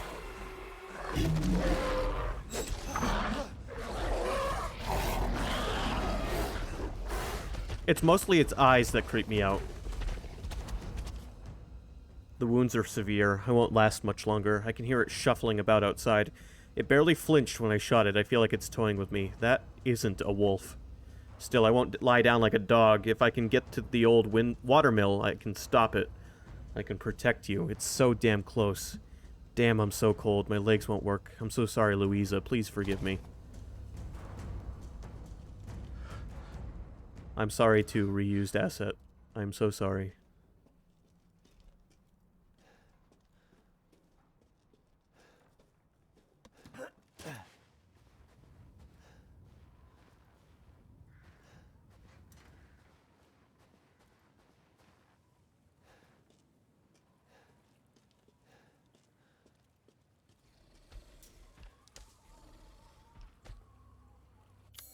Yeah, so that is an actually legitimately creepy enemy, and I love it.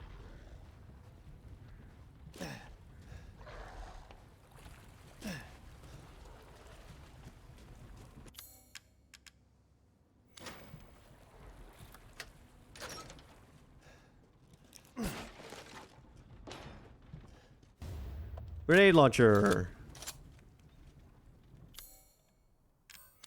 Yay.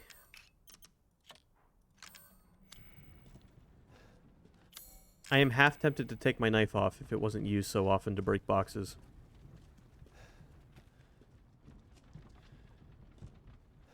I'm sorry, where? Oh.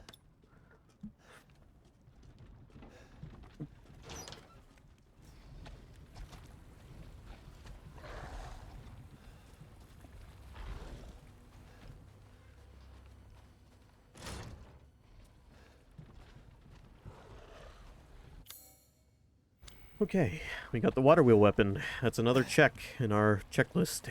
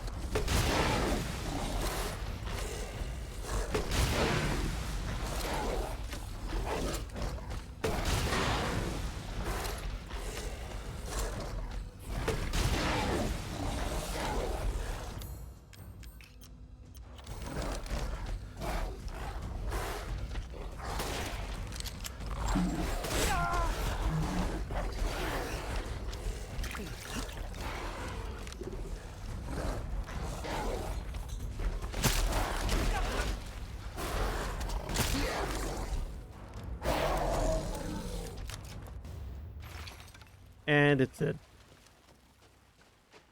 It does have a lot of health.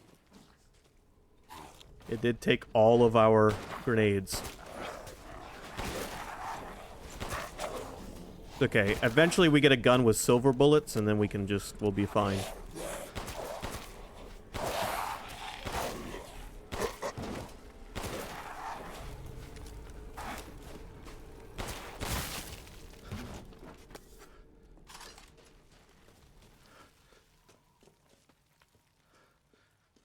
Then all we've been missing to protect us is garlic and mistletoe.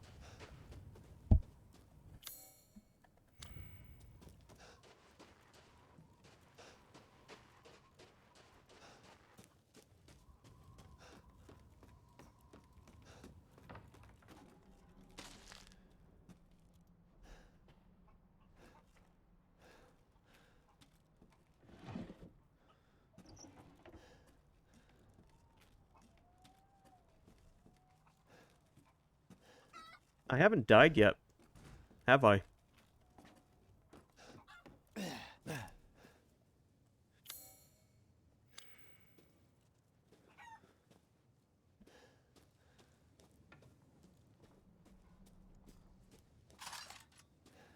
We'll see if we can keep that up for the whole adventure.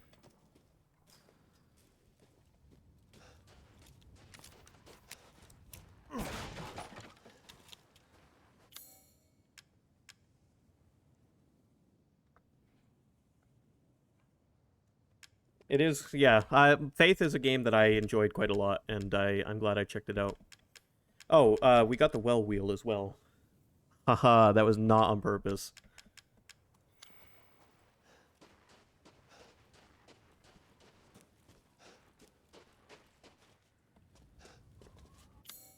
So now all those funny wells that we saw, we can go and crank. We can crank that like Soldier Boy taught us.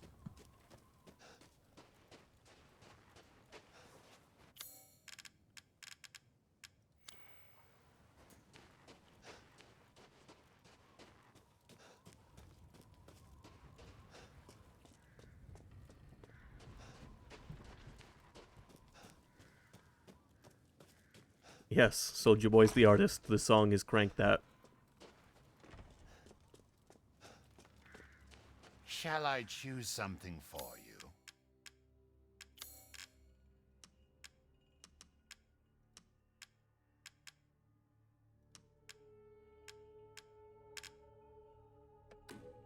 Your coin. Wow, look how much money I've saved up. Thank you. Now to cook. Damage taken when guarding decreases permanently. So now I have more health and I block more damage. Apologies for the wait. Here's your share.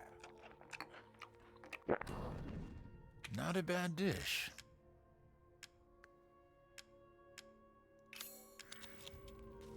You have an eye for quality. Thank you. Actually, you know what? Yeah, you're right, I do. Well then, feel free to peruse. I didn't come here just to eat your cooking.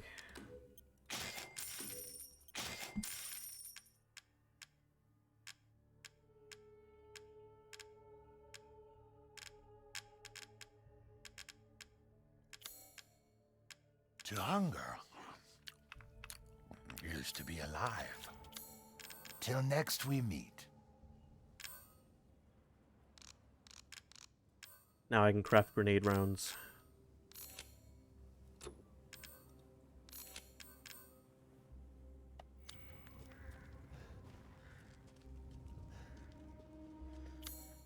Okay, let's see.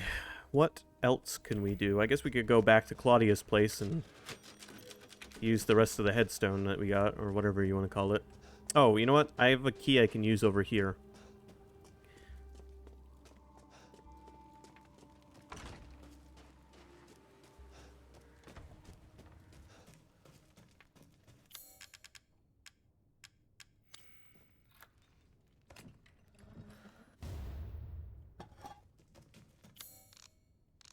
What was that?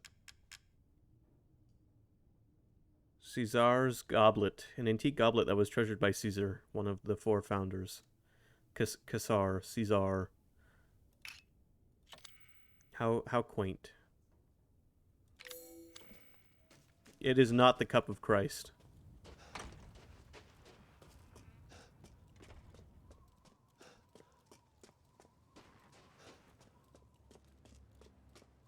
Welcome.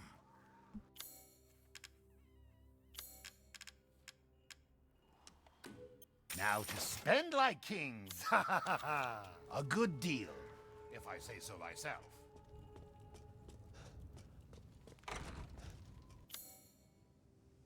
All right, let's go back to Donna Blana. Let's go back to her place so we can not ever go back again.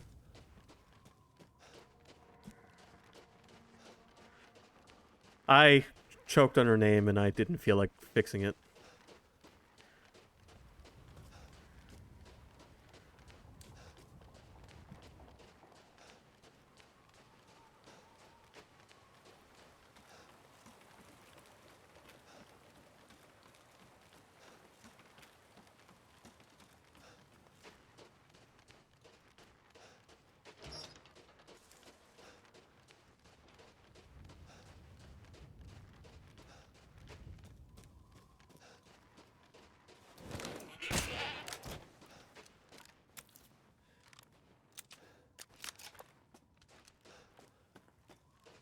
Welcome to Hunting Simulator.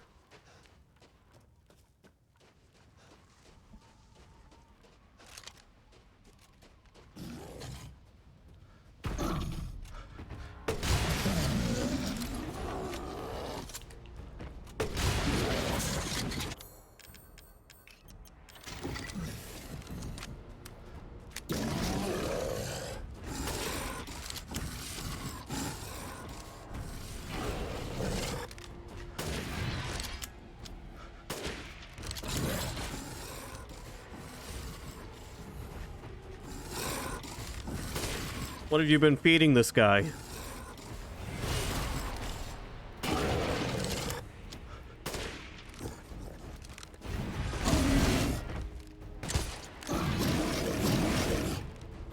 He's a bad shot.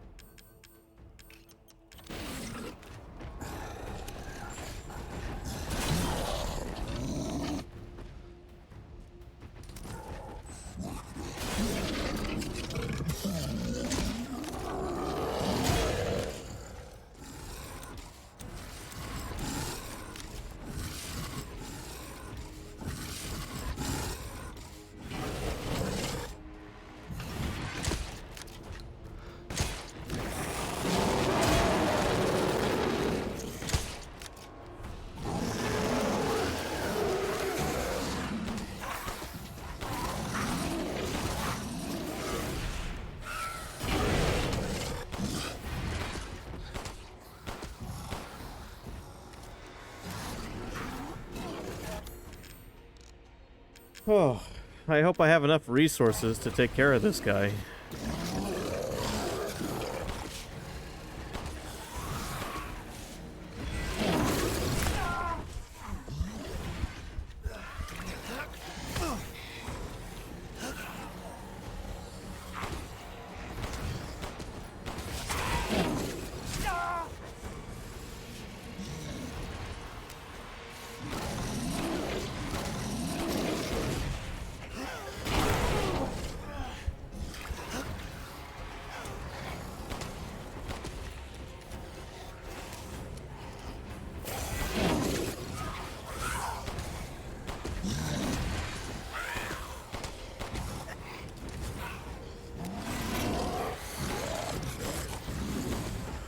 I'm not going to.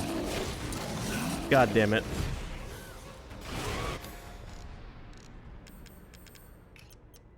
Hold on, there's still a chance.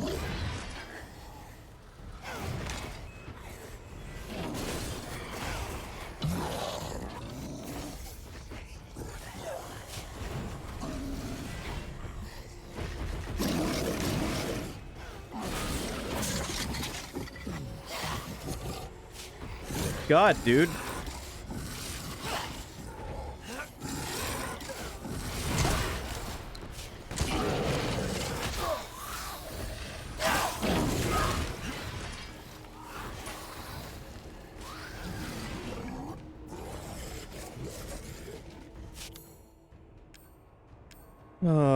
All right, hold on.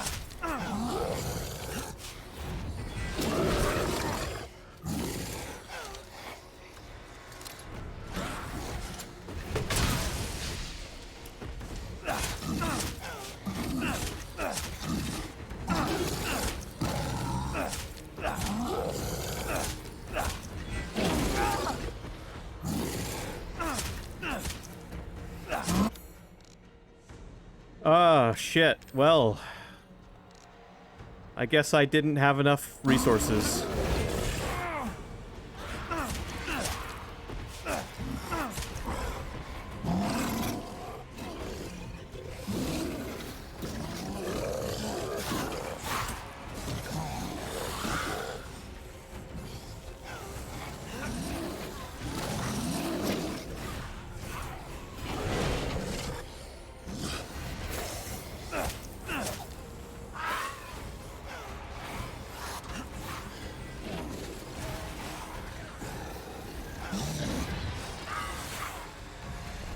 The least you could do is kill some of your own guys for me.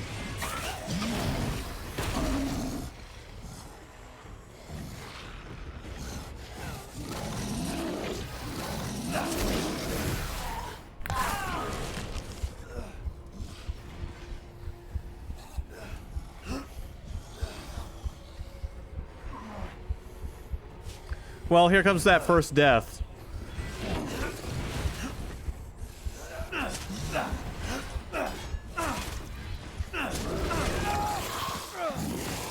I came after this guy with not enough resources.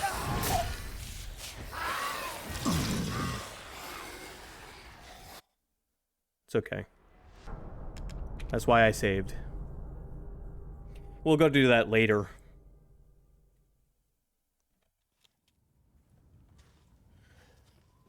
You wish to make a purchase? Yeah, what do you got for supplies? I guess I technically could buy my way to victory there. I'm not going to. We'll just do it. We'll do it when we come back to the village for the 4th time.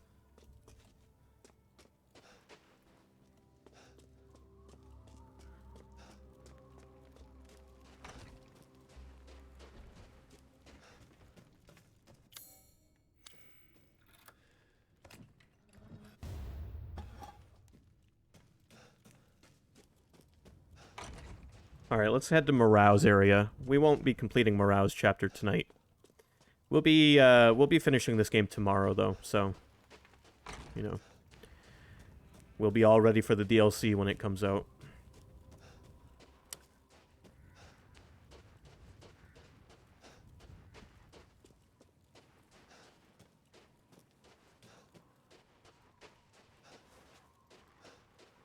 Oh, well, you know what we could do, actually, that might help. Let's go use these wells that I almost forgot about.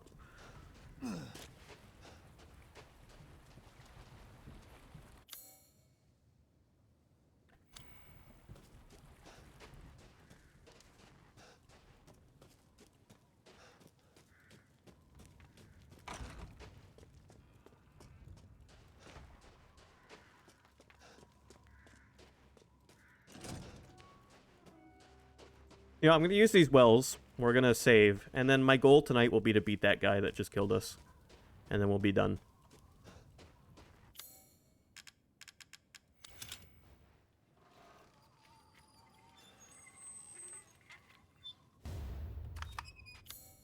Oh, good. Treasure.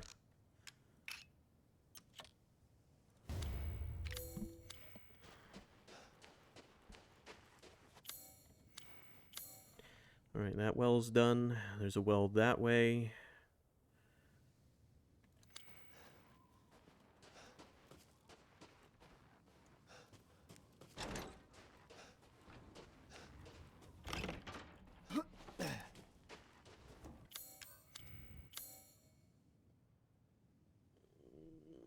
Okay, at the end of the road, pretty much in left.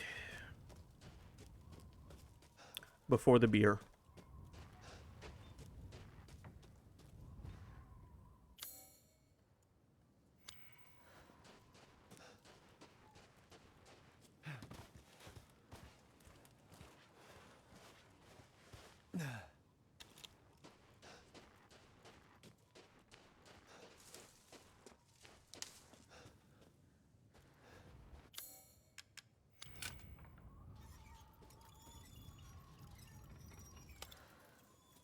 A lockpick. Yay. There's a pickable lock right here.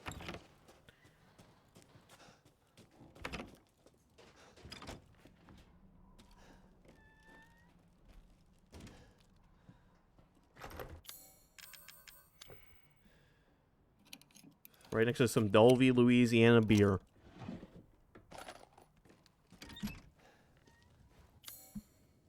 Okay, another well over by Louise's house.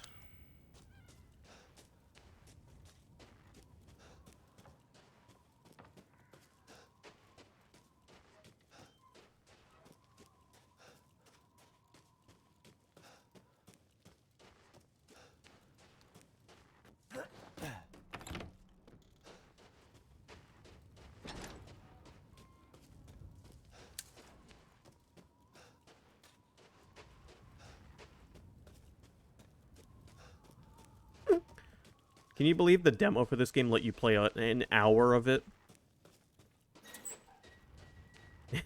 The demo let you play like at 1/8 of the game.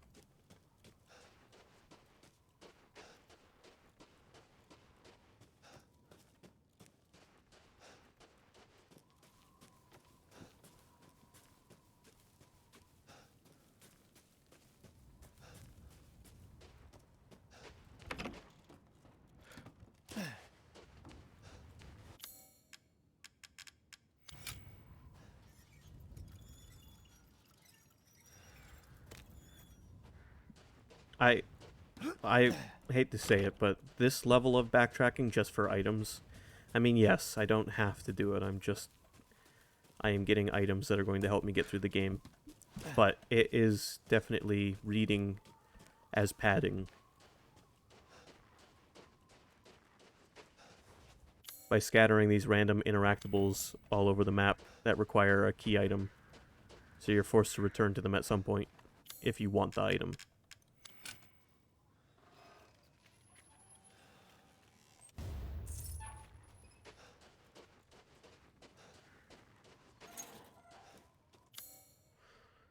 Okay, our next destination is over here real quick, because there's some fish in this river, if I remember correctly. There they are.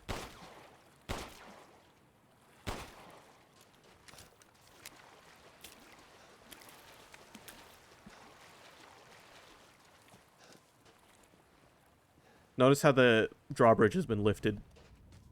You're not allowed to go back to the castle. Even if you want to.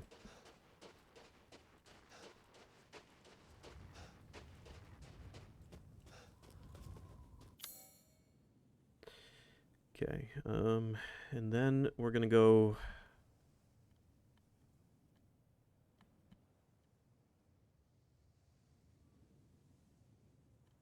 Well, I would go back there because there's a well there, but I can't get back there yet. I have to get back there when the game is ready to let me. We have to be able to... Yeah, okay. We can't get back there just yet. We have to be able to interact with this drawbridge here first. So let's see.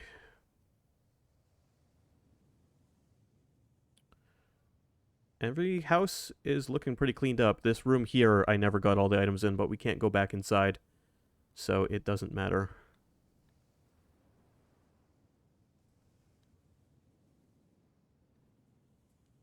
Look, here's where we started the game with the car crash.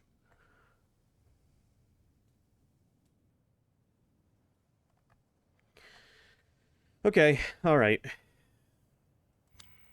We'll go see the merchant. We'll attempt to fight that big guy again. And then we'll call it there for today.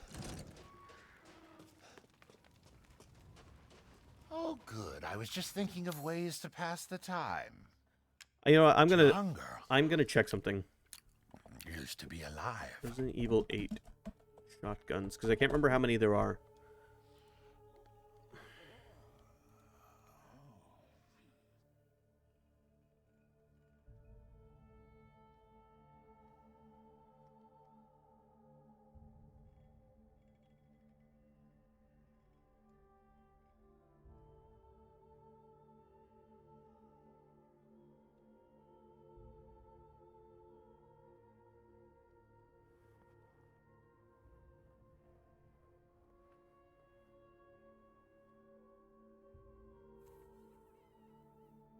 Okay, no, there is one more shotgun that we get.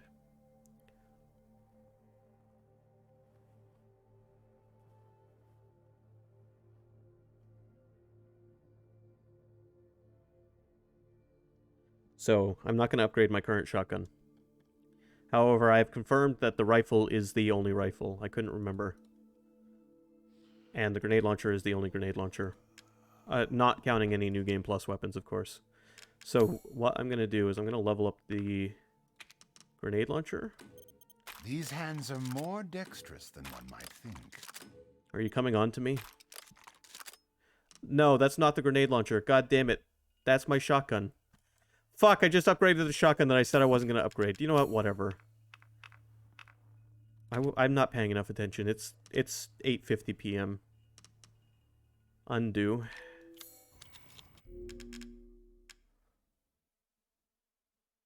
No, because I haven't saved.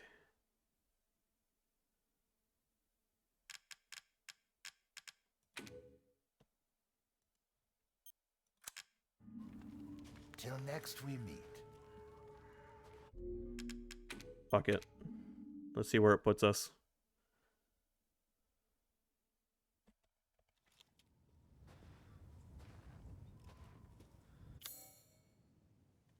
Oh, good. It checkpointed us. We lost no progress.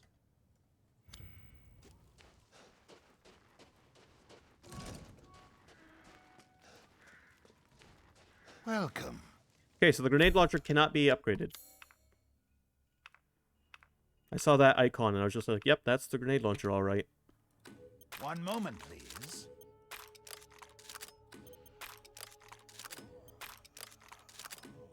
Since this is the only gun I have at the moment, aside from the grenade launcher that I'm going to have the entire game, I might as well upgrade the shit out of it. Delighted to.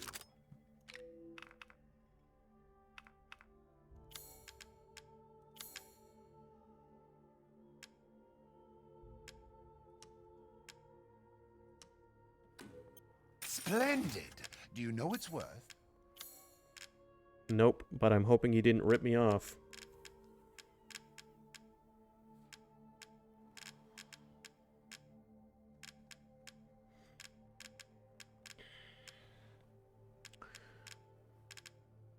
You know what, I'm going to take the free ammo that he has available. Why not? I see. Anything else? I'm skilled at all sorts of weapons modifications, and will do them for a small fee.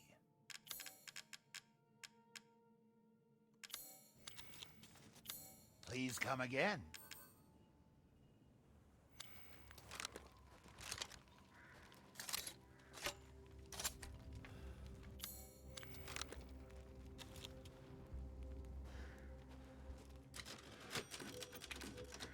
Alright, let's see about taking on that big guy again.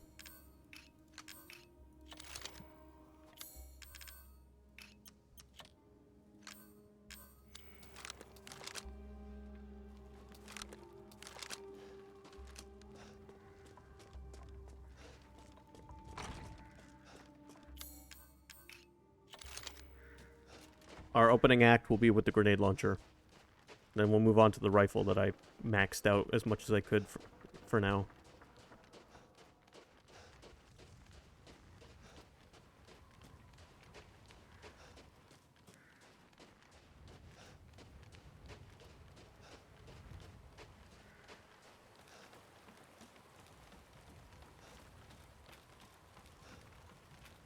I think we got a good chance of getting him this time.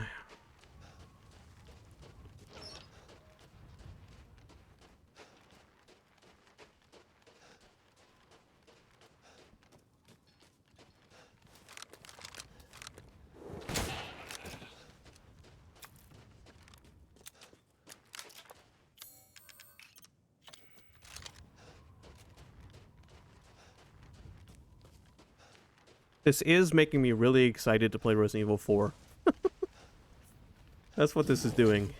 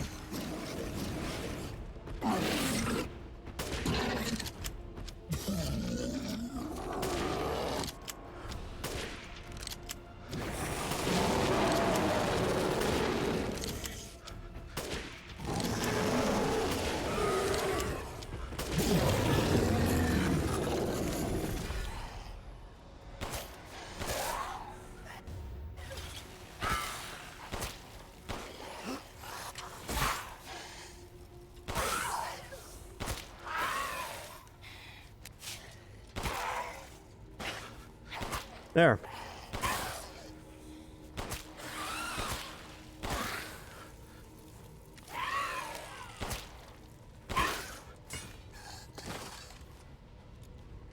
The sniper rifle is going to be the weapon I'll be using for the next boss battle anyway. So, you know. Thanks for giving me a weapon to fight the bosses with. And making it the one that I can upgrade without wasting any money.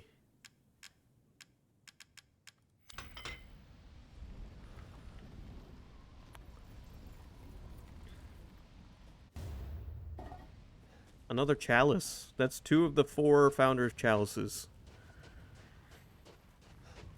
Duke is going to be a happy man by the end of this game with all the treasures we've sold him.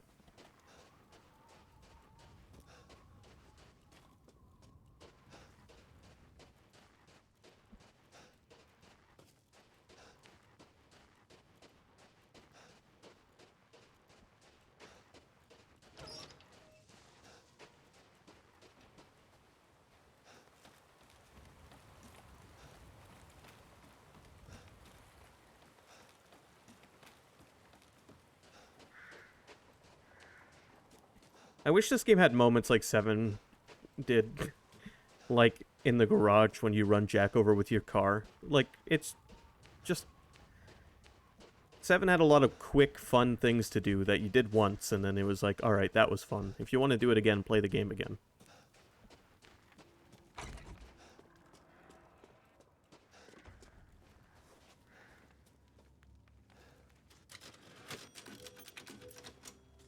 Naturally.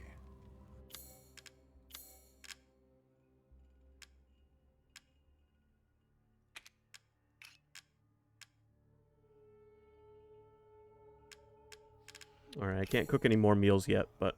I'm skilled at all. Au revoir. Bye-bye. Okay. We will see the conclusion of this tomorrow.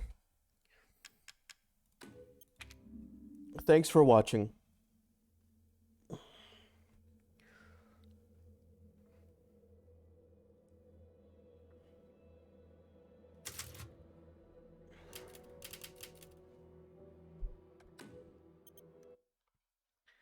I will be back tomorrow, probably around 4. And, yeah, we'll wrap this up. Have a good night. Until tomorrow.